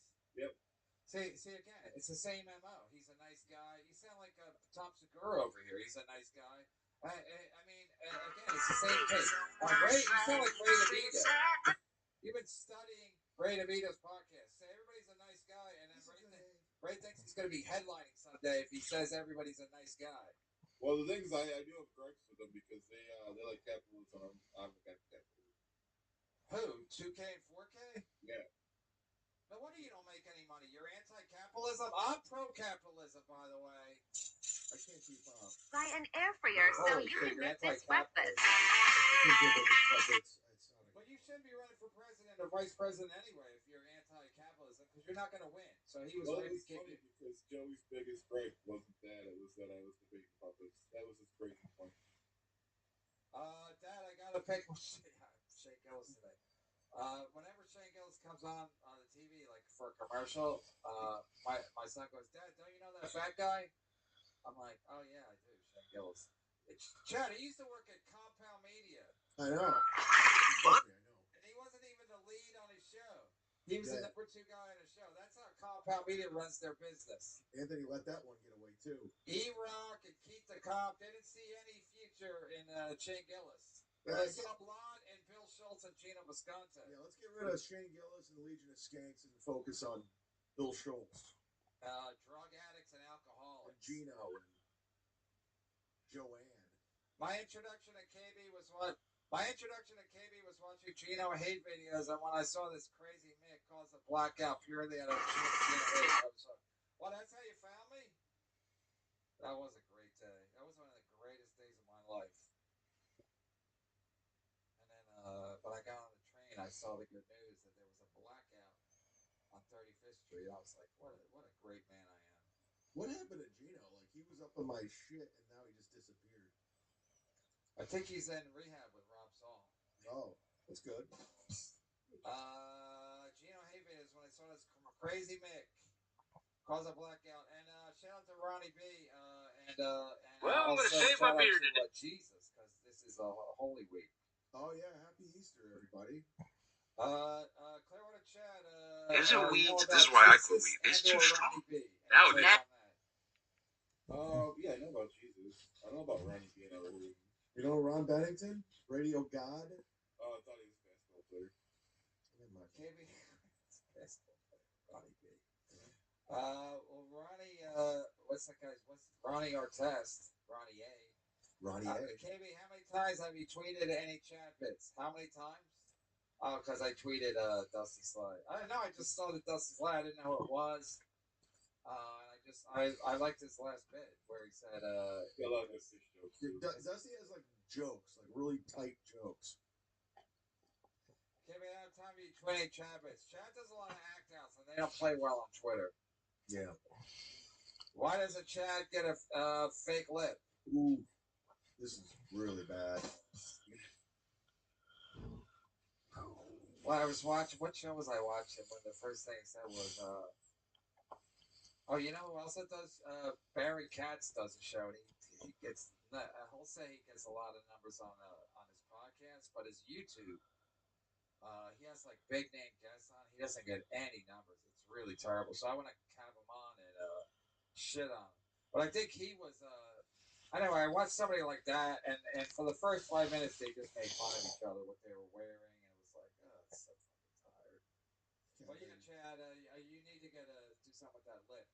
Yeah. Now, Kevin, you don't understand. Joe Rogan is the quintessential podcaster. Oh, wait. Oh, yeah, I just tweeted out something Barry said. Hold on, everybody. That's why I hate to have guests on the show, because whenever I find something, I feel like You gonna go see that Michael Jackson movie? Who's Michael Jackson? Is he a basketball player? He's he wrote Thriller, I think. He did Clearwater Check. Good stuff. He wrote Thriller, I think. Oh. Did he write Thriller? Did he write the song? Oh, he wrote a couple songs. Did you hear about Tommy Jordan and that stupid wheel he was riding around on? Didn't Ray have the exact same photo? Oh yeah, he did. Do a GoFundMe. Yeah. I literally saw Tommy Jordan when he was at Ronnie's that night. He did that. I gotta take it off. On that scooter? Yeah, he was riding when I got in an Uber. Tommy Jordan was riding around the cab on that stupid wheel he has, and he kept telling the cab driver that I'm famous. It's like, you ever heard of the Chappelle Show? His brother wrote it.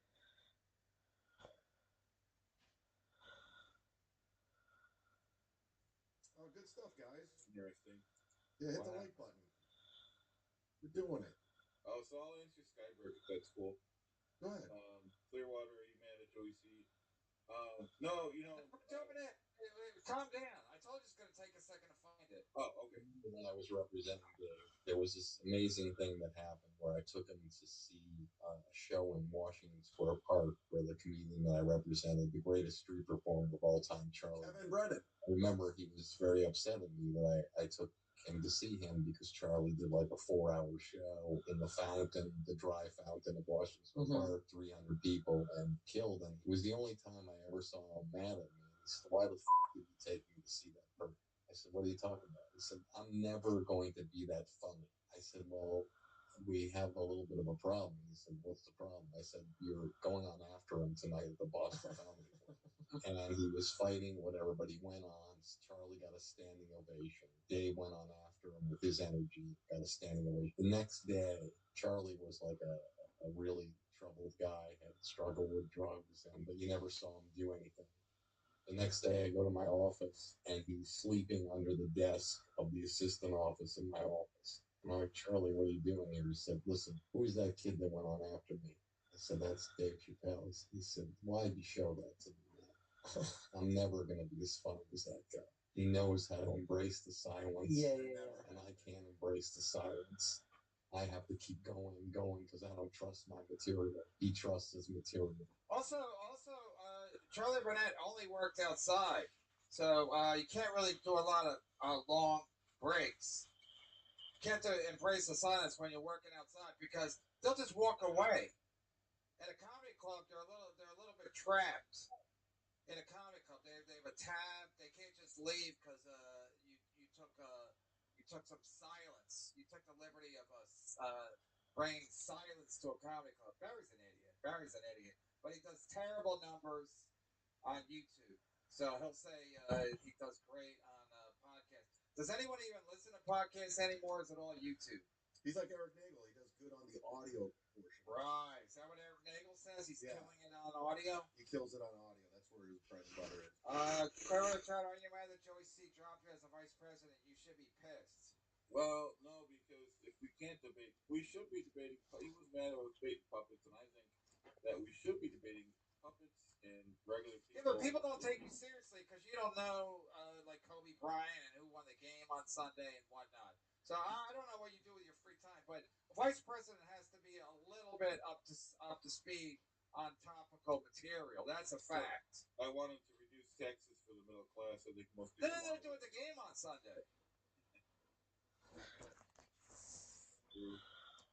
So yes, I am to victim, stuttering John Melendez, circa 2026. I don't know what's going on. I had the volume down, but he's screaming again. He's like losing it. He's drinking beer. I don't know what the fuck's going on. I'm trying to like figure out what he's saying, but he's in a downward spiral. Yeah, it's a fucking mess. Not the fucking Duke. Duke breaks his wrist. Hitman Dan picks up Duke. Dan and Duke go to the hospital. Duke tells him. Yeah, I can't. Yeah, okay. I was just curious. I mean, how many times are you going to tell that he went to the hospital story? You don't see Scarlett looking for sympathy. Oh, yeah, That girl needs video. committed. She stepped on some glass or something. She needs committed. So you know about Scarlett, but you don't know who won a game on Sunday. All Babelverse. Like, all joking aside, that chick is going to be... she's Ski Mask 2.0. We're watching it in real time. She said the other day something happened when she was 12. Her mom did something when she was 12. Yeah, she needs... Like, if her parents are really concerned, they would jump in there and throw her. Matt, I think I can get her mom on the show because Matt Mead has her mom's number. Send me the link. Chad said he needed 30 more memberships to stick it to the toe. I hate that guy almost equally as much as Ray. Yeah, thank you, Borgo. I appreciate it. Nice. I didn't know that. I didn't know that was the reason why. I thought you were just throwing it around. That's a lot of. That's 50's a lot. You put me over, and we Toe has been trying to get 600, and I have a bigger show than him now. It's sad. Yeah, do you remember when we put a dent in the Toe's numbers when we did Chad that one time? We did. We did Chad the morning, and the Toe was struggling. You know, here's one thing I learned, Clearwater Chad. I was never on the Howard Stern show or Opie and Anthony, but I did learn you can't do that one show. That's not how you get an audience. Hey, remember that one show we did? You got to do more than one. I know that. That's the one thing I do know.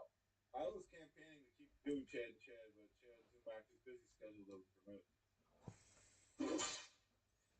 Fuck Joey C. Squirrel. Fuck Joey C. I encourage everyone to write in Clearwater Chad for president 2022. Yeah, for Clearwater Chad 2022 for sure. Thank you. You're gonna win it. Taxes for the middle class. Sean Lane became a YouTube member. I like calm. Thanks, Sean. Did you have to audition for Crashing? I think this is for me. I think that role was written for you. No, you know it's funny. They reached out to me and they offered me like whatever they offered me, like $2,500 or something. And they said basically it was going to be a couple of days. So I was gonna. I said I was talking to Brian McCarthy when we were doing Compound Media. I said, yeah, I'm gonna tell them to go fuck themselves. And Brian goes, well, why don't you make a counter offer?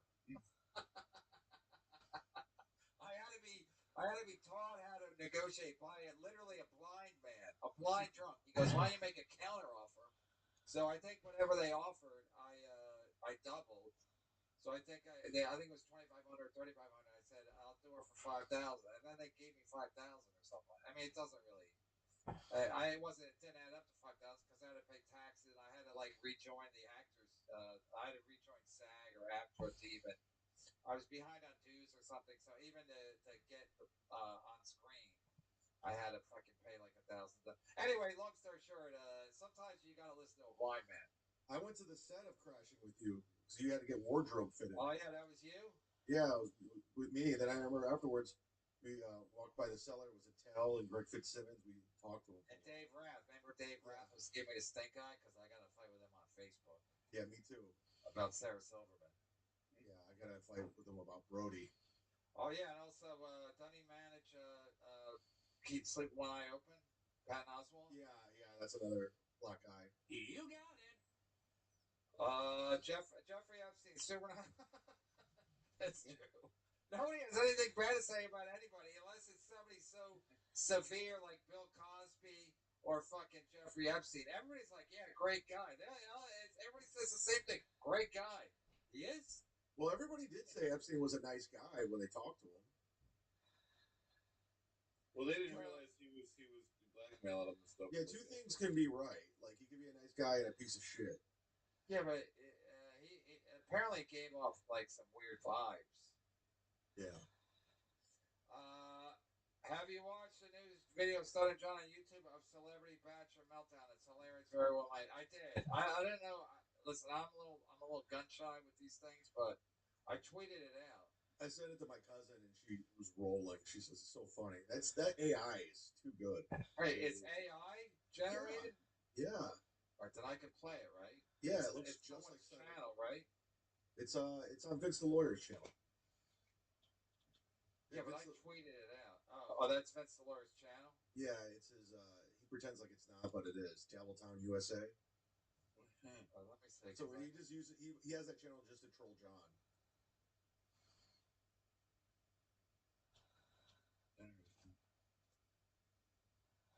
I gotta find it.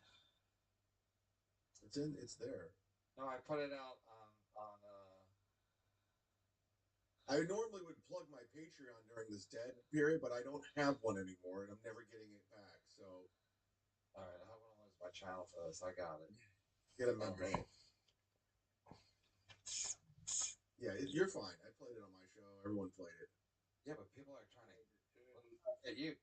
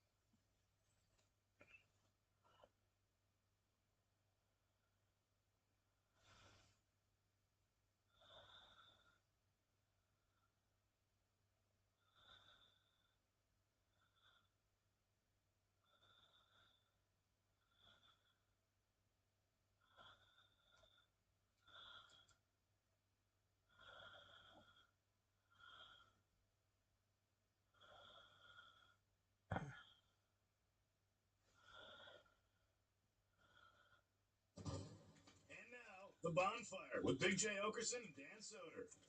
Yeah. He's never come in his pants. And after he's on trial for murder and proposes to a woman, and she says yes in the courtroom. Who's the woman? Her name was Carol Ann Boone. I read the Stranger Beside Me by Anne Rule, which is about she worked with Ted Bundy at a call center in Washington, and yeah, it's fucking crazy. And there's another book that I read. I forget the title of it, but that motherfucker got women. That was his whole thing. He was like great at getting women. And he's like, I'm gonna smash them up. I think he's different looking from picture to picture. It's bizarre, and most of the time, I would say he's not very good looking. Whoa.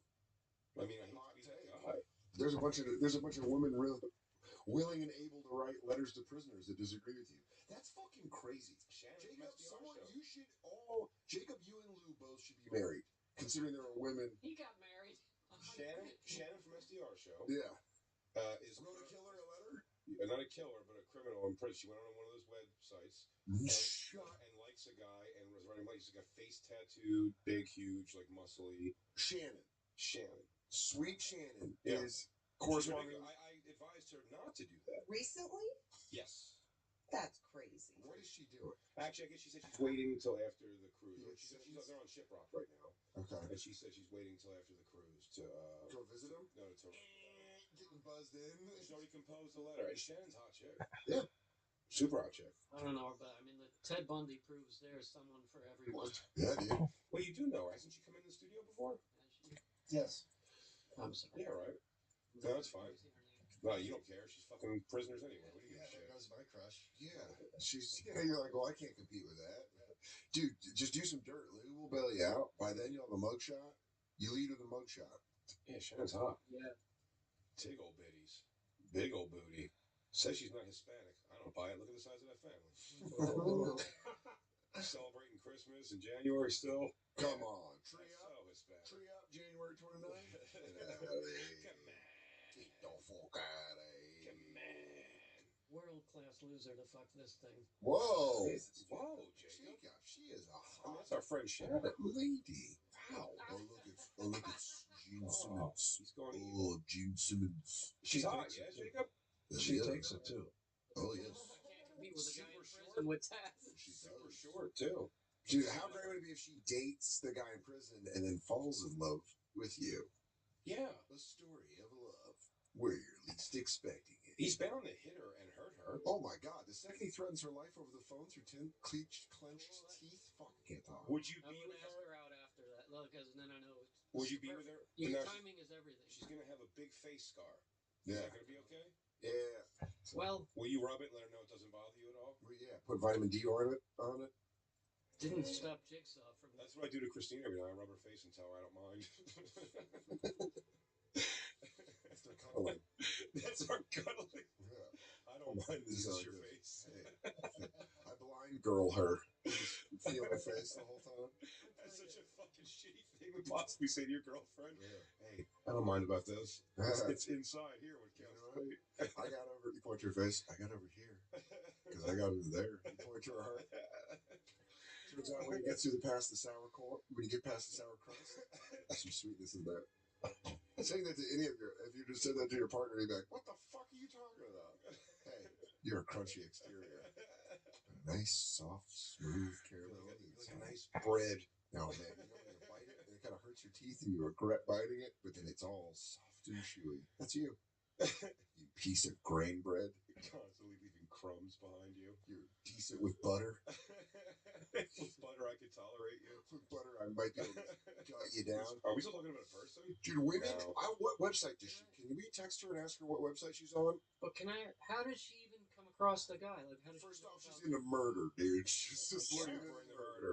No. She's on Shiprocked right now, but I actually want to be like, Shannon, don't do this, please, as your friend. Like, don't She likes message somebody in jail. She's messaging somebody. Day 3 of Shiprocked. I write to Rodney, But how who's does she incarcerated. find this person? How does You she can know? go on any I don't know. website. How does Cupid's arrow find you, Jacob? See, go on correspond. By the way, if you do this with prisoner girls, oof, I bet there's some nice ones in there. Jacob, why don't you start Let's look writing into prisoner it, girls? dude. Why didn't we think of this?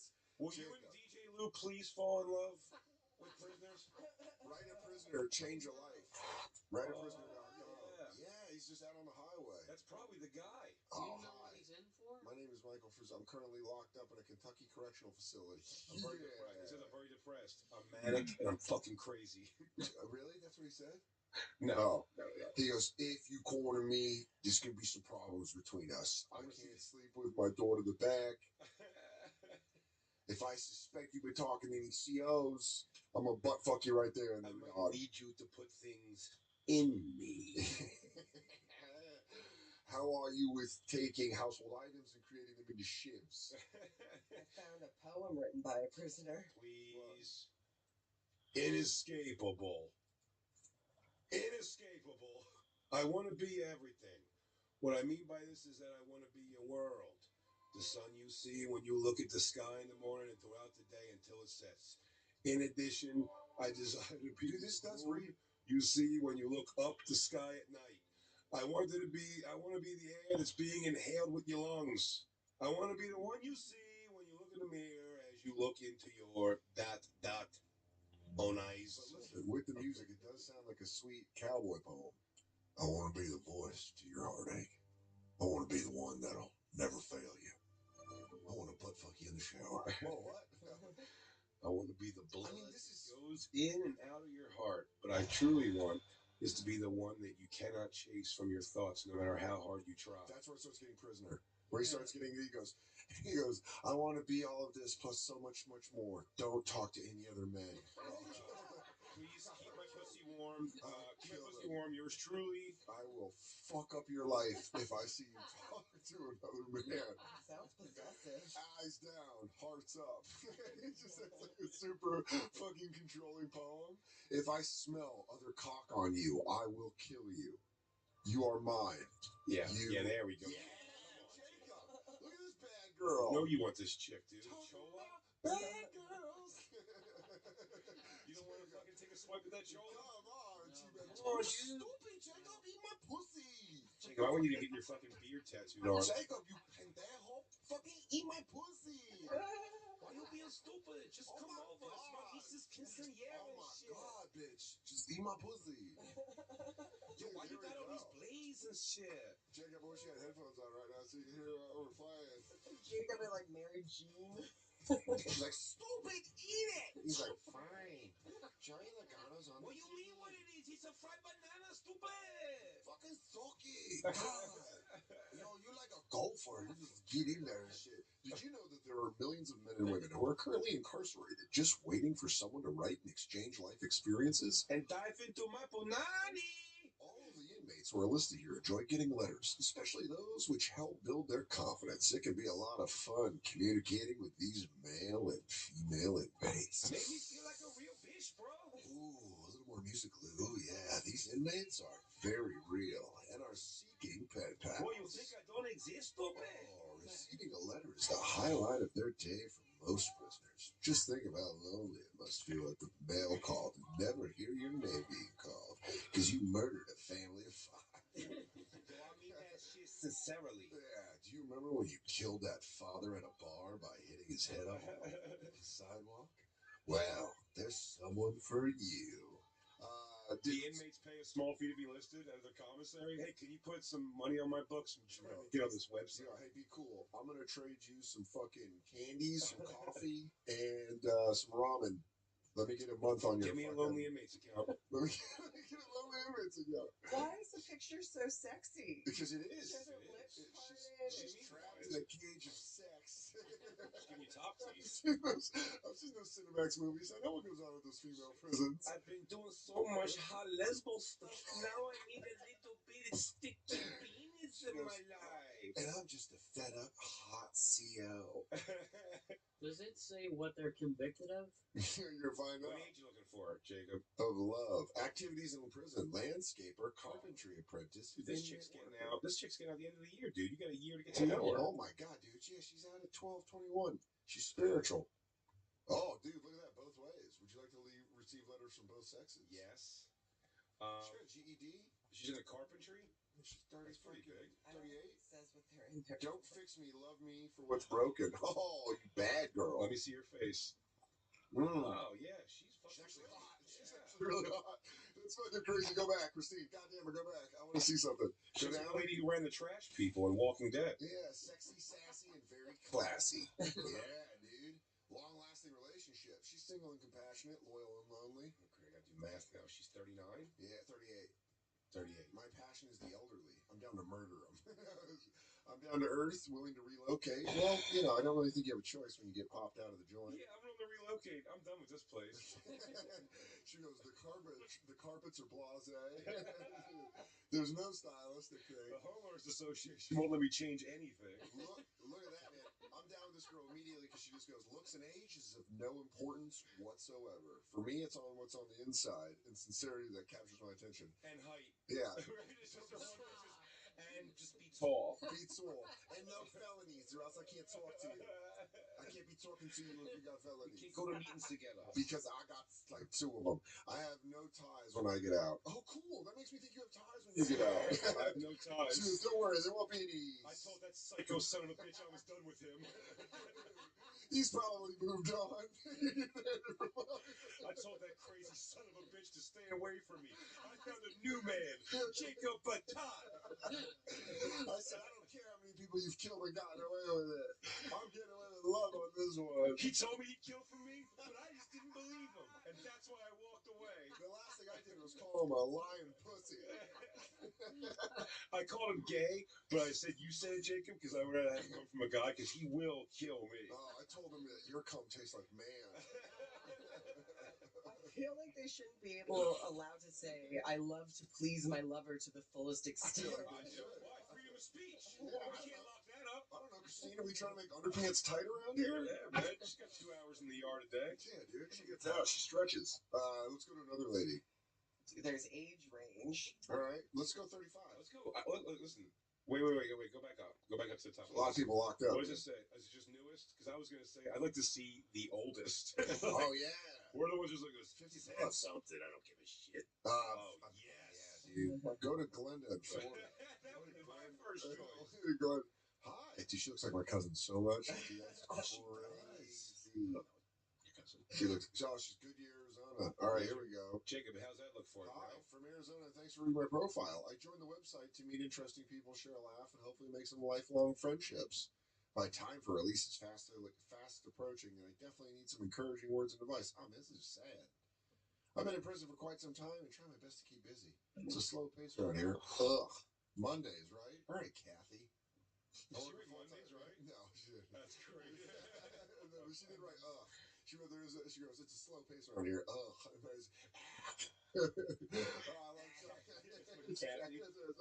She's a cartoon. Are you just reading about what you write in the Kathy cartoons? I've been in prison for quite some time. So yeah, she's not gonna she's gonna have to readapt to the world, Jacob. It could be your world you teach her. 5'3". 5'3", huh? 5'3".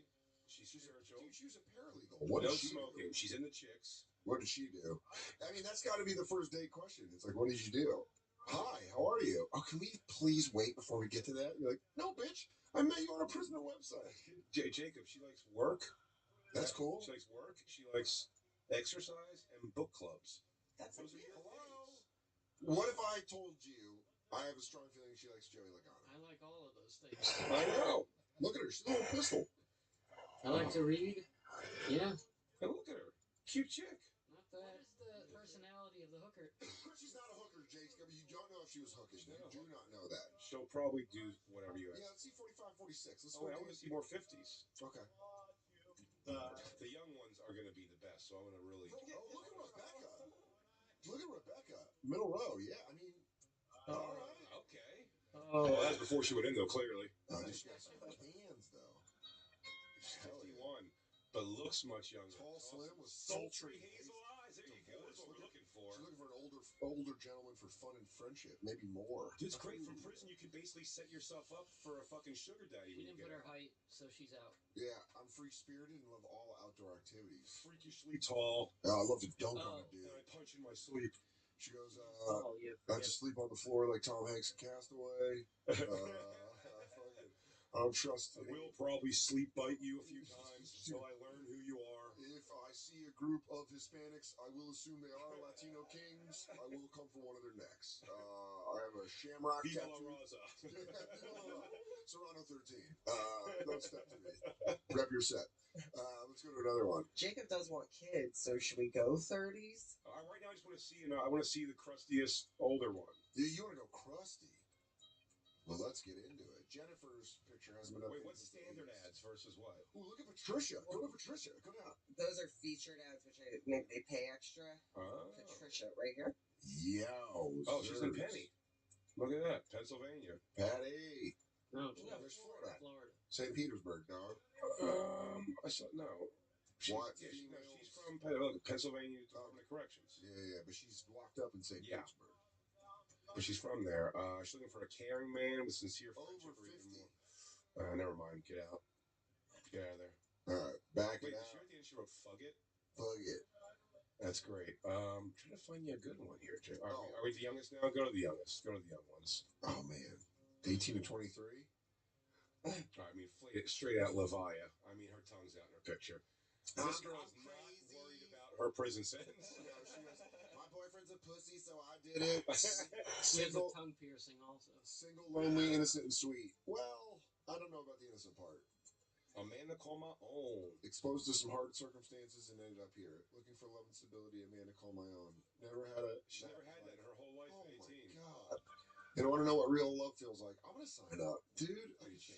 She is desperate for a father. You think she's crazy? You can dunk your dick into this chick though, day after she's out. Don't let her shower alone in your place though. Lowell Correctional Institution. Go down. What'd she do? 5'2". Perfect. Oh my God. Date of birth. Dude, she's getting out in 2036. Whoa. And she was born in 2000. Oh my God, that's depressing. Dude, that's literally what? What are we looking at? That's less than 20 years away. Holy shit. Oh my God. So I'll kill someone, whatever. Yeah. What did she do? Have fun killing. Oh. You gonna look up her crime? Yeah. Oh man, now I gotta look it up. Christine, you know how to do this? Christine, what's up? Are you wheeling and dealing side dick off these websites? Plea deal and murder. A what? 20-year plea deal and murder. Oh, she looks happy in that picture. And Ted Lee murder. Ted Lee murder? What did he do? Recruiting 2 of her friends to commit the brutal murder of Ted Lee. The events unfolded routinely at court today. Do you believe this plea? Oh. Look at that. I'm just gonna tell you right now. I'm gonna pass. No, but she was sexually abused for years. Oh man. No, that means nothing's off the table. Jacob. Oh, dude, I'm gonna that's say fucked no. up. Jacob. I'm talking like Taiwanese shit play kind of stuff. Yeah. Uh-oh, she killed him when she was on cough syrup. Scissor? And cutting themselves. In 2016, a couple of weeks prior to the murder, May Tyson Hunter and Jonathan Rufalini were hanging out together, consuming cough syrup while cutting themselves. Cool. Dude, dude, what a way to go. What are you guys doing? Just fucking hacking up our arms, drinking some tussin. Yeah, it's like, what am I doing? Coughing. You don't want to cough when you're cutting. Turns out this old man's been raping our friend. You want to go murder him? Yeah. Yeah, I do.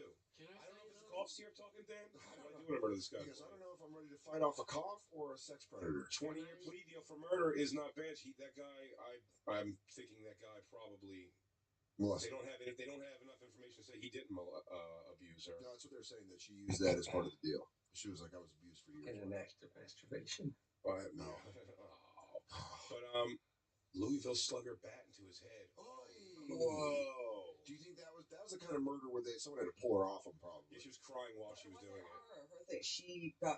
She was cutting herself and drinking cough syrup with two of her guy friends and told them she was molested and then was part of the plan. And then the guy. That's very Florida. That's a very Florida time.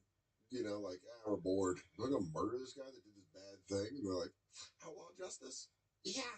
I mean, someone should write to her and find out what the story is. Now I'm just curious to know what this guy did. Jacob. She's never had honest love. You can groom this girl from the time she's 18 right now. Until she's what? Like 38 years old? Can I tell you what terrifies me? What? The friends. Oh, yeah. Oh, You yeah. gotta give me a little. Man, that was a bummer. All right, let's find another girl for Jacob. Jacob. From the friends. Oh, man, this is a heartbreaking episode. This girl has some friends that I don't want to meet. No. Dude, if you can look up, if you like, this is the only dating app where you look up something super depressing. You know, when you Google their name and you're like, oh, she murdered a guy that molested her? Oh, yeah. She's gonna go, dude. But, I mean, it does kill the awkwardness of the first date. You know she ain't a virgin. I was molested for years and convinced you guys while we were coughing, doing cough syrup, and cutting to kill. So Olive Garden, or? Because so you're a comic. I go, cutting my steak. What kind of subjects do you talk about? Another you would be into. Dude, look at fucking. How about Cherry? That's what I was just gonna say. Oh, Jacob, come on! What did she possibly do? Look at that tasteful skirt. That looks like a good senior picture. 20. Michigan. Her name is Sherry Miller, 20 years old, from Southeast Michigan. She's slim with a light olive complexion, almond-shaped brown eyes, long lashes, long thick brown hair. Very mature for her age. That's good to know. I'm a young woman who's motivated with goals. I spend my time being productive, like being a committee member while I'm in prison. I also have many creative talents. I never expected to end up in prison. I haven't let this bring me down, and I choose to stay positive. Jacob? When does she get out? She's 20, though. Is that too young for you, dude? What age is too young for you? Release date is this year. Hey! So maximum release date is not this year. He's 2032. Users. Jacob, what's the youngest you'll go? on radio. Just, yeah. In the real world. On a whole wink and a nudge. What's the youngest you go? We're talking like dating. Yeah. Long term. Yeah. No, I'm talking about dumping your dick in. JW Crest. 20? 20s. 20s. I mean, 25 and up. Who would you marry at 19? Who would you marry? Let's do one for sex, one for love. Oh, sex and love. Who's this? I think is this her? Oh, it might be her. Oh man. What did you again? You just Google it. That's definitely her. She killed it. Oh my god. What did she do? It says new mom gets 28 months in fatal crash. She got a kid. Jacob, you out? Oh, she killed a guy. Oh, he's an adult for some reason.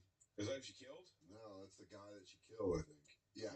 Operating a vehicle with the presence of marijuana causing death. Oh. She was smoking weed? And hit him? Holy moly. She's like, well, no, I was wearing a gas mask bong. I was heading down 95 wearing a gas mask bong. It was operating a vehicle with the presence of marijuana, so it's probably the She got in a car crash. There's weed in the car. I think she was probably with. I feel like that was more like he was with her. Yeah. It's like one of those deals. Like she's in trouble because he died in a car accident. She was like, there was weed.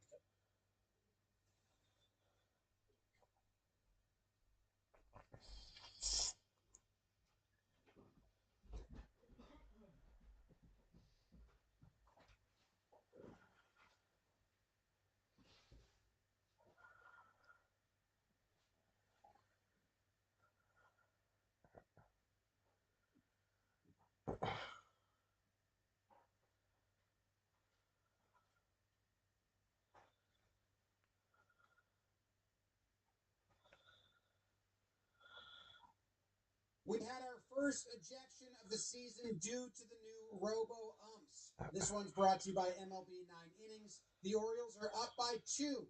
It's the 9th inning. The Twins have a runner on first, and Bell is the tying run at the plate. There's 2 outs. They've got their closer in. It's ball 1. It's ball 2. It's ball 3. Did he go? No. 3-0.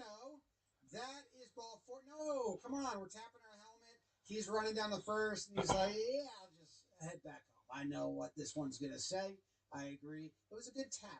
He's proud of them. 3-0 pitch. Usually umpires expand. I wonder if that umpire was like in his head. He's like, I don't expand because then they're going to tap on me. He didn't, got tapped on anyway. Next pitch, fouled back. Full count. Big pitch. Goes with a backdoor breaking ball, and then he's tapping his head, the pitcher on the mound. He's allowed to do it. The batter's allowed to do it. The catcher's allowed to do it. So they give it to him. We're going to go. This is either 2 on or strike 3. It's strike 3. What a turn of events. Instead of 2 runners on, it's the 3rd strike. It's an out. They're celebrating in the crowd, but someone doesn't like it. It's the manager of the Twins, Shelton. He's not happy about it at all. He says, Chris, that's way too fucking late. Yep, he's not happy. Look. Cal's in the crowd, and he says he's arguing it took too long. All over it, as you'd expect. God damn it. That's fucking bullshit. That's too fucking late. That's too fucking late. Bullshit. It's too fucking late. No, it's not. It's late. Come on. It's fucking bullshit. That's too fucking late.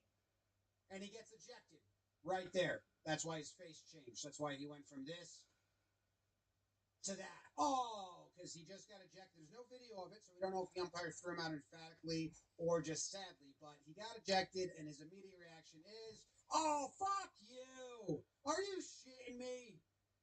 Oh, that's way too fucking late. God damn it, Chris. That's the umpire's name. I always love when they just casually drop that. Speaking of, umpire Chris says, no, it's not. That's way too late. Tell me why it's too late. Supposed to be fucking 3 seconds. 3 seconds? Bullshit. It's too late. Wait. No, lads, I wasn't 3 seconds. Too late. That's a bullshit fucking challenge. That's a bullshit fucking challenge. No, fuck you. That's fucking bullshit. Shelton, he tapped right away. Bullshit, he did. Like, come on. You know he didn't tap. It's way too late. I saw. I'm way too late. You're just defending your friend. It's way too late. You guys missed it. He missed it. And you missed it. Me. I'm watching. I'm telling you. That's fucking bullshit. And he walks off the field. And this little boy, look at this little boy behind him.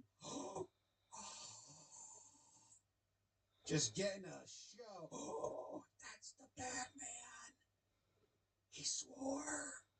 And he is mad. He's going to walk down in the dugout. He thinks it was too late. If you didn't know, he thinks it was too late. So before we checked to see if he tapped too late, I had to figure out what the rule is. So I reached out. I read a lot of articles. I reached out to Major League Baseball. It is instantly you have to tap. And there is a guideline that it's around 2 seconds. So I don't know where Shelty got 3 seconds from, but you could see him say right here, because it's too late. Supposed to be fucking 3 seconds. But I couldn't find anything on 3 seconds. Actually, I found 2 seconds, and that it has to just be instantly right away unless there's a play at a base. If the catcher throws the ball to second because the runner's stealing, he's allowed to tap after he throws it down. That allows for a little bit of delay. So let's see. Here's the pitch. And I'm guessing the timer starts right after the umpire makes his call, right? It's not like when he throws it. It's not when the catcher catches it. I would guess it's when the umpire makes the call. So to my best knowledge, we're going to start the timer right here, and that's the first tap. So it's less than a second. Now, what probably happened was, and then we'll play it forward, and that's the second tap. That's over 2 seconds, but still less than 3, which Shelby was arguing. But he did tap instantly. And then there's a third one right there at 4 seconds. I'm going to guess that Shelton was watching the catcher and not the pitcher and didn't see that tap, which happened at just the 1 second mark, a little under the 1 second mark. I think he was probably watching the catcher to see if the catcher would tap. He missed that one, and he missed that one, and then he saw this one at the end, which was too late. But he probably missed the first because he was watching the catcher. That's my assumption. So that's why he's upset. The game continues. There's 2 outs. There's a runner on first. That's a strike, probably maybe a ball. That's a ball. And that is put in play and botched. Oh, no. Manager gets ejected, and the boys are fired up. We've got the tying run on first. He can't believe it. The ball betrayed him, giving it a little rub down to get back on the good side. Outman's up, looking to get not out. Boom. Anyway, then it's a strike and then a ball, and then we've got a ball in play, and it's going to be caught for the last out. So he didn't. The ejection did not spark a good finish. The Orioles just won, and that is our first ejection about the communication issues over ABS. This breakdown was brought to you by MLB 9 Innings. With over 2,000 players, real rosters, and multiple game modes, MLB 9 Innings lets you build and play your way anytime, anywhere. Download and play MLB.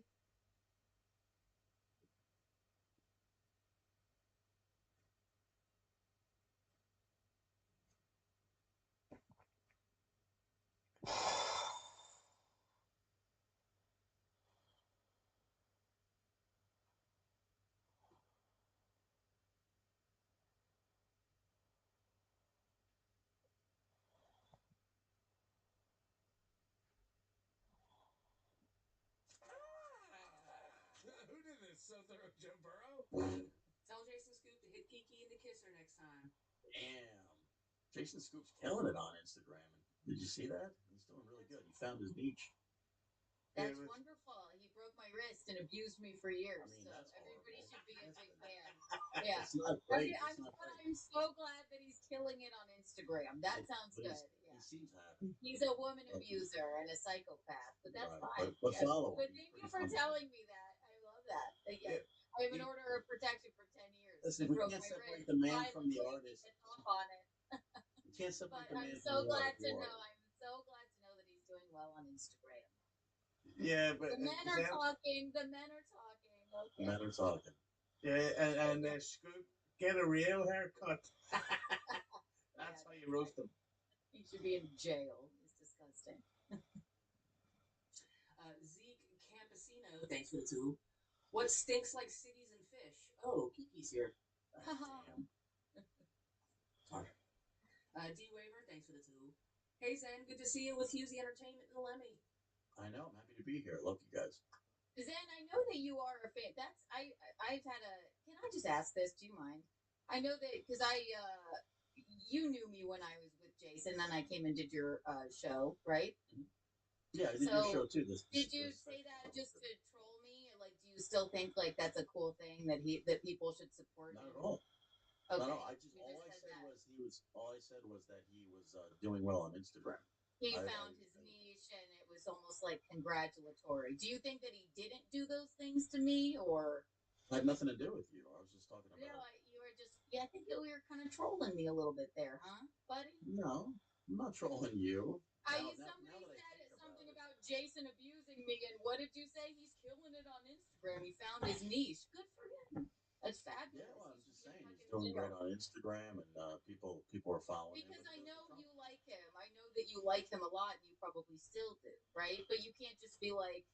I don't ever ask anyone to disavow anybody, but like when somebody comes with like poignant, actual facts about domestic abuse and like all that stuff. stuff, but you're still like, yeah, but he's Oh, still I a killer. disavow That Trump anything that he impression's did. fire. I disavow anything that he did to hurt anybody, especially you. I mean, you know, we had a good rapport for a while, so that has nothing to do with that. I'm sorry that if I offended you. You didn't offend me. I'm just wondering how, because I like you, Zen. I'm just wondering how much are you obviously. trolling me here? I'm not trolling you. I think you are. You're like, I didn't even bring up Jason Scoop. Husey did. Why aren't you yelling at him? no, I'm not yelling at him. But you're like, yeah, well, his Instagram's taken off, even though he fucking broke my wrist and spit on me and kicked me and.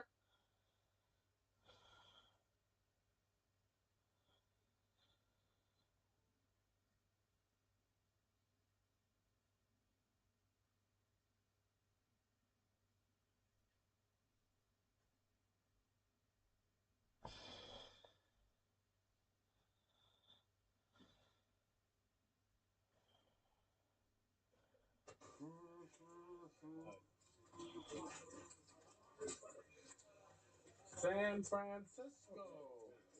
Oh, tell me. When's your next tournament? Three bets. Maybe World Series? Brittany's in there.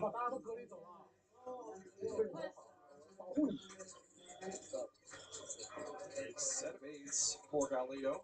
Beautiful sight in the three-bet pot. And pairing a flush draw for Brittany, and she's usually very aggressive in these kinds of spots. She does just rip it in. Obviously, Galito snaps this off. I think Brittany sort of thinks, how bad can it really be to just rip it in here with a pair and a flush draw? And the answer is often really not the best move.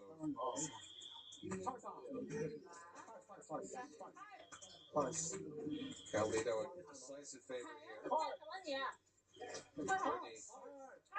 Brittany needs a heart. Doesn't get one. Galito wins the first board.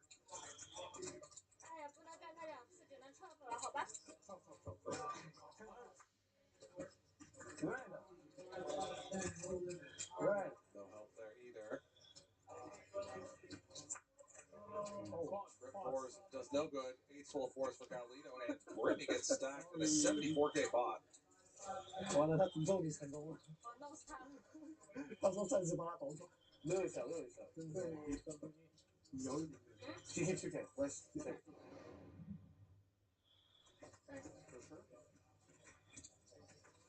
你没有把它好。Race from Brittany. 3 bet. See what Mike X is going to do with Jack 10 suited. 对，就是放白，给我也知道了，就是放白。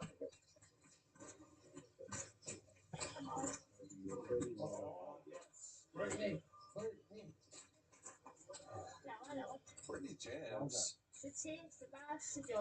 After Mike calls.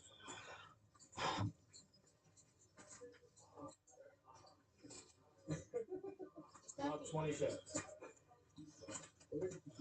20.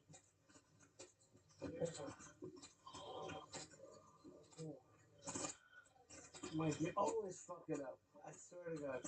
Why are you lazy if you cannot call a re-raise? Mike X calls. And it's a flip between two good but not great hands.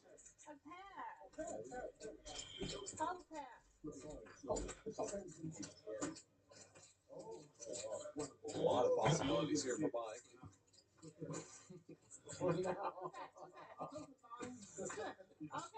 Even more now.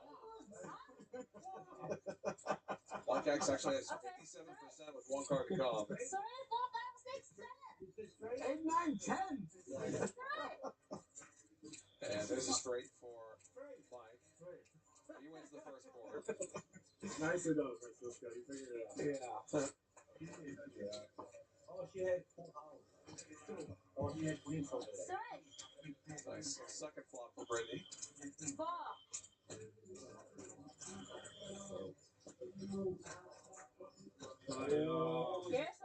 Mike X can hit a straight on a 9. No foresight. 9, 10, or jack. Doesn't hit one and they'll chop it up. 大字宝宝啊，不知道我抽的怎么不大？我是不是领先了？我运气不好而已啊。打技术的话，我可能领先了。How many else I did? 哎呀，来个错 ，Richard Pass Top Pass。 That's usually when he's very. Last time I had Jack 10 too. Hey, Gilbert's here. Hey, Gilbert, come on in.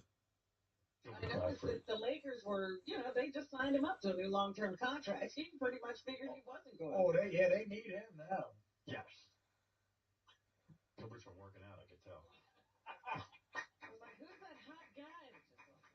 Who's that super muscular guy? Gilbert had a great line. He said, "You know, it's a slow guest day when people are going, where's Gilbert? Where's he late?" No, because I actually want to leave on time today, and I know if Gilbert shows up late, I'll be here all morning. It's usually like Beetlejuice left. We forgot about Gilbert. Oh, yeah. It's not that it's a slow day. It's that Gilbert. You're slow. Gilbert's slow. Yeah, and you're slowing us down. Damn it, Gilbert Godfrey's not here yet. I thought you were Marcus Schenkenberg. Yes. Dude, you must get mistaken. Check his car. He's late because his car got stopped at Times Square. Oh, yeah? Were you in a limo? Gilbert looks like a terrorist. Oh, yeah. You know, you look kind of Arabic, actually, or Chinese. I don't know what you are. You could be mistaken for almost anything. Yeah, I could be a South Korean terrorist. Yeah, I mean, who knows?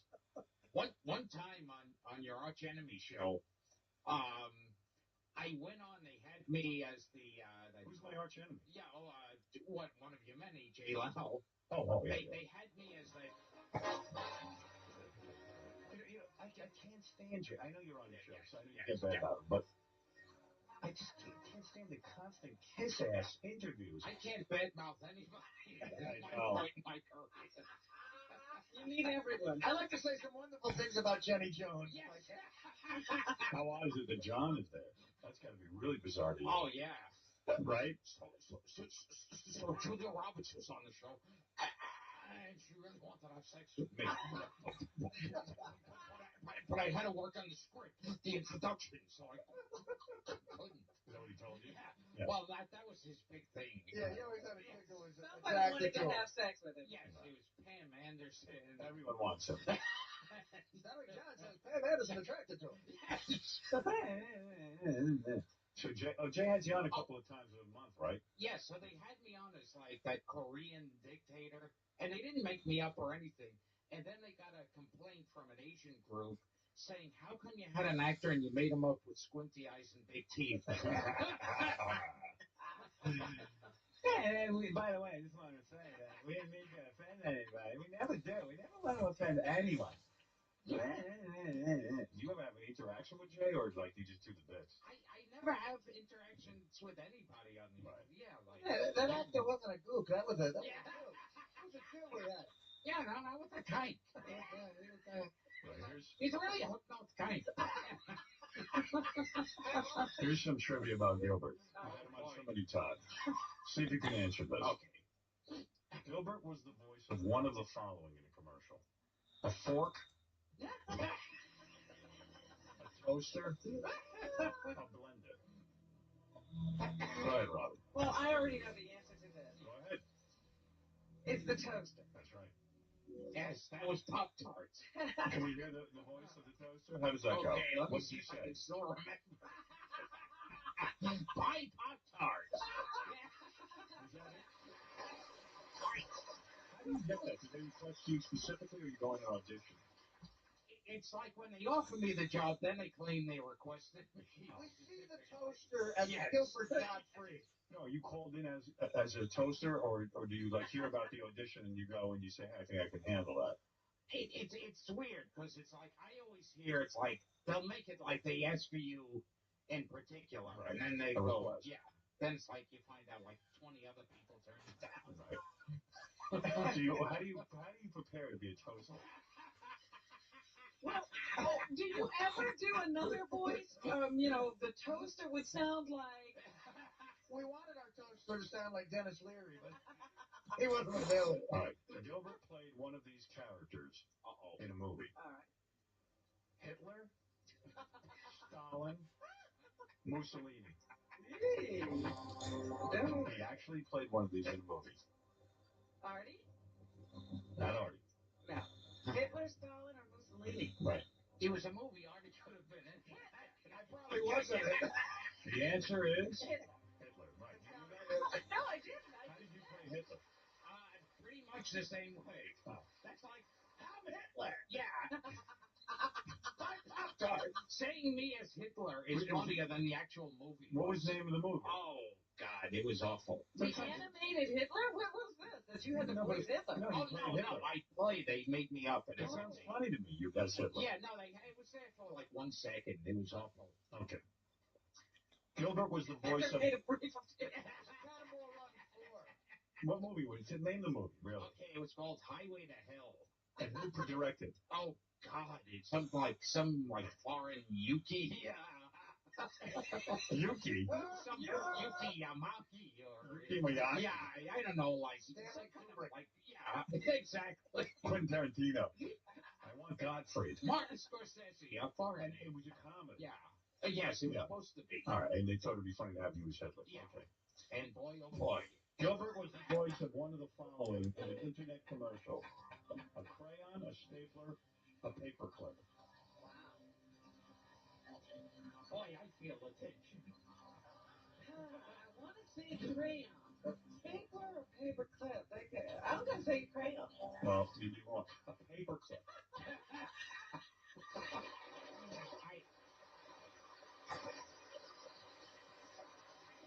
I guess you'll be wanting to hear that voice. Gilbert was the voice of one of the following on an award show: an asteroid in the game Asteroids, the dot in the game Pong, Super Mario's plumbing wrench in the game Super Mario Brothers. Wow.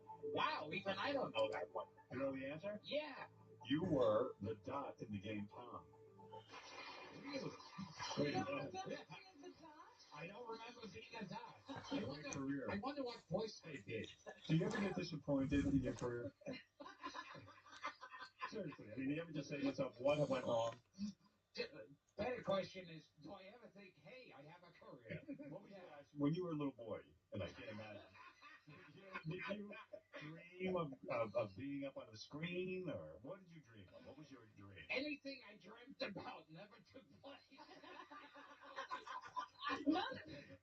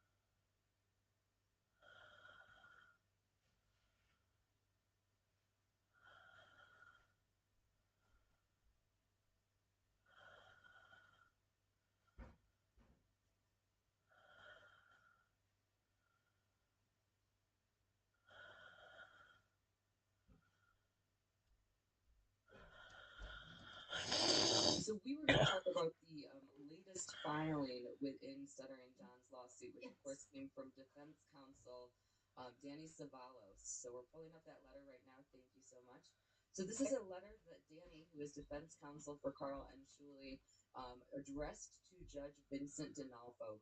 Damning letter, if you ask me, but the intent of this letter and what Danny is asking the court to do in this letter is he is saying that, hey, Judge, I believe that you need to know a couple of things about this lawsuit. The first thing that I think that you need to know is that there might be an issue with the attorneys that are representing John. The second thing that I think that you need to know is that there might be an issue with some of the witness affidavits that were submitted by John's team, by the plaintiff's side. And the third thing is that I would like to request for an in-person status conference in order for us to be able to discuss these issues. And I would like us to discuss these issues before we actually have a ruling on the pending motions and cross motions that all exist under your honor's nose. Would you say that that's a relatively good summary of this here letter? Yes, it is. Yeah, great summary. And I still feel like this is so weird because we definitely do not do this in North Carolina, which is where I practice, because it can get totally out of hand, as we saw in this court file, where the poor judges got inundated with letters and maybe emails, a bunch of correspondence back and forth with these attorneys. So the judges here, where I practice, they don't have time for all of this back and forth, nonstop flurry of communications. You can't just contact the judge. You have to file like a response or file a motion, then schedule it. So it's very formal. So it just seems weird that somehow in New York they let people do this with the poor judge. I don't know how the judges can handle this. This case in particular is even crazier because as both you and I know, and probably as a lot of people who are watching know, there are just thousands of pages of documents in this case. This is filing number, what is it? This is filing number 82 in this case. And there have not been, there's only been one decision. And there have been 82 filings, each one. Some of them are 50 pages long. Yeah. So, we have huge amounts of paperwork. I can't imagine some judges in New York State still like to have a physical printout of everything so that they can go through it. I can't imagine having, some law clerk come and set down this huge stack of papers on this judge's desk. I imagine that they would be very frustrated by that. So this letter, although it definitely is not common in many jurisdictions, I think that in New York we see a little bit more of this because so many of the judges in New York State do get kind of inundated. And so a letter like this can kind of indicate to the judge, hey, listen, we kind of want you to maybe put a little stay on the action so that we can look at these issues first. Would I say that this is common? Absolutely not. I would say that nothing in this lawsuit has been common. And this in particular, and I know that one of the aspects of this filing that you are the most interested in, it comes on the second page, where they are talking about the issues of John's attorneys potentially having quit, and in particular John's attorney Tabor Benedict potentially having filed some arbitration against John himself. Yeah, and I kind of lean towards thinking that's totally fake. Anyone can just type up a Word document and say, hey, I'm putting it on the internet. Look, the breaking news is. How would anyone even get that? Because arbitration is totally separate from the court system. And that's why a lot of people, especially corporations, they prefer arbitration because it's not public record. Yes, so absolutely. Unless John somehow received it and then he gave it to someone who then posted it on Reddit, which seems pretty strange. I mean, that is plausible, I will be honest. I do know that people talk, and I know that there's always a behind-the-scenes conversations. But I agree agree with you that this does not seem particularly credible to me. I think that this arbitration notice is likely not a real thing. The only thing that makes me really think that it's real, and I will say actually before I discuss why I think that it has a small chance of being real, I will say that Danny Savalos, who again penned this letter and who is citing this Reddit post that has this screenshot that we're looking at here, Danny does specifically say, I do not have any way of verifying this document, this screenshot. And he says, and quote, there is no shortage of pranksters in this online universe. So even Danny is admitting, this might not be real, Judge. We don't know if this is real. Now, to me, the only credibility to this being real is that Danny, before filing this letter with the court, he sent a copy of this drafted letter to John's two attorneys, Tabor Benedict and Bennett Susser. And if I were Tabor Benedict, or if I were Bennett Susser, and I saw these allegations in a drafted letter, I would be all over the place going, that's not true. Don't tell the judge something like that. Don't even insinuate something to the judge like that that isn't true and accurate and real. And so the fact that they were silent on that, to me, says maybe it is real. Yeah, it just seems unprofessional for these attorneys of record to completely ignore Danny Savalos.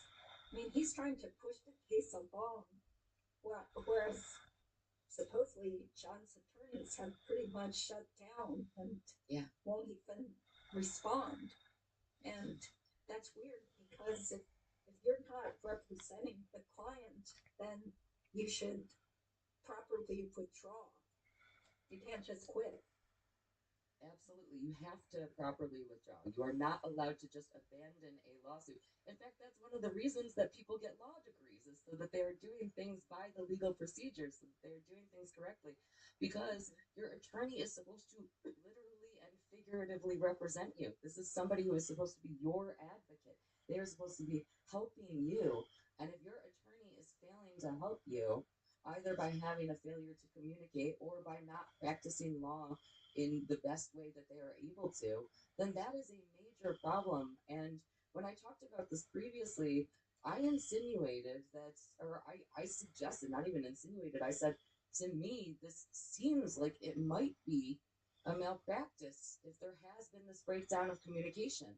What I don't know is, I don't know if the breakdown in communication has been coming from John's attorneys, from Tabor and Bennett, or if the breakdown in communication has been coming from John. If John's attorneys are in fact passing this information along to John, not a malpractice to me. It doesn't seem like they're doing anything wrong. They're trying to get John to respond to things. But if they're not even responding to anything at all, and if John isn't aware of the goings on in his own lawsuit, and that's due to his attorneys not telling him things, that seems very serious to me. Would you agree that that's something that potentially could be a malpractice, or am I way off base on that? I would accuse his attorneys of malpractice because we have no idea what's going on behind the scenes. Because, there have been plenty of times when I was involved in some sort of litigation case and I started having conflicts with my clients, but I still can't tell the opposing side what's going on. Like the client's being a total jackass, or turns out the client turned on me, or the client's not paying my bill. He lied to me. I mean, you still have to keep that confidentiality. But if it turns out that for some reason they can't represent him, or they feel like he's not cooperating, or he's not paying them in accordance with whatever the fee agreement said, then the proper thing to do, at least where I've practiced, is you have to file a formal motion to withdraw, then schedule it for a hearing, unless your client consents to it. Yeah. That is a very, very similar process as to New York State, at least my understanding of the process in New York State. So I definitely, the fact that we have not seen either of these attorneys withdraw means that they are still technically representing John, even if there has been a breakdown in communication. And it's peculiar to me that if there was a breakdown in communication, that they wouldn't just file that in order to get out of it. I wouldn't want to. If there's a reason that I don't want to represent somebody, then boy, oh boy, do I want my name off of that immediately. I don't want it. I don't want the responsibility anymore. Get me out of here. Yeah, yeah. Oh, can I show something from that arbitration association? Yeah. Okay. Yes. Because sometimes people think that arbitration is such a great thing because it takes it out of the court system. It's supposed to be faster and confidential, but usually arbitration is usually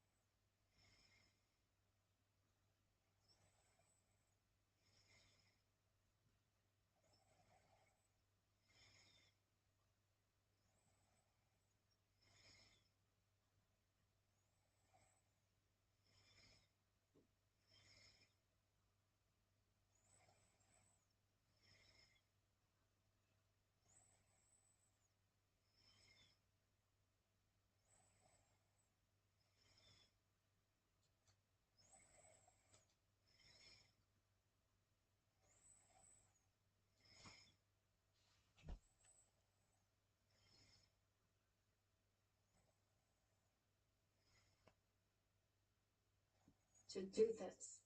So I'm very unfamiliar with arbitration. Are those filing fees and those associated fees that you just described, are those things that the plaintiff would need to actually pay for? So in this case, it would be Tabor would be paying these fees. Yeah, so I've never, I mean, so why would an attorney say, if we have some sort of dispute, we're going to turn it over to arbitration with a certified arbitrator? Because, if this is a big if he only owes $7,800, then you could wind up spending just as much on the fees to do it. So, plus, didn't John say repeatedly that he doesn't pay lawyers? It's on a contingency basis. Contingency. Yeah. He sure has. So I don't know what the truth is, but arbitration isn't free. So let me just take that. I just want to get that out there because most people gloss over these things in contracts because they think it's a good thing, but it could turn out to be a total negative. That's a really great point. And so let me see again. I'm going to kind of make a guess here, and you can correct me if I'm wrong, because again, I know so very little about arbitration. So let's say that Tabor did actually file this arbitration hearing against John for $7,800. And let's say that it ends up being a wash. He ends up, breaking out exactly even.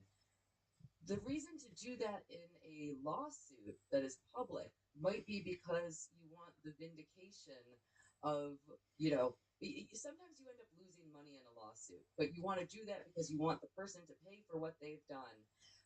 In a lawsuit that is filed with the civil or Supreme Courts, everybody gets to see that they are paying for something that they've done. In these arbitration hearings, there would be no vindication of the fact that John was in fact in the wrong. So it would be even more peculiar. And again, I'm kind of spitfiring and making conjecture here. I would think that if it would be possible for Tabor to be losing money, that he would want to do that in a way where John was penalized both financially and publicly. I don't know, maybe. Yeah, because you want it on the record that hey, this person, if it's true, screwed me over. His credit should be harmed. I want judgment so everyone can see it. Yeah, and also this is a total side note, but let's say he decided to sue John in small claims court because most small claims court you can sue for up to 10K. It's difficult though because the client is totally far away. At least where I practice, you can't sue the person in small claims court unless they live in the same county where you're suing them in small claims court. So it becomes more of a hassle. And this is why, a lot of attorneys might be like, I'm not representing this person who doesn't live anywhere near me because if they screw me over, how am I supposed to get paid? It's a real hassle to have to sue someone. That is very interesting. And of course, it ties into the Stuttering John lawsuit against Carl and Shuley because there has been this change of venue from New York County, Manhattan, where it was originally venued, to Rochester, New York, which is about 5.5 hours away from New York City in Monroe County. And so that has been a big change in this lawsuit with Stuttering John, and that, of course, is a part of the alleged communication breakdown between John and his attorneys, which is, are they going to come to Rochester if there are hearings set? If a status conference is set, as Danny Savalos requests in this letter, will either of John's attorneys actually show up in Rochester in order to represent him? Yeah. The other attorney, is it Susser? Yes. Where is he based out of? He's also based out of New York City. Oh, okay. So it's going to be a huge expense if they have to go there for multiple hearings and depositions. It is. And if they're not getting paid, that money might be coming out of their pockets. Yeah. I wouldn't do it. Yeah, I wouldn't do it either. I'd be like, heck no, I'm not driving 5.5 to 6 hours. And who's going to pay for the hotel? Who's paying for the court reporter's fees? It's very time consuming. Very time consuming. Very, very time consuming. And especially if there is concerns about payment or if this is on contingency. You probably go to sleep at night thinking, boy, I could be making so much more money doing something else. Yeah, exactly. Well, also, if you feel like after a while the client's credibility isn't that great, then it's kind of like, do I want to take that risk? It's probably not worth it. You have to weigh the costs and benefits of spending so much time working on someone's case and then possibly getting zero. You do. And there's definitely been speculation that the reason that Bennett Susser took on this case is because he's a stand-up comedian. So he wanted the closeness to Stuttering John Melendez for the infamy, for the fame. If that is the case, and he took on this case for free, if that is the case, again, big if, maybe he has realized since taking the case on that Stuttering John isn't quite as liked as he was back when he was on the Howard Stern show. And perhaps if that realization is occurring, that could be a reason to kind of take a step backward and feel a little bit more uncomfortable with representation. Mm-hmm. That was one of the worst mud cakes I've dropped in a long time.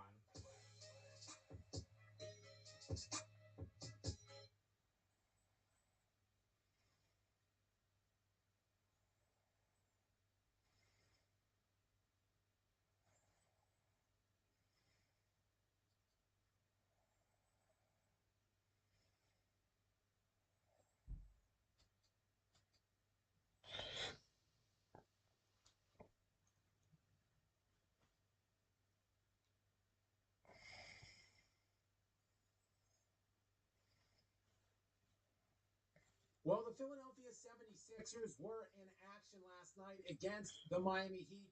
They lose that game by a score of 119 to 109, which coupled with the Atlanta Hawks' impressive win against the Boston Celtics, and, well, they get a firmer hold on the 6th seed, and they flush the Philadelphia 76ers further into the depths of the play-in tournament and closer to their inevitable first-round exit.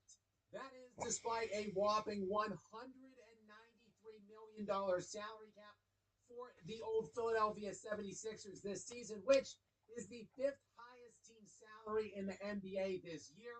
A lion's share of that is being engulfed by Joel Embiid, who is making $55 million this season, good for third highest in the entire NBA, behind only Steph Curry and Nikola Jokic in that order.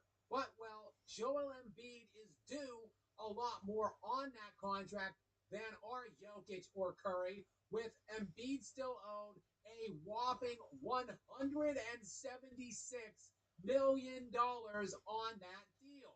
And while last night's game in particular against the Miami Heat can serve as a microcosm for Joel Embiid's entire career, good enough looking stats, 26 points and 7 rebounds, basically his seasonal averages right now, but he was also a minus 18 in that game, and he dazzled us with such electrifying plays as these ones. Yes, there is a lot of talk percolating around the NBA sphere right now on social media and mass media about flopping, foul baiting, free throw grifting, and let me assure you that there is unequivocally no one worse in the game than Joel Embiid.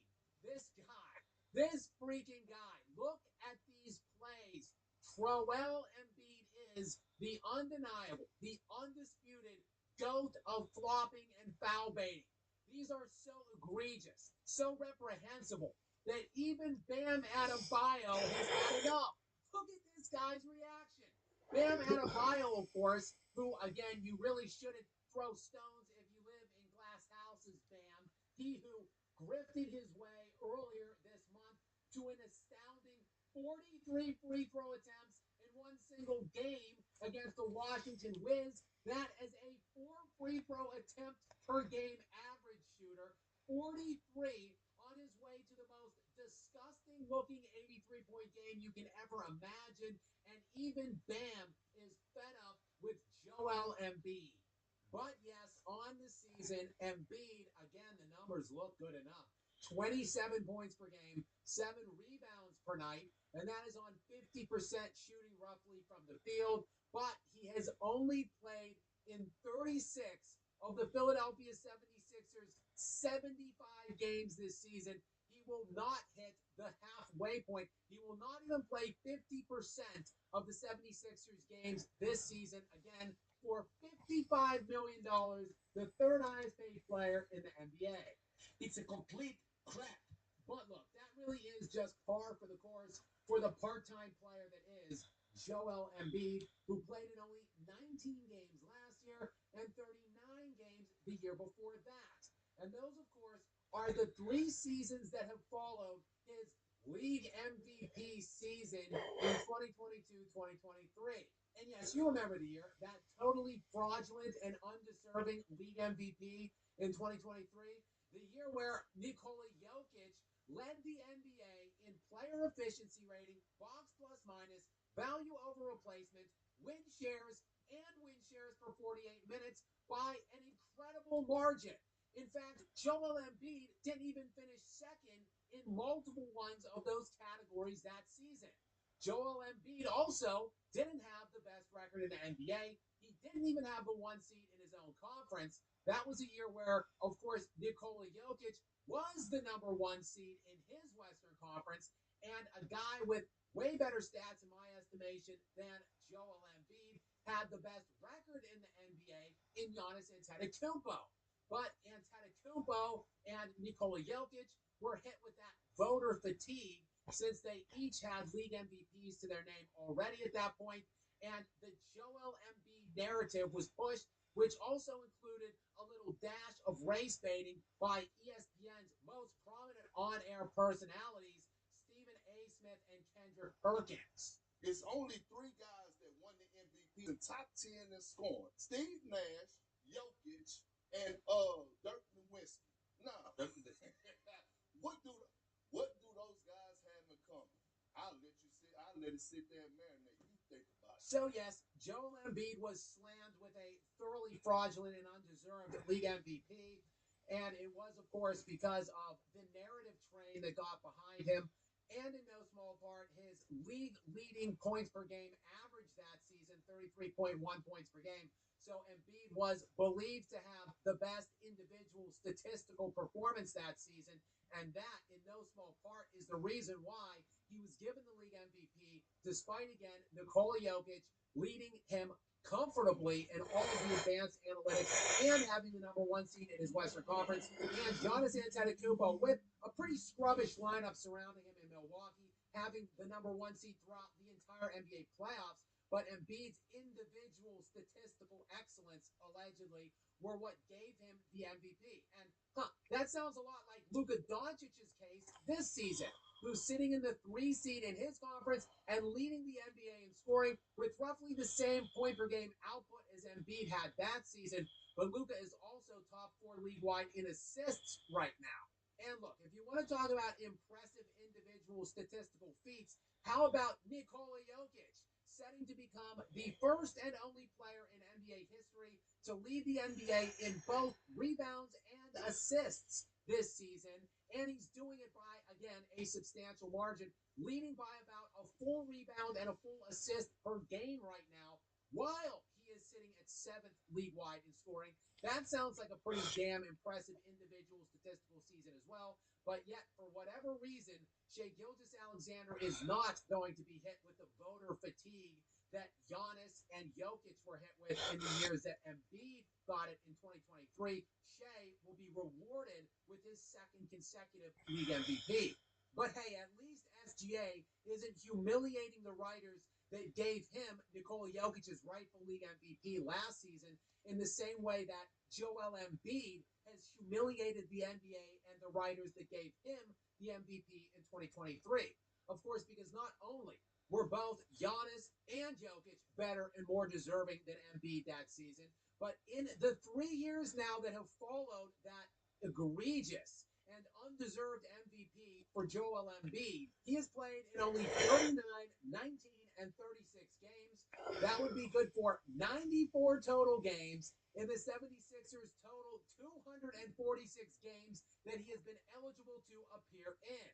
So 94 games played since he won the league MVP, and over that span of time, Nikola Jokic has recorded 90 triple-doubles. So Jokic has nearly as many triple-doubles over those 3 years as games that Joel Embiid has appeared in overall.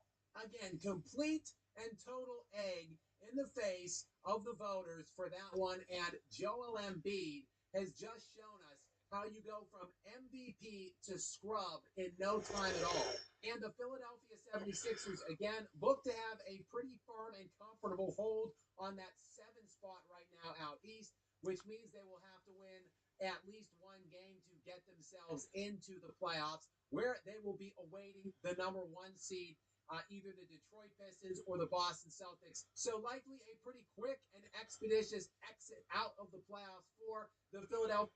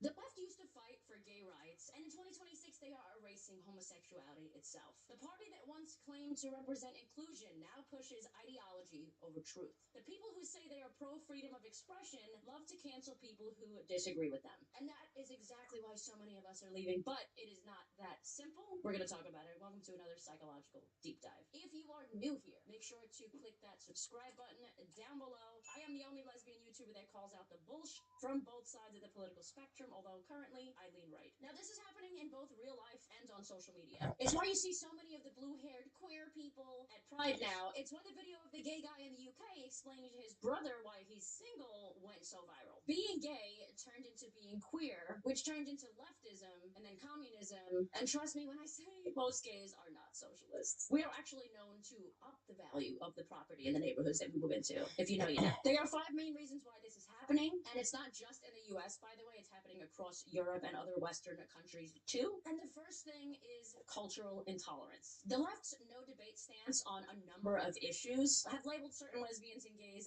as bigots, TERFs, intolerant, Nazis. Twinks were getting canceled for simply calling out how horrible it was to celebrate the death of Charlie Kirk. Save the Twinks! Save the Twinks! Okay, I think I'm being canceled right now because I said that we shouldn't be celebrating the death of Charlie Kirk. Let me, clarify my standpoint. I'm not a Charlie Kirk supporter.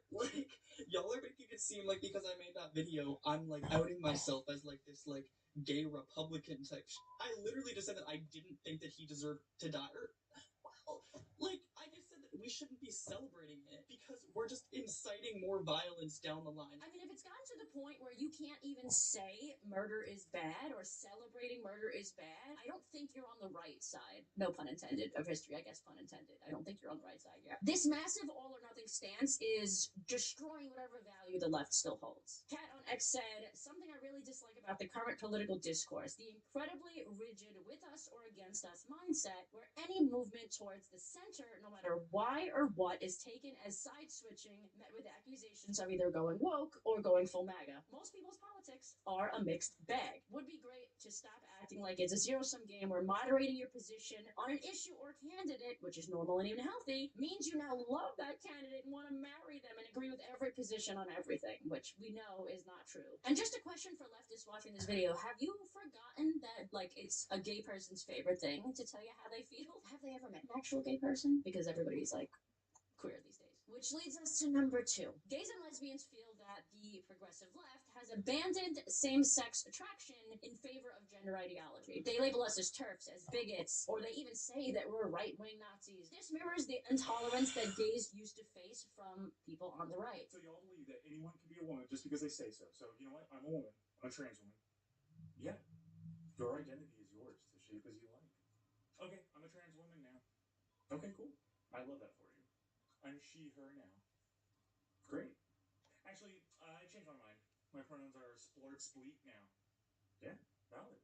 And you're a piece of shit if you don't want to date whatever this is, if you're a lesbian. Transgender activisms clash with same-sex attraction. Honestly, even opposite-sex attraction, but we're just talking about why gays and lesbians have left the left. The T is a separate letter for a reason. It is not the same thing as the L, the G, or the B. Many of us, including myself, argue that homosexuality is rooted in biological sex, right? Primary and secondary sex characteristics. While the dominant progressive view currently treats it completely as if it was just about gender identity, which winds up literally erasing the concept or the fact of same-sex attraction or sex-based orientation. Lesbians for years have reported pressure to accept trans women as partners or, face accusations of genital preferences being transphobic and you're being hateful, which begun the cotton stealing debate short after gay men started feeling this way with trans men. People like myself will argue that this redefines homosexuality out of existence, and pretty sure a good majority of people in the middle and on the right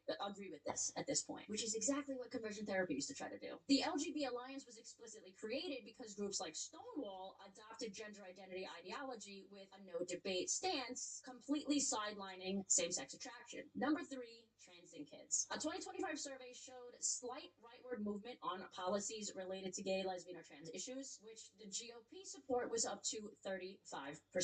Youth transitions and rapid onset gender dysphoria cases. Evidence from the UK's CAST review and other places show that many gender dysphoric teens, which I've talked about many times on this channel, especially girls, are just same-sex attracted. They probably are just going to grow up to be baby gays, baby lesbians. On this channel, we've also talked about social contagion, autism, trauma, and of course, online influences like Instagram and TikTok, which also play a role in teens wanting to transition or at least go on opposite sex hormones. And up until very recently, they have been nothing nothing but affirmed. And a lot of us old school gays or just normal gays, I was saying gays, commonsensical gays, see this as medically converting gay kids. And although generally acceptance of gays and lesbians remains stable and pretty high, trans issues or queer issues is dragging us down. Americans approve of LGBT people living as they wish, but their support drops for trans people. Some see the left prioritizing a very small niche of trans demands, which can be youth medicalizations, trans males in female sports or prisons, over settled issues like gay rights, while ignoring other issues that are more important in our opinion, like the economy, border control, freedom of speech. Listen to this OG lesbian. This is a message from an OG lesbian. The acronym LGBTQ+ is not a representation of a united community, but the strategic forced teaming of the LGB with the TQ+ that serves a dark agenda to rebrand sexual fetishes and disorders as sexual orientations. For what was once a legitimate civil rights movement, gay rights, has been hijacked quite literally by the TQ+ and used as a Trojan horse to mainstream their degeneracy. First, we have the untouchable T's, the trans cult, who want to sterilize children with puberty blockers, turn all homosexuals into surgical simulations of straight people, and destroy women's rights to enable men's fetishes. Then we have the Qs, young men, feminized by sissy culture. Number 4, single-sex spaces and fairness. Lesbians and old-school feminists and women broadly object to males being in female spaces, whether it's prisons, shelters, rape crisis centers, sporting events, changing rooms. And we've also seen a number of pride events, if not all of them, shifting more towards explicit fetish and kink elements, which alienate people like myself, which we consider like the more normalized gays, people that just want to integrate into society, post-2015 marriage equality being nationwide. This is why we see people like Tish running for the mayor of LA after being harassed in a women's bathroom at her gym by a male. I'm angry. This has to stop. Look at all these fellas. You know how many beautiful young women I've met today working hard to achieve their goals in sports for a man to come and take that from them? But you know what that means.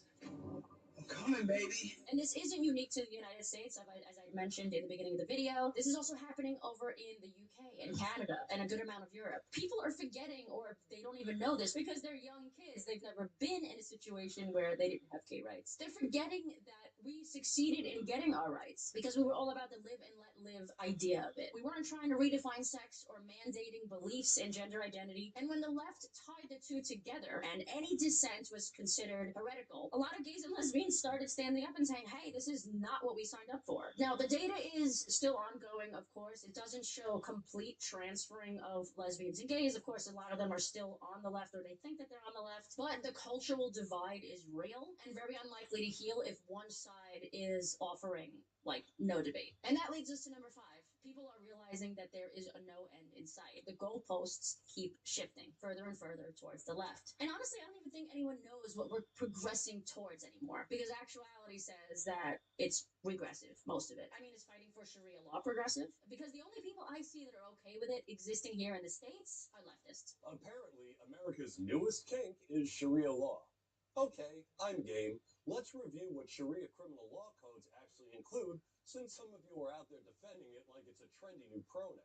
Leaving the religion? Well, the penalty is death. Criticizing the Prophet or the Quran? Penalty is death. Amputation for theft. So maybe hold off on getting that manicure. Stoning for adultery. Well, there goes most of our elected leaders. 100 lashes for premarital sex. Hope that doesn't mess with your polycule. Flogging for public drinking. Goodbye, Kamala Harris. LGB folks? Yeah, we're not surviving that storyline. And the TQ pluses? I'll see you in hell. Is it progressive to allow creepy males in women's bathrooms?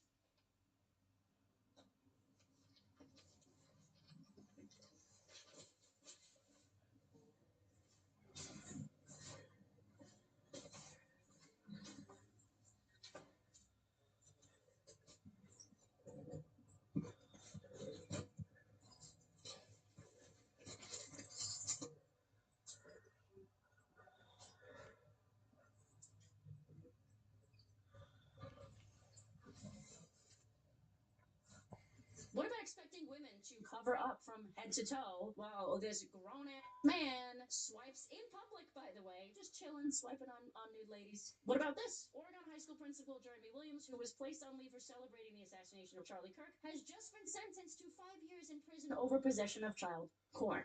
But if we criticize any of it, we are completely shunned from the left, so much so that even leftists themselves are starting to call this behavior out. I beg you, stop scaring off allies because they don't share the exact same views as you. In a world that looks the way it does, we need all the allies we can get. And I'm fairly certain, taking one look at us, you can probably have a game idea of which particular side I'm talking needs allies. The point being that there is a serious problem with performative activism. We already know this, like socially and within a lot of social movements. We also know there's a real problem with people gatekeeping what it means to be an ally behind very specific ideas of what the dominant viewpoint can or should be. This is a problem. This is a serious problem. And the reason so many gays were on the left in the first place does make sense. There's a natural inclination, I think, or pull towards leftism in regards to being a minority. We're all loving and accepting and tolerant and kind, and look at all of our colors of the rainbow, and they're an actual rainbow, even though it's ugly at this point because gays did not design that new flag. It's also the reason why so many of us are leaving. Listen to this twink explain it perfectly. The moment you step out of line, the moment you have an independent thought that doesn't conform to their rigid ideology, the acceptance vanishes. I've been on the receiving end of it. They don't just disagree with you, they threaten you. They'll say you should be crucified, burned, locked away. The most extreme, violent language imaginable. It's not concern, it's a genuine expression of hatred towards anyone who dissents. And let's be honest about what the movement has become. It's not about dignity or equality anymore. It's a fetishistic display masquerading as civil rights, wrapped in a rainbow flag. I can say that with confidence because I've seen it from the inside. I've been part of it. I remember when the goal was simply to live your life quietly, to be gay and happy without forcing it into every facet of society. The idea was to blend in, to normalize, not to dominate. But today, it feels like a cultural takeover. I think he's right, and I think you agree with me. And if you do, make sure to click that like button.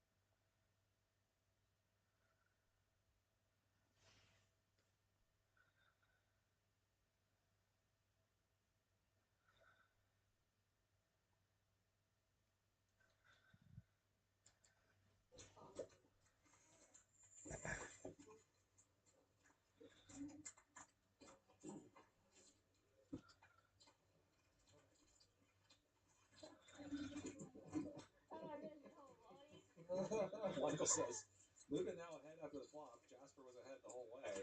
I mean, if you quote me inaccurately, you can make it sound like I said some crazy things. What I think I said was that Luda was the favorite after the flop. It's not the same as being ahead.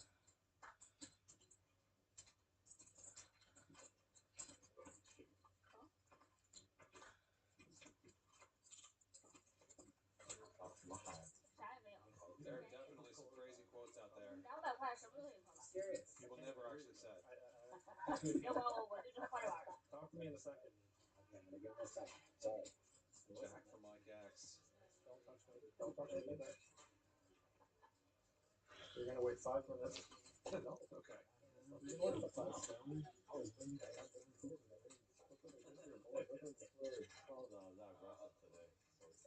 People play different every day.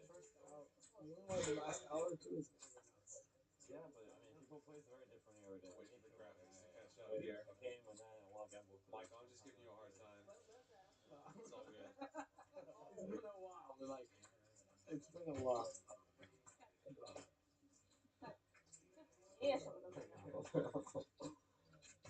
Okay, Mike X has a jack, but no kicker really.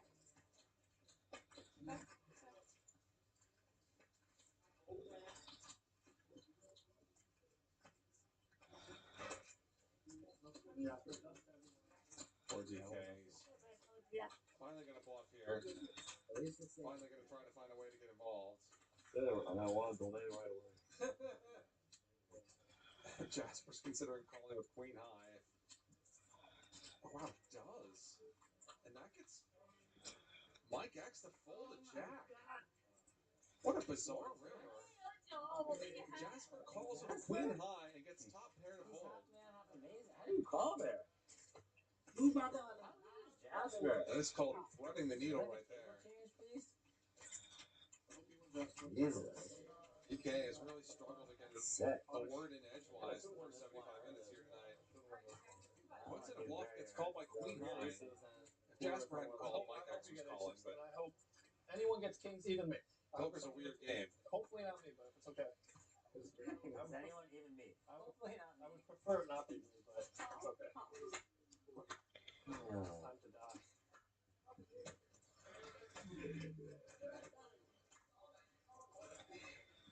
Gee, that was a sick call, Jasper. Honestly. I can't believe it. Just save money. Rio says T-gap.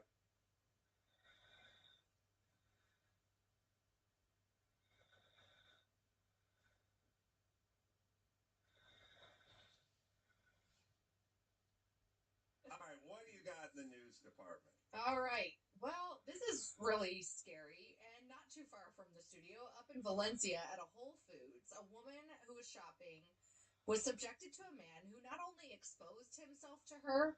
In the footage, the suspect is seen approaching the female shopper as she kneels down to get something from the shelf. And then he lowers his pants and proceeds to expose his genitals and push them against her ear while holding what appears to be a cell phone. Like, I guess he recorded it. Authorities with the LASD are asking for the public's assistance in identifying this individual. So please, Corolla fans, get out there and find this turd bag. The California Post reached out to the Whole Foods, and the company provided a statement which read, quote, "We are deeply concerned about the incident and that occurred at our Valencia store on March 23rd. The safety and well-being of our customers is our top priority, and we are cooperating fully with the Los Angeles County Sheriff's Department in their investigation." The suspect is believed to be a man in his mid-30s. He was dressed in a denim shirt and jeans. Did you see this video yet? Yeah, I'm watching it now. Okay. So, like, if a man was in my space even before he pulled his dong out, I would be like, why are you so close to me in the grocery store? Yeah, I agree. First off, this guy looks like he has a musk. Ew. You know what I mean? Like, I think you could smell this guy coming your way. There are people who have no radar dish on them, and they kind of go through life.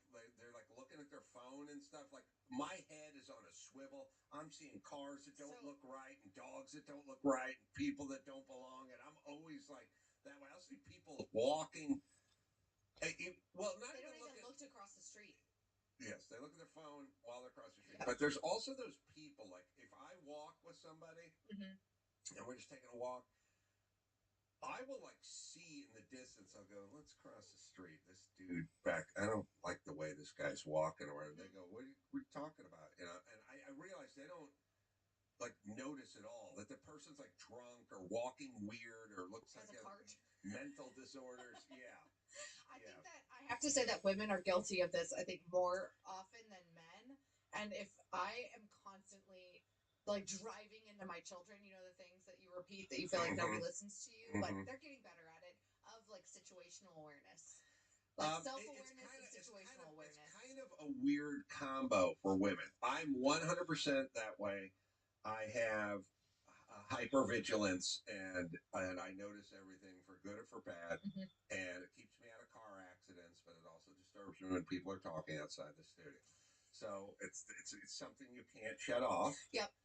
But women need it more. Yes. And they don't have it.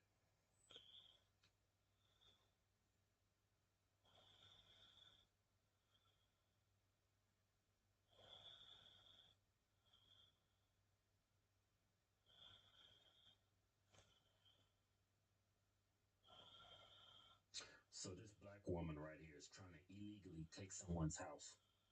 Talking about she's got the paperwork for it. Squatter, check this out. What a joke. That's not our door handle. They took it off.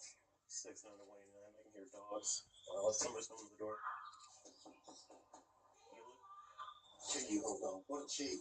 It's astonishing, isn't it? He looked out the window and then walked away from the door. I think it's the only way to get the lockbox off if you don't know the code. Take the door handle off and throw it away. They came prepared. That's our standard key. That key has all of our properties throughout the U.S.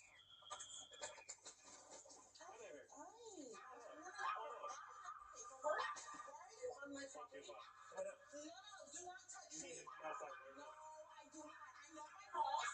Sir, get off of my property.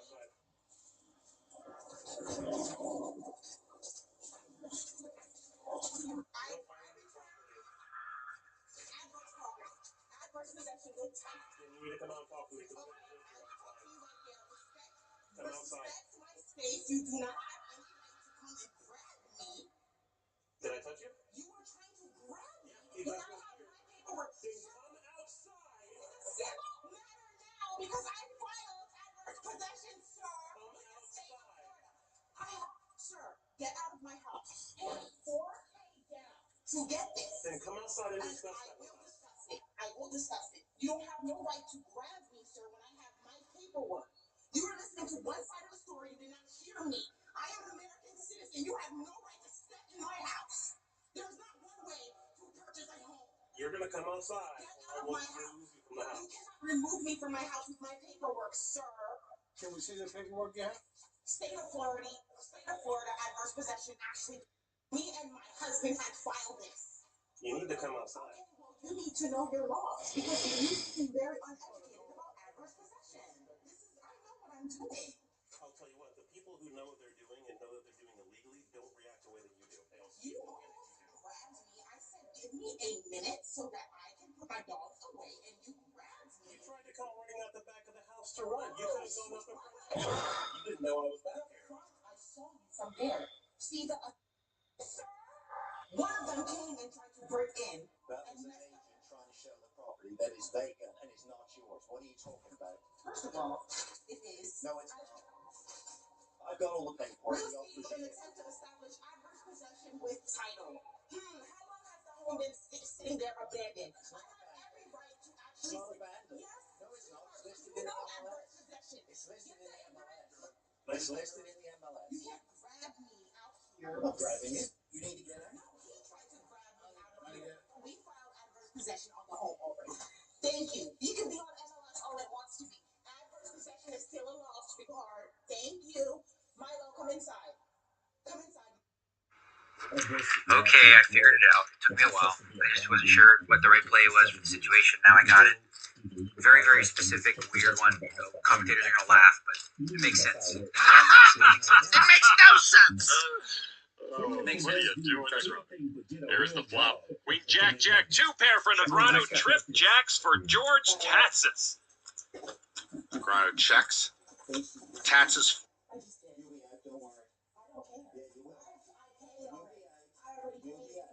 You'll be out. I'll be back in 30 days with the sheriff. You'll be out. Trust me. Don't worry. You'll be out. Smarty pants. Whatever you're doing. Out you go. What's adverse? He's trying to say it's abandoned. It's not abandoned.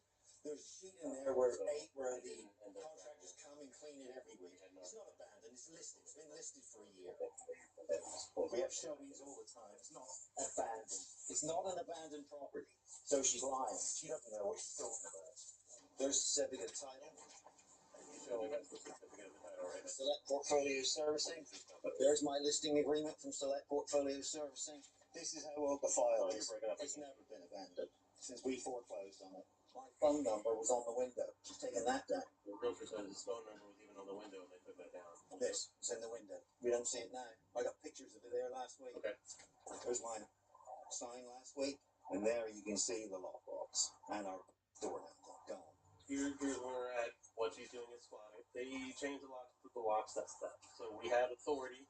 If you want to break the door down, we can go in and remove it forcefully. Yes. We can arrest it. And that's what's doing the locks. That's entirely up to how far you want to go with this. Would you rather do it the safer way with minimal risk of damaging the property and doing, like you said, doing the 30 days with the sheriff's office? Or are you wanting her removed immediately now? Because if that's the case, if she doesn't let us back in, if she doesn't come and agree to open the door, which she may not do now because she knows she's probably in the wrong, you will have to be responsible for breaking the door down and paying for the damages. Well, it's our property anyway. We own it. Whatever damage is there is there. What are they going to do in the month they're there and the money they're going to cost us by not being able to market it? I can't answer that. No, exactly. So you don't think she can come to the door anyway? I mean, we can try again, and I would have German go up there because she doesn't like me clearly, so she might be willing to come back to the door once he goes up to it. What do you think? Try it. Let's try that.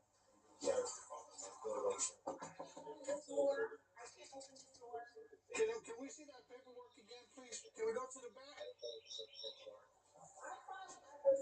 Can you just meet me in the back door? Because I need you to show me that paperwork again.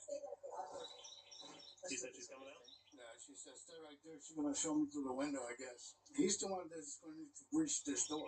Can he give us permission to kick it in, or does he have to be the one that has to do it? You're going to make a 70-year-old man risk his own limbs for kicking the door. I don't know what the legal requirements are here. He's a senior officer. He's a master police officer, so he knows the stuff more than I do. Let's check the back door.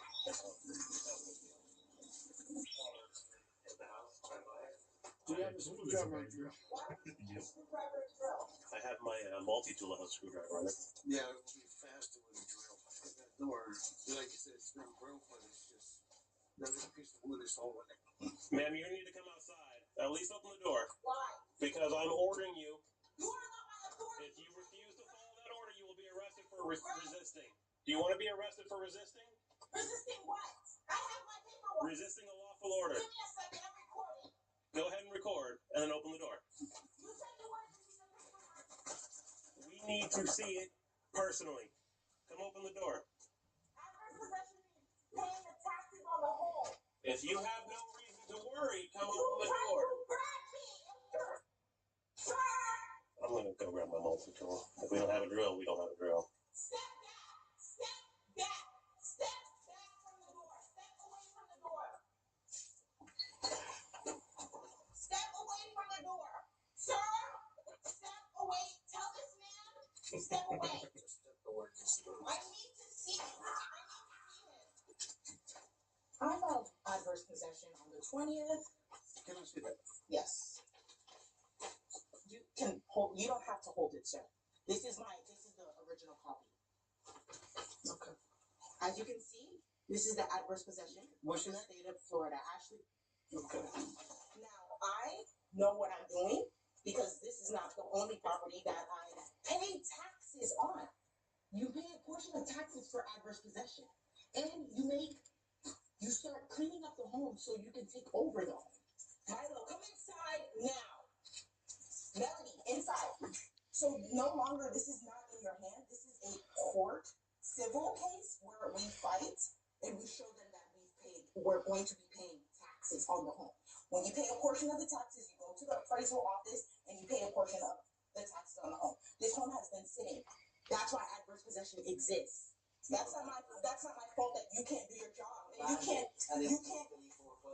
If you are a real estate agent, that means you have to sell in a limited time. You know nothing about what you're talking about. Yes, I do. It's called adverse possession. $575,000 was paid for this property in January last year at foreclosure sale. Yeah. That makes it legally the owner's property. It has not been abandoned. I have pictures of the property every week, date and time stamp, which will go to the court. You are wrong. No, you are wrong. You are maintaining the okay, property. and maintaining it. What's wrong with the pool and the frogs? Yeah.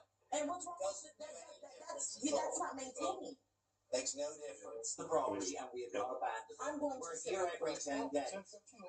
So your criteria are wrong. No, my criteria, sir, you cannot grab me, sir. Sir, you cannot grab. I have dogs. Sir, I found adverse possession. Stop resisting. I found adverse possession. I did it the right place. Sir, please. My dog. Sir, can you help me? I filed adverse possession. Sir, that's my paperwork. Sir, what about my dog? What about my dog? Against the What law. about my dog? I didn't do this. Stand. Stop resisting. You want to get tased. Turn around. Turn around. Turn around. Turn around. Oh my God, I paid $4,000. Stand against the wall. Stop resisting now. I need to call the police because this is wrong. I have my paperwork. You gonna call the police? Your friends are gonna show up. Are you serious? Why am I being arrested? I have rights. I told you. Burglary. It's not burglary. I have the paperwork, sir. I went through the appraisal. State appraisal. They gave me the key. Oh my God, sir. Yeah. Daniel Dates. Oh, we're here. Okay. Can I breathe, please? I can't breathe. Let me, please. Give me my phone. Let me get my phone. You don't get your stuff yet. I have my MacBook Pro. Wait, let's go inside. I have to. We'll get everything. I can't do this again. Sir, are you pressing charges? This officer falls in the water because you won't cooperate. We don't get it for you. Stop resisting. Stop.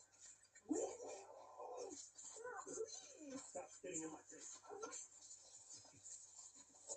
That's not fair because I had my paperwork. You're racist.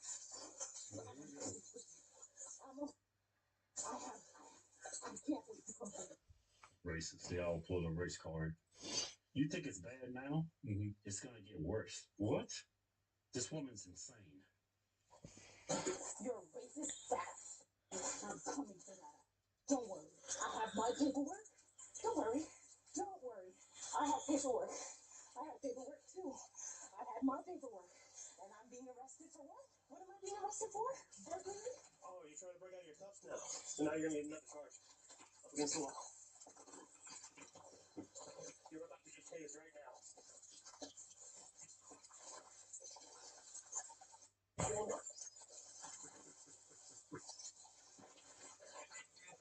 Siri, call the cops.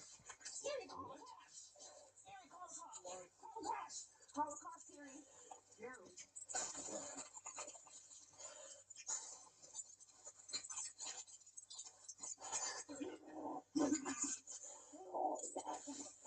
Roll over on your back. Stay right there on the ground. Get the fuck out of my face. Or spill. Get the fuck out of here. I have no respect for you, GED, you dumb loser. Adverse possession is a law, and I'm gonna sue the fuck out of you for what you just did. I swear to fuck. Get the fuck away from me.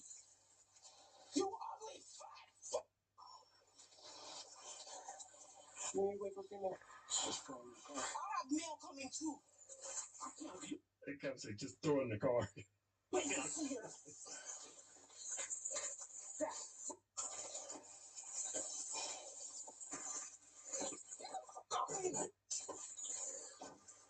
Started working out again 3 weeks ago. I'll go check the inside with this guy. Section we're gonna need animal control, 2 small dogs, possibly Pomeranians. All right, let's go inside. I wouldn't be surprised if there's somebody else. So the husband is involved in it as well. I didn't think it was her all around. Well, that's what she's saying, her husband. But why does she think she has a right to have a property and other people have to save up them thing? It's crazy. All right, just go ahead and announce yourself.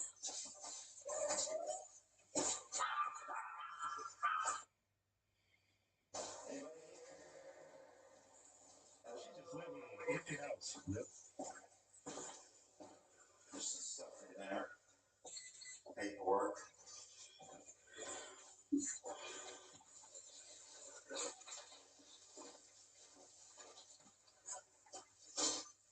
What about this? She'll bring this out.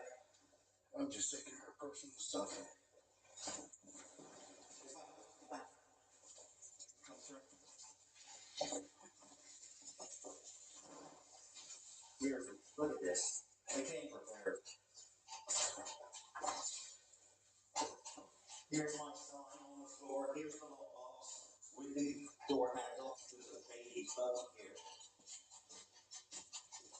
Thank God there's no baby in it. Well, I can't see one, can you? You know what they call that's the dog songs. He even said, see me in 30 days, but you antagonized that I would get arrested. There's our sheet. As you can see, you want to take a picture of this? This is the sign sheet. Look at the dates we're here. We have a crew to come and clean it, make sure everything's okay. Trying to ruin my life? You see a black woman all by herself and I'm the mastermind all of a sudden? Absolutely nothing about anything that we've done You were trying to grab me had and anything to do with race. No way. When I tried to tell you the front door, go play with the front door right now and see if you can open it from the front. Stay. Seems to be working fine now. So according to this, in order to use adverse possession, you must move into and otherwise neglected property and improve the property, and the title can't be granted to you after a period of time, and it must be done in a visible manner such that it is in conflict with the owner's right, none of which she does. I'm not going to cooperate. It's okay. It's going to do a quick pat either way. It's just for safety measures. Safety measures for what? You got belts and everything on you. Safety for what? You're going to Look at me. transported from one place to another. So either way, like I said, I could just hold you here and I could just do a pat real quick. But either way, it's going to happen. And then I got to. I have my own authority. I'm a sovereign citizen, so just don't touch me. Well, we're going to. So. Don't touch me. Cooperate with the pat down. Do you realize just how easy it is? I just. How many eggs? If you spit on me, I'm going to get charged with additional. Get out of me! Get out of me! Put on the wrap. Don't touch me, you piece of trash! Get the away from me, it's you, bitch! It's broken! It's not broken. It's not broken. It's not broken. It's broken! It's not. She's already gotten out once. Oh, you slipped out of these before. So right now, you're sitting here, and you can put these handcuffs behind your back. I don't like you guys anymore. Like, I cannot. I hate you all. And I hope you guys dies. And I hope your children dies. Like, I don't like you guys. And I can't wait for sovereign citizens to just come through. And, like, when that war begins, I can't wait. Don't talk to me. I'm an American. And I want to be the face of that war, too. Hi, I'm Officer Espinosa with Orange County Animal Services. I'm going to be taking your 2 dogs. Can you take the number? Listen to the. Can you take the number? Bye, ugly. That's why your skin sucks. Okay, put your hand behind your back. You got the nerve to call somebody ugly? Why, you don't think she's attractive? What are you, racist? Look, you can see her back there. She's looking pretty good, see her? Her skin look fine to me. Think all white women look good? That's a Mexican. Break my wrist. You're not my authority. Break my wrist. I'm breaking the wrist. Break my arm. Put your hands down. Come out. Come out. She's gonna lose it. Watch this. Let's just wait for the wrap. Okay. I said no, right? Oh, you're gonna. I said no, right? I'll fire him up. What's up? I'll fire him up. Get the away from me. Get the away from me.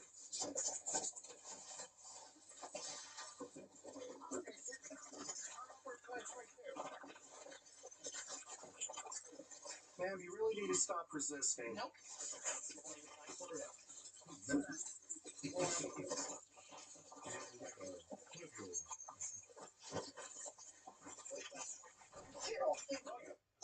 Oh, now Now you have bounty on a police officer. Congratulations. Awesome. There you go. We're good there. We're good. And we have a wrinkles tightened up pull over. Yep. Now pull over. Good. Yep.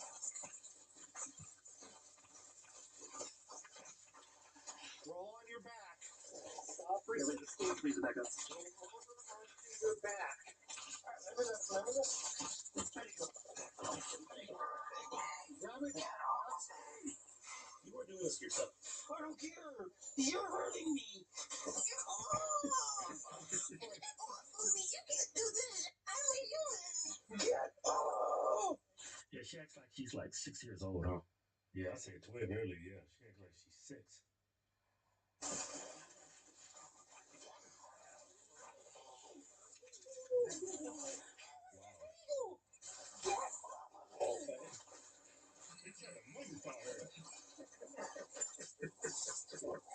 Watch this. Watch this. Just in case, let me take that helmet. I don't know how she's going to react to this one.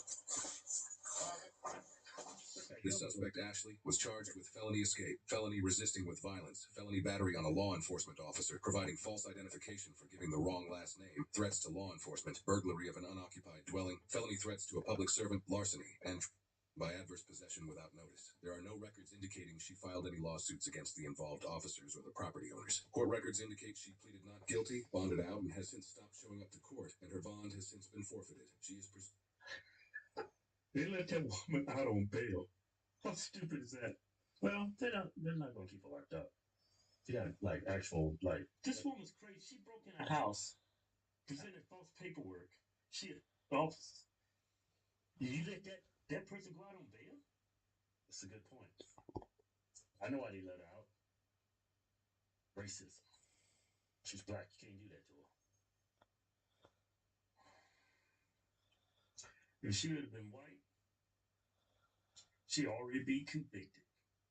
40 years. Hard labor. 40 years. Hard labor. You know what? I hate to play the race card. My name is Jamie Young, and I'm the Senior Manager of Volunteer Relations. And I'm Jody Hambrook. And not so Negroish.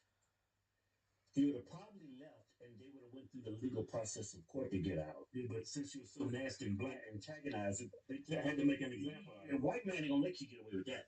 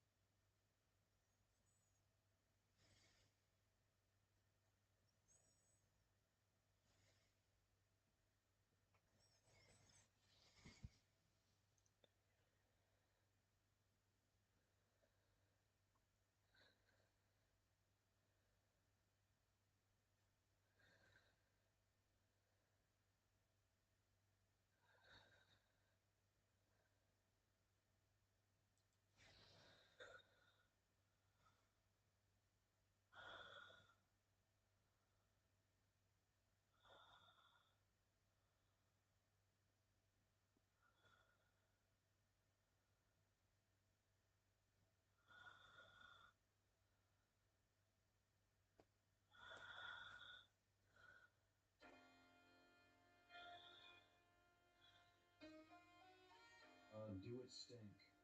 Do it stink? Yeah. Sometimes. Bingo, bongo, bango, bongo. Sing along, bitch. You know how the song go. Bongo, bango, bongo, bango. Two bad bitches with a home lingo. At the crib eating ass bitches, bingo, bongo. Got molested by our aunt bitches, bingo, bongo. Sometime the pussy stank, ho, it's bingo, bongo. Probably cause we got AIDS bitches, bingo, bongo. Crochet drip, keep our titties soft. Where that boy Frank Hassel, we gon' suck him off. We see that boy Sammy High, we get up in them drawers. Pro-Israel bitches got him kissing on them pussy walls. Plotting on them twin towers, yo, you need to stop it. Fuck that boy Muhammad, bitch, we really about that profit. Frankie Hassel put that ding dong in. Autism, puzzle, pussy, we the bing bong twins. Pussy smelling like we farted, yes, bingo bongo. Cause we actually retarded, yes, bingo bongo. Beat rose cut, feeling like I'm bingo bongo. Fat herpes slut, feeling like I'm icky vicky. Hooked on fake drugs, feeling like I'm icky vicky. Trading vapes for them sucks like I'm icky vicky. We so glad we bingo bongo and not icky vicky. Last time we showered with our daddy, left our butts sticky. Mama made our clothes and we love our big sis. Tryna fuck on Frank Hassel cause he got a big dick. Hey, then he tryna eat up on them yachts cause we big. Hey, it's only bingo bongo, every other bitch miss. Stay twin and stick together like we Siamese. Tryna spread our deadly virus like we Chinese. Muhammad fucking sucks, really hope that guy leaves. Big dick Frank, come and put it in our high knees. Bingo bongo, bingo bongo. Sing along, bitch, you know how the song go. Bongo, bingo, bongo, bingo. Two bad bitches with our own lingo. Bingo, bongo, bingo, bongo. Sing along, bitch, you know how the song go. Bongo, bingo, bongo, bingo. Drake crying in the closet like a gay faggot.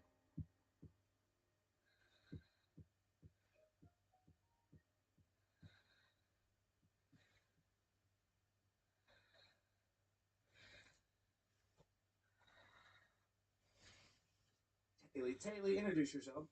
Hi, I'm Taylor. I'm 22. I'm from Stephenville, and I'm happy to be here in the fish tank. This is wild.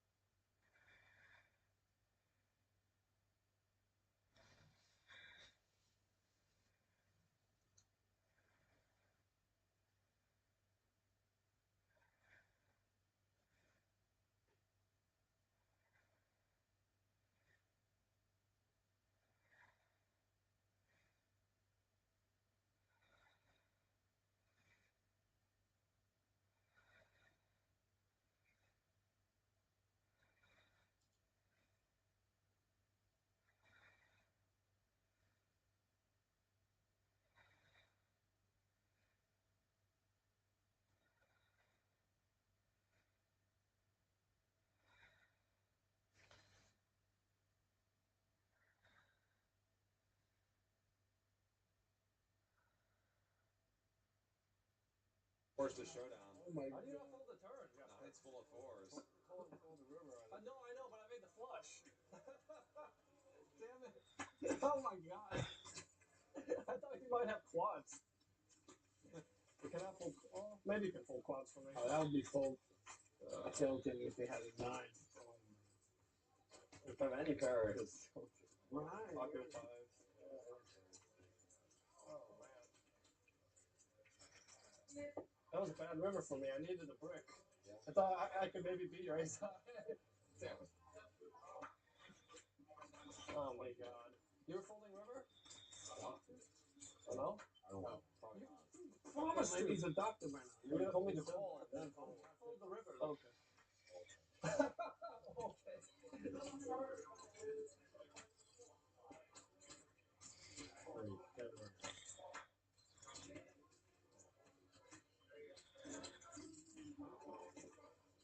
So I believe Chris and Jay Bogues are the only players without markers. I would have got one of them. Huge all in with 3 deuce off. So it comes down to those two, Chris and Jeremy.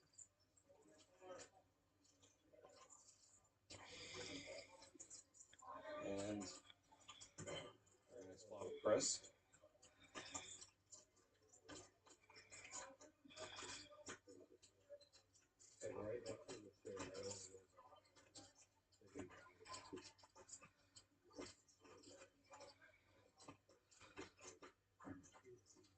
Dr. H rips it in. He's in a bad spot. 9 or some running cards. Well, there's one running card. A 9 or a diamond now. Oh, it's a flop there. Go ahead. It does not. Chris holds. So Jeremy's going to lose this round of the progressive stand-up game. And I'm going to take a 2-minute break. I'll be right back. I'm not playing for a while. You guys can play. Wait, last stand-up done. I thought it was 2 bucks. Yeah, this is the last one. Oh, I thought there was. I didn't know. Yeah. So that's so he got, it's not 6,000. It's the 20. He got a discount because only $7 instead of 9,600. Yeah, you know. 9 discount. Yeah, you did. 7. Yeah. 1, 2, 3, 4, 5, 6. Okay, button is right. Okay, move. Hey, I got it. Yeah. Now bounty. Yeah. Hold on.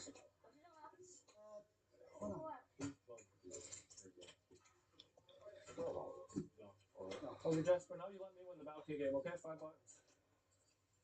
And cheerfully, too. Oh. Great.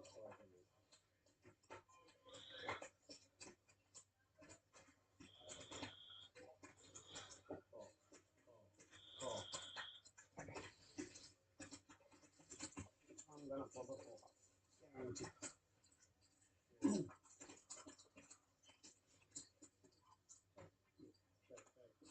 A4.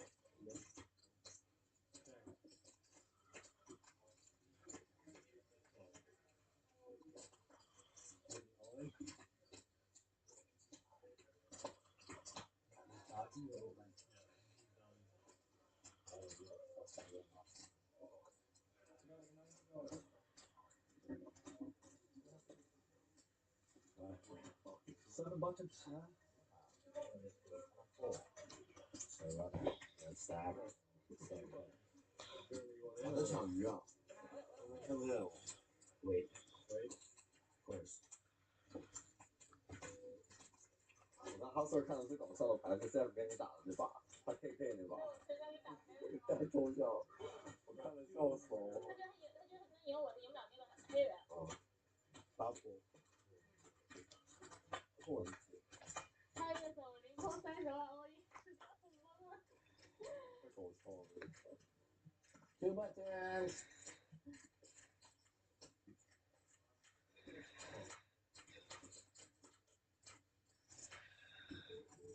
Great.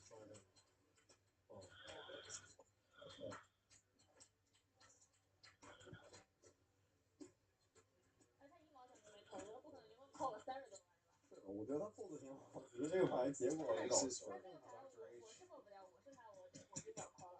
对。我过不掉我和我的超队。Upset. 2 flush draws out there. Great. 10,000.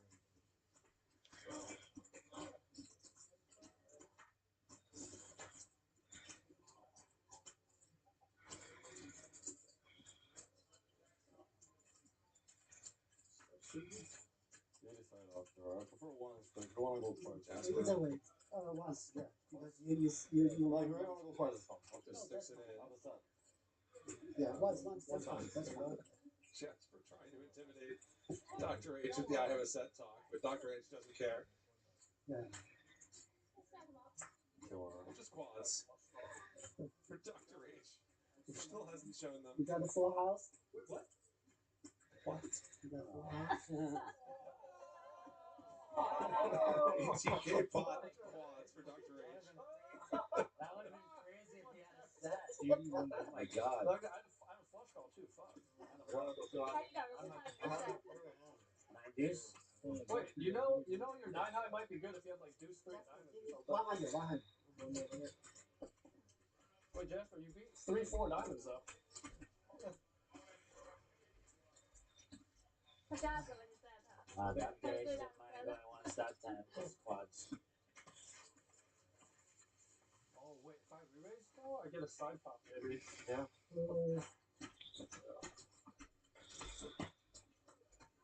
How high is your bus though? 8.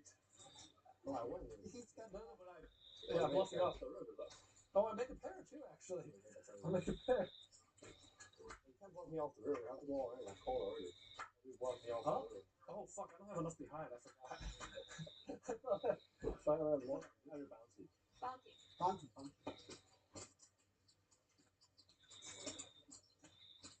I make a pair anyways. Yeah. That's good. Dr. H only has quads. You made 1,000.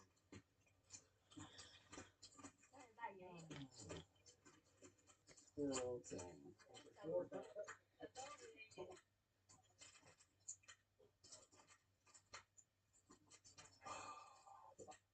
Oh.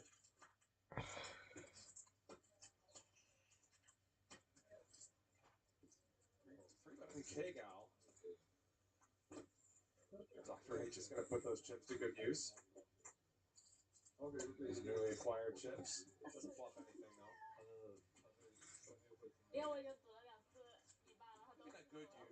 Good use.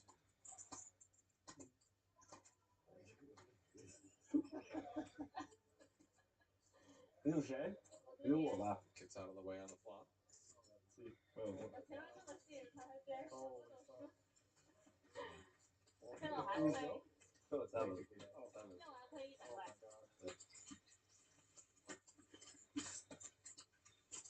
You better have a next shot. I always have it. Okay.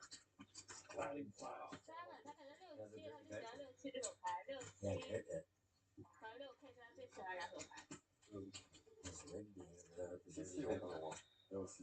我这个盘是，我要是有2个8的，我就 all in。OK， 肯定大彩了。大牌你翻牌就可以 all in。Yeah. all in。Sorry。这个太厉害，你们记嗨吗？7也算记嗨哦。那对。还7、8。Okay. For the bugs.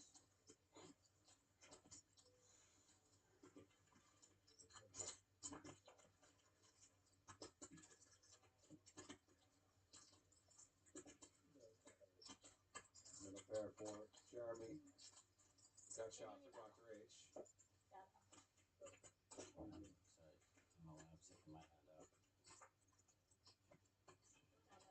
Jeremy's got the king of diamonds.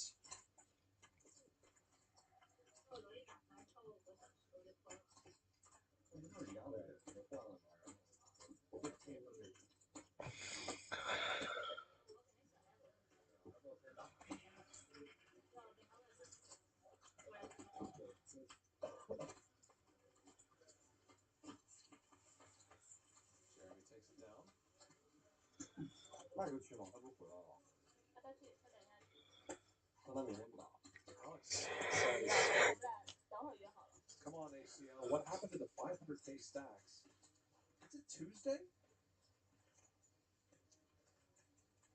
Not sure we've ever had 500K.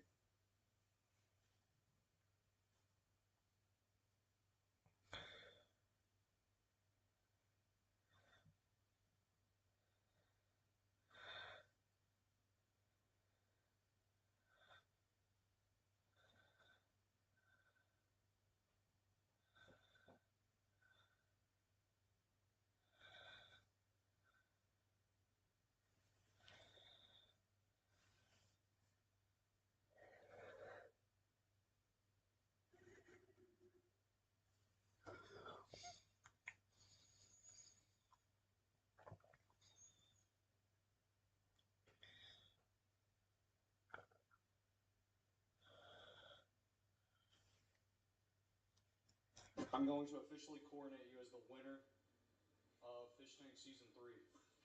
You Milk Dud! How long has that been coming, bitch ass? The fuck you think? Huh? Anyways, sorry, Milk Dud, that I just took your fucking crown.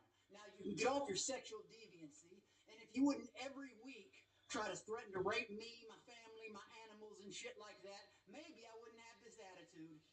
You know what? Maybe if you wouldn't say your parents. Never mind. That was the other fucking. Well, so keep it. Let's keep it. This is about you. Don't worry about other people, bro. Okay, Alex. We crown you the official winner of season 3 of Fish Tank.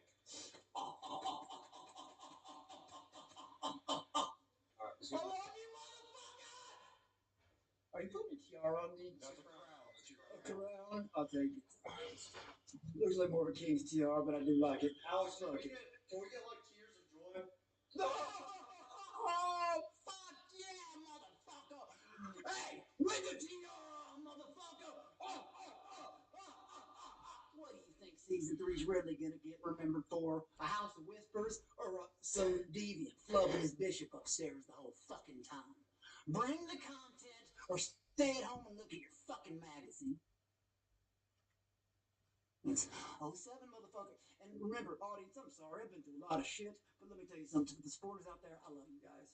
So when I'm talking mean, it's just freak-ass people that talk about my father and my family. And guess what? The worst nightmare is coming. TR and all. Make your memes. While still your dreams, bitch-ass motherfucker. I'm sorry, guys. It's just I've had a lot of the hatred built up for some of these people over there. Destroyed. I'm not gonna do it. Sorry. Season 3 winner. I told you I'd fucking take it. Admit it. That's the second Fish Tank record. Only got to be eliminated from the drunk asshole contest twice. And I won mid-season. How does that feel, Milk Dud? How about you thank the people that give you everything? Now, when I left, I was ungracious as fuck because I didn't even know what the word docs meant. And I went out in front of 5,000 people live saying this and that because something Connie shoved in my face. You, 10 months later, no excuse. Threatening to sue the people who gave you everything. People were telling me to like make you eat your own shit on Magic Stars. I was like, I'm not responsible. Apologize to them, thank them, retract your statement. Still couldn't do it. Now you're looking at the king winner. Anything else you'd like me to say to that fuck? Sorry guys, I'm really not like this. This is a good moment. Like I said, it's been a long fucking time coming.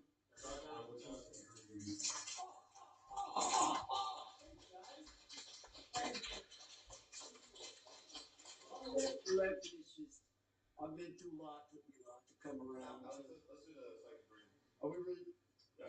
Yeah, do that. I'm not trying to be insulted. It's just shit. I'll see you in 3 this full tall.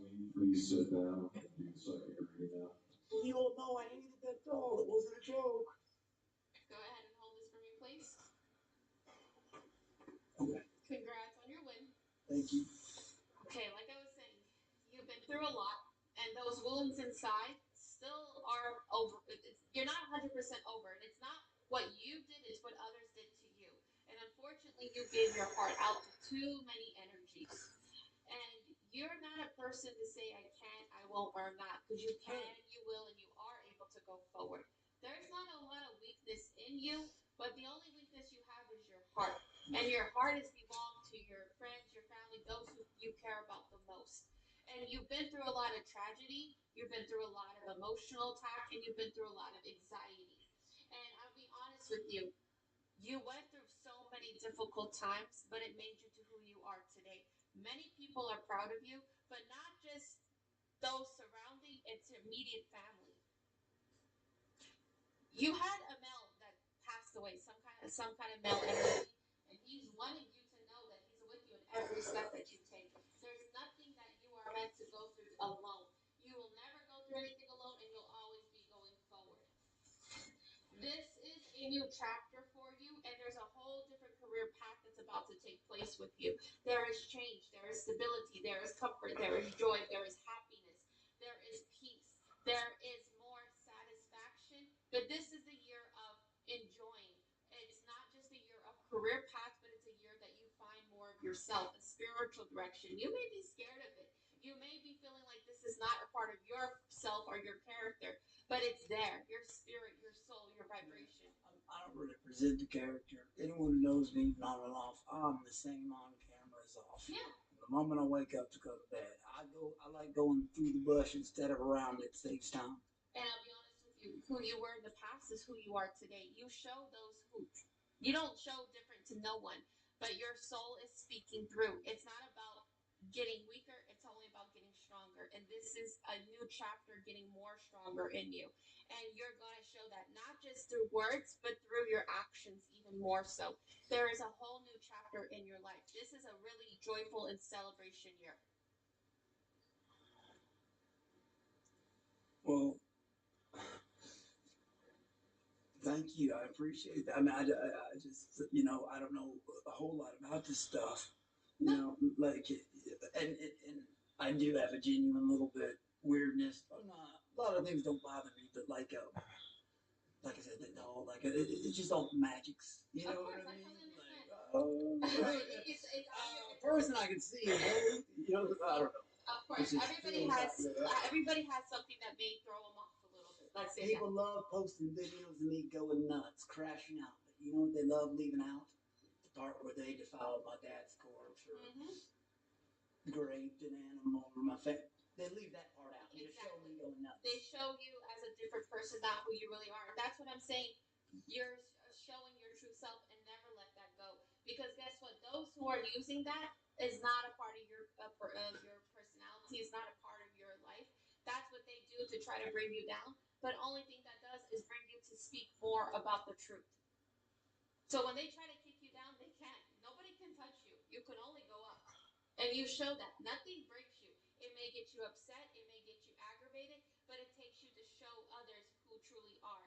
And guess what? You're showing your true character. No matter what decision I make, it pleases. I mean, I've learned you cannot please everybody. No matter what. Sometimes you know, you can't even some people want to see me always mad. Then the people will say, "Oh no, we want to see you happy." No, we want to see. And then half of them are lying, and half of them are lying, and then you hear from a third party that this person's doing this, and it's like, why is it so hard? That's why I'm going to be honest with you. You've listened, and you're always going to listen to others, but this is the year where you're listening to yourself, and you're only going to get more feedback positive this year. You will get some negative feedback. I didn't always listen to others. No, it was my dad. I know. My mother.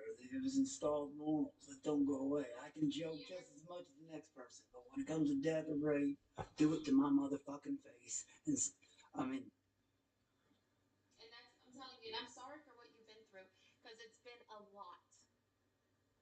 But you've been through the hardest part, the most difficult that you will go through. I appreciate that. And I'll be honest with you, you heal. You won't ever 100% heal, because it's a part of your heart that just doesn't come back. But you've learned that to push forward. And I want to let you know your parents are very, very proud of you. Very proud. And that has been my life goal. You've always had respect. Tough shit. Fucking. Something happened to my mom. And I'm going to tell you something. She's going to be okay. She has to be. She's going to be okay. She's a fighter, and it's not coming back. And it's not that she didn't want to tell you. She didn't want you to worry about her. She don't want her family to worry about her, because she's the glue to your family. She is not going anytime soon.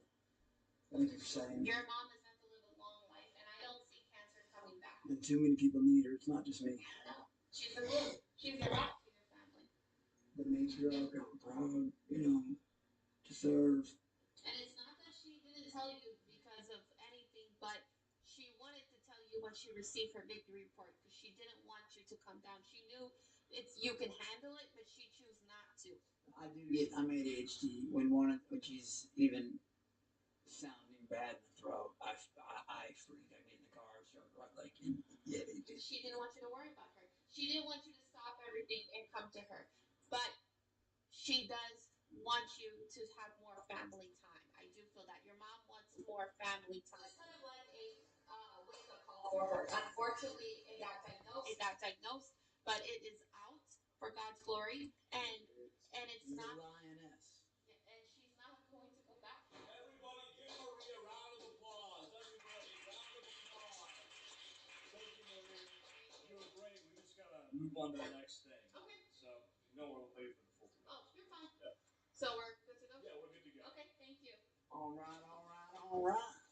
All right, all right, all right. Thank you, guys. It was a pleasure. James, how are you, brother? Nice to meet you, James. Nice to meet you. Nice to meet you, Alex B. Nice to meet you. What's your name, bro? Blake. Nice to meet you. Bongo! Bongo! Bingo! Bingo! Oh, there's three of them like you do. Like, bingo! Bingo! Bingo! All right. All right, all right, all right.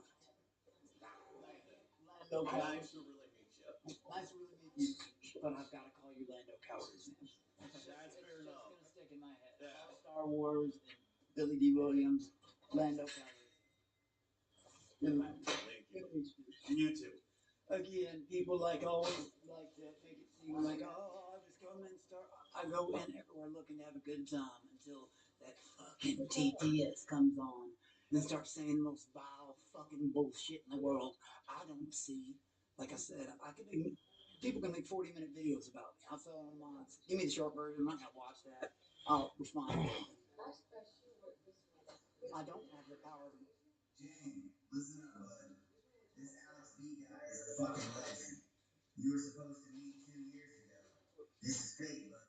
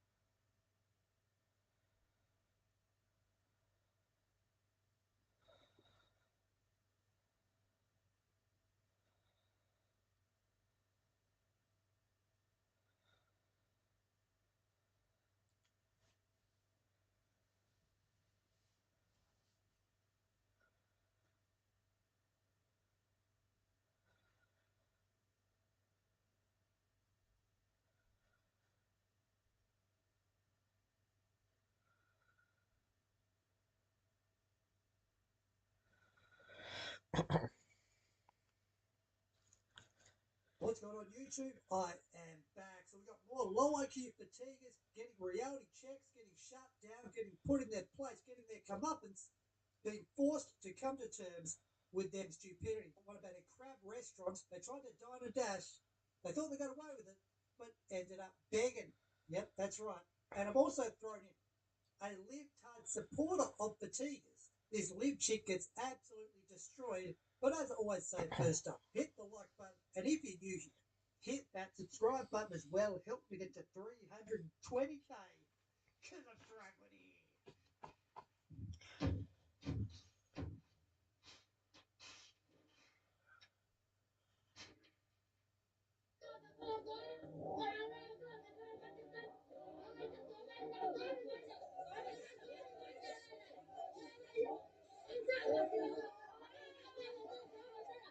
So let's start up with the reality checks in Maryland at the Blue Crab House. Look, I've never been to a crab restaurant, even though I love crab. But let's see the footage first, and then I'll show you the update.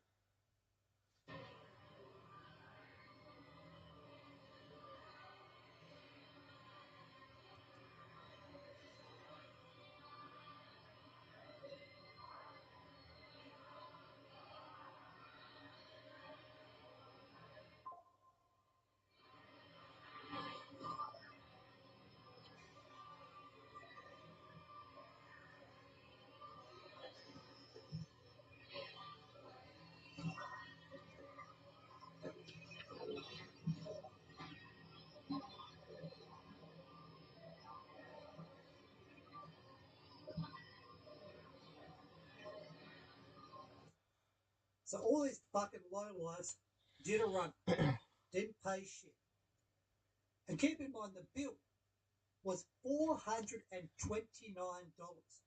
Update. One of them called and paid the bill. She gave a fake name and used a prepaid card. She asked for the post to be taken down and used being drunk as an excuse. Get the fuck out of here. I refused to remove the post. The only reason she called to pay is because our post went viral and she's scared of other consequences to her actions. Don't cave to these barely behaving, low impulse control numbnuts. They didn't give a shit they ripped off your business, that the workers got screwed over. Imagine working that table. $429, feeding these obese women here, and you get paid nothing. Imagine that. These people deserve no sympathy at all. Now let's take a detour to Japan. And this is part of a video from Ken Kenobi. He's on YouTube, go check him out. But here is a bit of a confrontation with two imports. Whoa, why?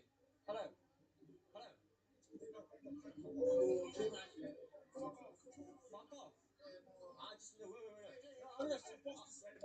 No, I'm just, whoa, why? I'm just Japanese here trying to interview you, bro. What the fuck? I just so illegal. The other one has to get the fuck out of my country. I agree. They should get the F out of your country. You said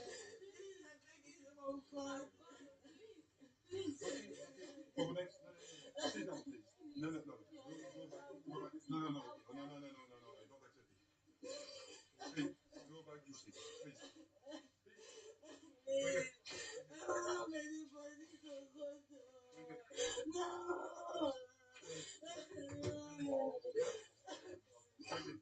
Allez, à l'hôtel, si vous y allez pas. Merci, à tout de suite. Ok, ça marche. Ouais, le temps qu'on passe De la plateforme, à Roissy, ces pleurs d'immigrants font quotidien. Or, rien d'autre que Roissy et ces centaines d'avions qui en permanence redécollent. When Indians and Asians were trending on X, because they were, and you have America up there, arms wide open, and then India thinking, yes, finally, we're finally getting the respect we deserve, going in for that hug, smiling, like you wouldn't believe. But then America's like, get the fuck out of here. And let me welcome in the premier Asians, the Japanese. Now let's get to this guy who demolishes this libtard pro-fatiga idiot. Racists have gotten way too fucking comfortable online and in real life. Yo, this you? Do you not give a fuck if white people go extinct? Really need to talk about the fact that most white people are just modern day colonizers. It's gonna get me a lot of hate, but no, white Americans don't have culture. I made a video talking about how I feel unsafe around white men. You are the definition of what you hate. According to recent research, the only reason most people are conservative is because of delusion. And that's why you have to be delusional right back. So to be very clear, this delusional is the quintessential race traitor. She does not have a kind word to say about white people. She's a genocidal Malthusian bitch that seeks the destruction of all white people. I think the best option here is to deport her to a country where there are no white people to be found. I think Somalia is very nice this time of year. She's an advocate for the third world barbarians, so I think it's best that she familiarizes herself with her wannabe overlords. Something tells me that she's not going to like it, and men in general, and white men specifically actually, have made her life way too easy for her to criticize them. Her life would cease to exist the moment that men stopped to subsidize her lifestyle.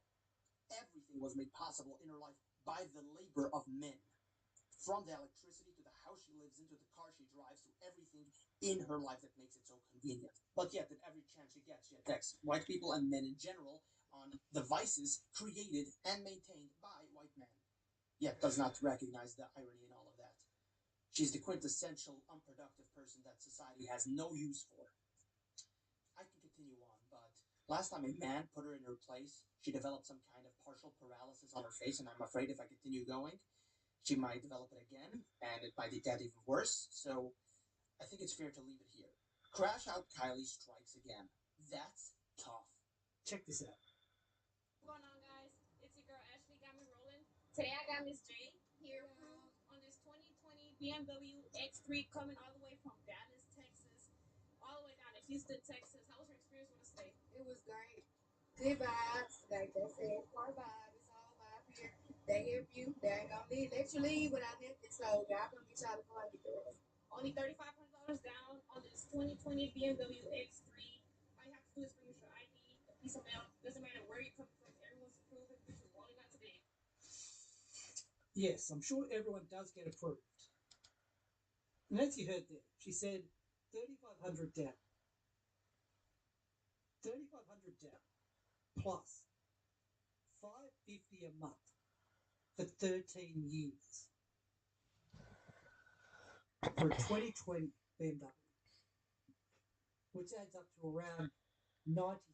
Yep, rebooting the X-Files with a woke cast. This is such a bad idea.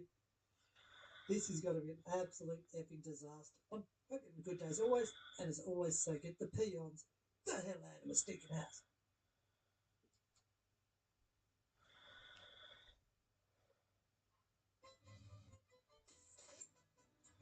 What is up, everyone, and welcome back to my channel, where today I'm at Los Banditos in Lancaster taking on the Death by Taco challenge. In front of me here I have the challenge itself. It includes a variety of tacos. There are 20 of them. I have 20 minutes to take it down. If I manage to complete it, I'll get the meal for free. I'll go up on their wall of fame and I will win myself a t-shirt. However, if I fail, it's a £60 fine. Today, guys, I don't want to be failing. If you've got your guesses, leave them down below in the comments. Otherwise, guys, if you enjoyed this video, give it a thumbs up. Comment down below if you have anything else to add. If you haven't yet subscribed or followed, do so before you leave. This is the Death by Tacos challenge. Let's get into it. I should also mention this challenge has been taken on before. The first attemptee of this challenge managed 5 and threw in the towel. His mate jumped in and managed 7. A lot is riding on today. Strategy is as follows: eat fast, win.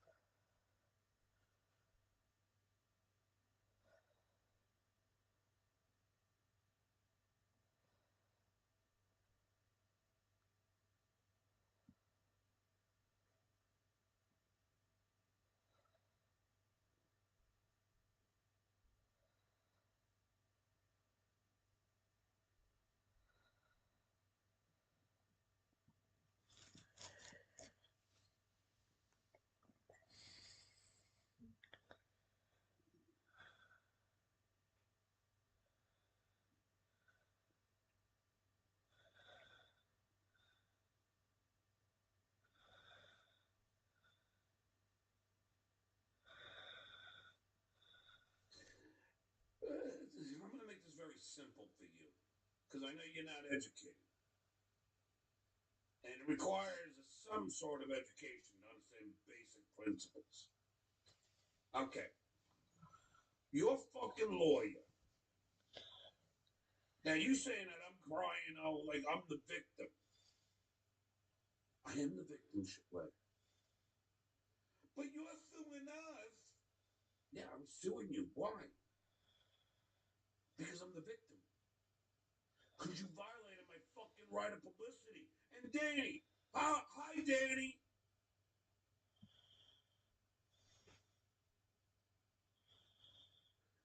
And Shipway, and your lawyer keeps on filing these things. Like every Friday, he files something new. This time he's quoting a fucking obviously fake bullshit AI generated news story, email, filing, all concocted by Vince the lawyer. And how doesn't your lawyer see that the logo on it says AAA, the Automobile Association of America? So that's your lawyer, okay? And he's citing some bullshit. Why he decides to fucking file this thing is beyond me. It's beyond Vince. It's beyond my attorney. Nobody can understand why. But he apparently watches my show Shitway and makes these assessments. So, like, all I'm saying, Danny, I'm not on the OT. All right? I'm the Duke. I'm television radio's beloved Stuttering John. But John Melendez is suing your fucking clients for violating my right of fucking publicity. So can we focus on that?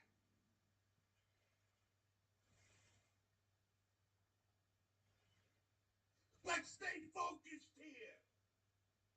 They charge money to pay-per-views, a live event, using my voice, name, and likeness without written consent.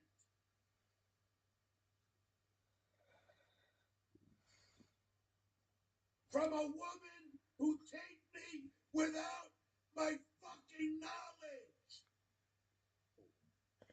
Let's stay focused here.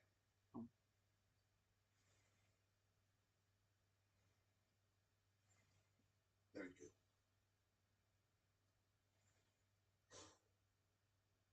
That's what the lawsuit's about.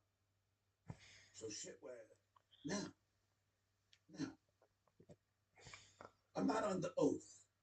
I don't have my hand to a fucking Bible. Okay? But I guarantee John Edward Melendez is suing your fucking cowardly ass. And Lady K2 for violating my goddamn right of publicity. And it just comes down to that.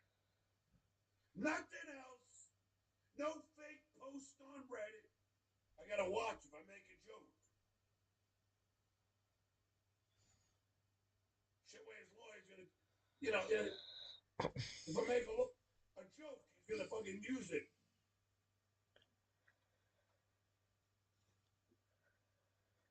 Meanwhile, you do show after show defaming me, disparaging me.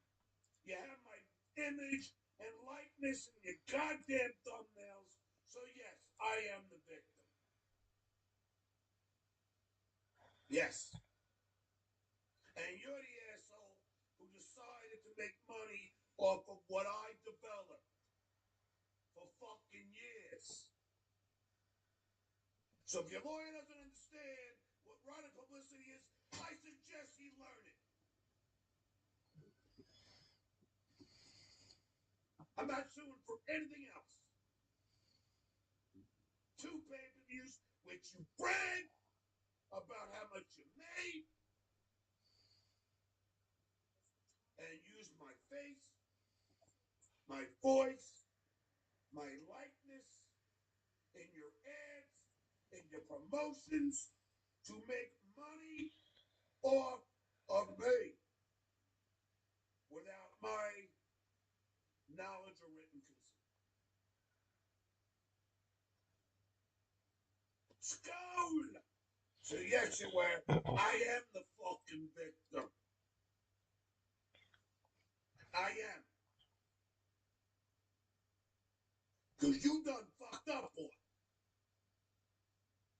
You fucked up.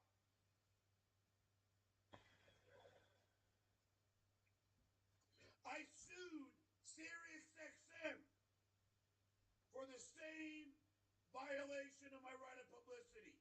Now, yes, I lost that. That wasn't as cut as dry as this.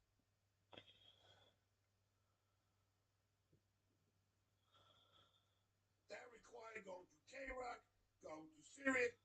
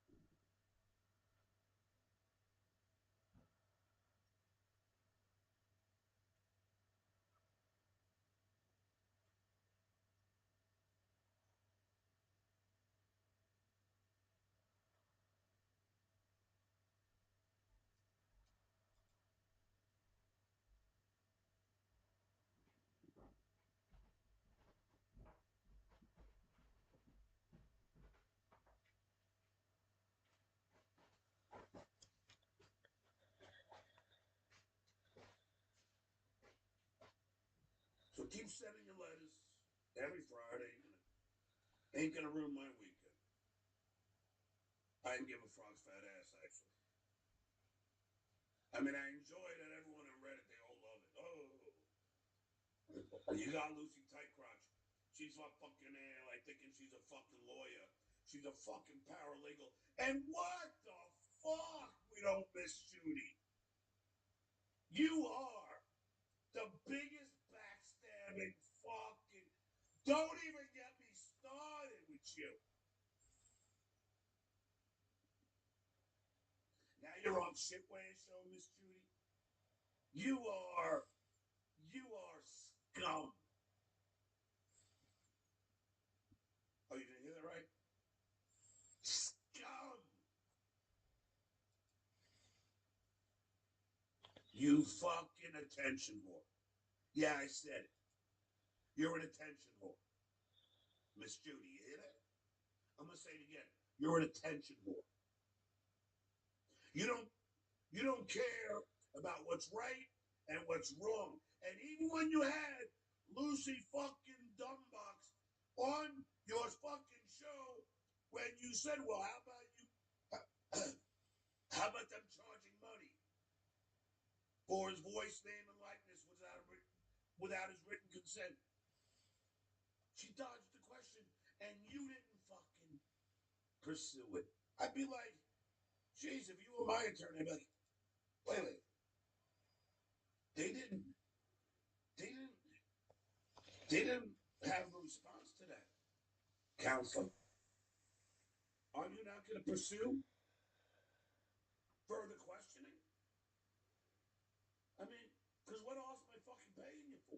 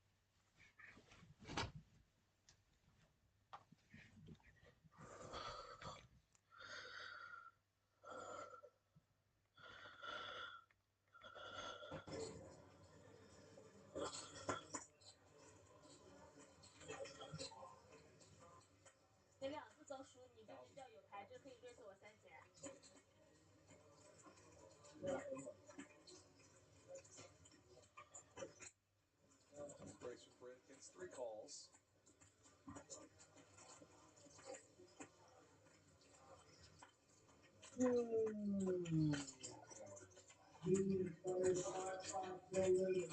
Gut shot for her.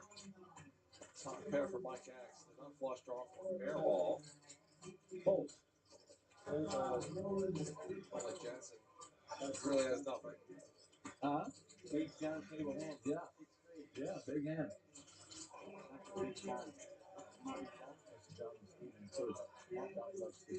Yeah. That was for you, Johnny, if you're listening. Mike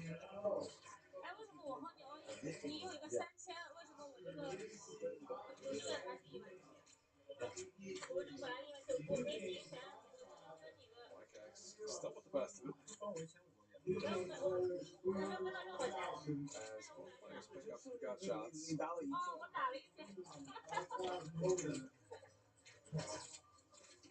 Says Gay, the air ball. She forgot she put in 1,000 this time. She was like, how do I not have an extra 1K shit?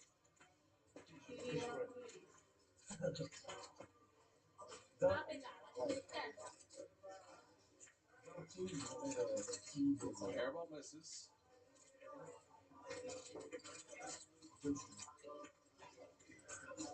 Pretty messy board for King 9, though.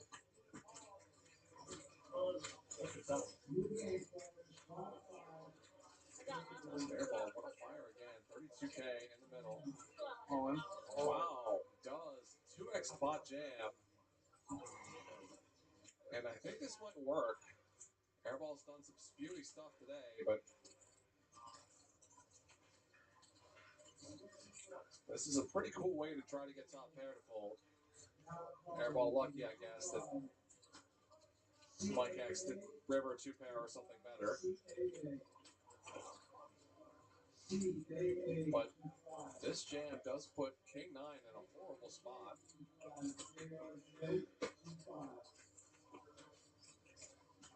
And it does get the fold from King 9. Airball takes it down. Good for the game, right, Mike? Why is that?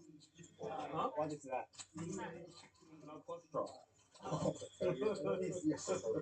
Wow. Just try to get Mike opened up, you know?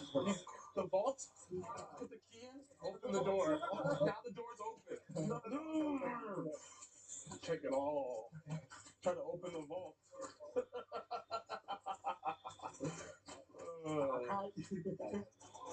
Open the vault. Remind me to say thank you when you double me up. You got a call, bro.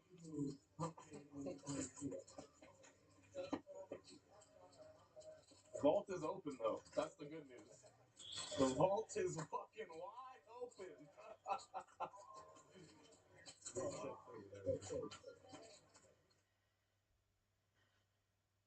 Gilbert Gottfried is, what is he? A comedian. Oh, okay. A great comedian. A great comedian. A comedian's comedian. Yes. Yes, a comic. He's the comic's comic. Actually, he's a mess. Like most great comedians. Right. Gilbert Gottfried's one of the most complicated men I've ever met. Complete enigma. A mystery, if you will. Haven't seen him in a long time. Do you think that Gilbert is a happy man? Is Gilbert happy? Absolutely not. He's got 2 bottles of free water, though. He's happy right now. There he goes. I have water. He got paid for this gig. He's got 2 bottles of water. Who actually carrying waters? I'm like Gunga Din. Anything we have that's the only thing we have here that's free is water. And Gilbert says, let me have 2 of those. Yeah. Do you have any used envelopes here? Oh, can use them for scrap paper. You put on a little weight. Yeah, well, I've been working out. It's all muscle. It is? Yeah. It's bulk. Yeah. Have you ever set foot in a gym? No. I'm Savage Gilbert Gottfried. Have you ever tried to, Savage? Have you ever, when you were a kid, I don't even know where you grew up. Yeah. Where'd you grow up? In Like Brooklyn. Brooklyn. Did they make you go to gym class? Oh, yeah, that was pretty horrible. Were you? I see you're a very small man. I imagine as a child you were not physically impressive. Were the kids picking on you at gym? You think as a child I wasn't the most popular kid? I get that feeling. I don't know why. I think you're about to blossom. Yeah, you had a lot of friends, right? Yes. You're gonna hit your stride. Yeah. No, I mean you must have been like. I was reading out in Belmore they violated kids with pine cones. That must have happened to you. Oh, what? I can only imagine. This is pine cones in the rectum. Yes. Oh, you're like you don't know. Where else would I violate you? I thought they updated it. No, they use pine cones and golf balls and sticks. And a stick. Yeah. Where was this? Mepham High School in Belmore for the football hazing. Well, they're working it up to bowling balls. You had a bowling ball. Yes. That's what I read. Come here, Gottfried. I want a pine cone bang you. I want a bowling ball. So you've accepted a bowling ball? Yeah, pretty much, yeah. See, you got to start out with the pine cones. Have you ever tried psychotherapy, to get to the root of the pain? But seriously, I mean, you're a guy in pain, right? I mean, really. If I did, it never worked, obviously. Do you ever have emotion, or do you feel things, or have you completely repressed any kind of emotion? Oh, yes, I cried during poetry readings. I mean, how did you learn to deal with indifferent parents who didn't like you? And I know your sister doesn't like you. Yes. And I know the kids at school didn't like you. Strangers on the street don't like me. How did you deal with it growing up? I mean, seriously, how did you deal with the pain of not being accepted? You laughed? Laughter. You laughed, funny man? Yes. Oh, that's right, yes. Now, was it difficult in your childhood? Oh, of course. Yes, of course. I don't understand people who go, boy, I wish I was a kid again. Those were great. There was nothing good about it. When is the last time you cried? I mean, aside from right now. Yes. Yes. Oh, but I'm crying on the inside now. Yes. No, I mean, you're laughing about it, but I imagine you're quite sad. Yeah. I'm like Pagliacci. When you look in the mirror, do you ever look at yourself and say, oh, I look good today? No. Never. No. Never happens. So you ever have a day like that? I don't have, like, a good day. You don't? I go, wow, I look really hot. Have you ever had a day you were happy? Yeah. Yeah, you did. No, Once. it'll last for like 5 minutes, and I go, what am I happy about? Right. Yeah. So it's pretty bad. Yeah. All right, we're done. Yes. That's about as much as we're going to learn. When does Dr. Phil come out? No, I'm just saying, I have no idea what it's like to be you. I know it's got to be difficult. I've never seen anybody more miserable. I mean, really, I thought I was bad. But he makes you feel happy. I know your reputation is a guy who's very frugal. In other words, a guy who doesn't like to spend money. You mean cheap? Cheap Jew. But in real life, I just toss the money around. Yeah. No, but I mean, I know you. I know your girlfriend. I know you, and I know you won't even take her to a nice dinner. And I know that, like, I suggested to Gilbert to go to a nice dinner. He looked at me like I was crazy. Why don't you invite Gilbert and his girlfriend out? I would love to know that. Please, the awkward silence kills me. Story. Come on. No, I don't want to. I don't want to be there. Sacrifice yourself for us. Anytime I've run into you outside of here, it's just been miserable. Awful. Yeah. Two miserable guys. Like 2 seconds go by and it feels like an hour. Well, I don't get the feeling you really like me. I saw you guys interacting at your New Year's party. Oh, that was great. That was fun. Yeah, last time I invited Gilbert. Where your eyes start darting around trying to see where's an escape. You actually noticed that. Yeah. Well, I think we both felt that way. Yeah. What is it, John? I was traveling with Gilbert, right? And we got breakfast in the plane. They get like a tiny bottle of maple syrup for pancakes. Yes. So Gilbert uses half the bottle, and then I look at him like take the other half and put the cap back on and put it in his pocket. I go, Gilbert, are you bringing that home? He goes, you caught me. Gilbert, let me ask you Yes. something. I know you make a good living. Yes. You could buy a bottle of maple syrup when you get home. I mean, why take a bottle of maple syrup? Seriously, do you ever ask yourself, like, you could buy 20 bottles right now, and you wouldn't even know the difference in your bank It account. was that special airline maple syrup. It was the size of a shot glass. Yeah. A tiny little bit. I mean, well, you couldn't put it on a half a And I'm still using it. Why do you do it? Seriously. I have to use it sparingly. He has not escaped that childhood. Maybe they were poor when he was. Were you a poor kid growing up in Brooklyn?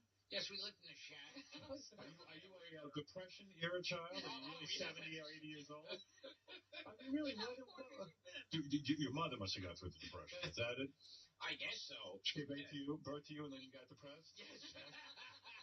Gilbert's got a disease. I mean, it's a disease because we all went out to dinner on that same trip, and it's me and Artie and John, and we're all sitting at the table, we're ordering, and Gilbert goes, "Nah, I'm not hungry." And I'm going, everyone's eating. What's going on? And I know there's food at the gig. He comes to me and goes, "There's going to be food at the gig, right?" And I go, Gilbert, are you not ordering because you don't want to pay? And he just goes, and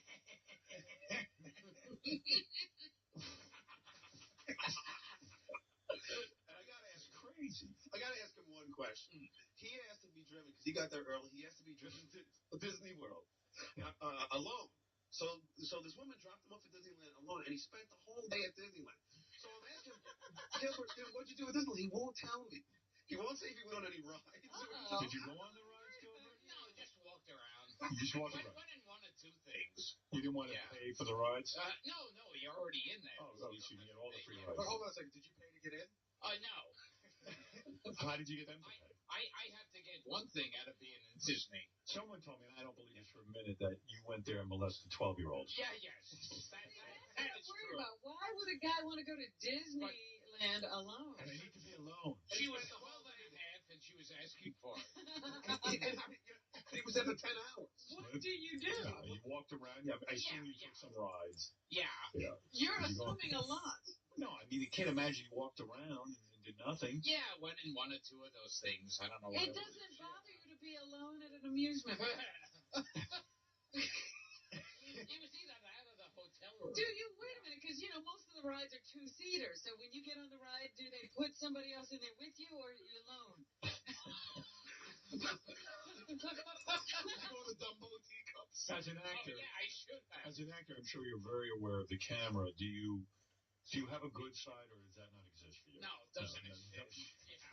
No, it's very disturbing that he goes to a Disneyland alone. Really? Why is that? Because there's nothing but little kids there with their parents. Well, why? And then Maybe he wants to go on the rides. There are not any great rides at Disney. See, there aren't? No. I went there. I went on rides. You were at Disney World, number one. Disneyland is a kiddie park. Like John was amazed that I went to Disneyland. Like the teacup ride, like he says. What do you get on? And I'm thinking, did you go on the teacup ride? No. I went to some of those 3D things, and do you think like maybe the Michael Jackson one? I didn't see the Michael Jackson one. Do you think that maybe? What do you think? He's a pedophile? Is that what you're saying? I mean, to believe this. Did you want a childhood? Is that what you're saying? You didn't get enough? Yes. I closed the park down for me. You wanted to fill the empty hole. And me and LaToya. Right. Because we're getting back to it. But the 3D is Muppets in 3D. Oh, yeah. Why would you see that? When you're out of town, I mean, if there's a mall there, you feel like, wow, this is a great place. All right, so you went and we recognized that people. Some people, very few. Yeah. Really, you're not answering the question. Do they put other people in the rides with you, or do you sit in that teacup all by yourself? It was pretty sparse when I was there. Oh, was it? Yeah. Okay. Did the children throw things at you? Yes. And what about your film career? Is it non-existent at this Mom, point? that man staring at me. Why am I not seeing you in films anymore? He offered me candy. Why am I not seeing you in movies anymore? Is it over for you? Well, the script just happened. Are you being selective? Yeah, You're going for quality work?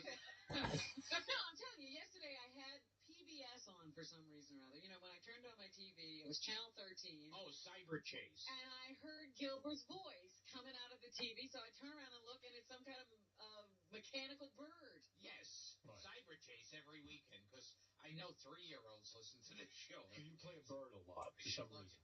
People. They always see you as a bird. Yeah, a lot of these casting agencies. And Yak Black Duck. Right. Which I saw something on VH1 Best Commercials, and they did a whole segment on Affleck. Didn't mention me once. Right. Yeah. People don't even like to bring it in. Yeah, exactly. They can't enjoy it if they think about you. They figure people will move to another insurance company. Sometimes I expect you to come flying in here like a bird.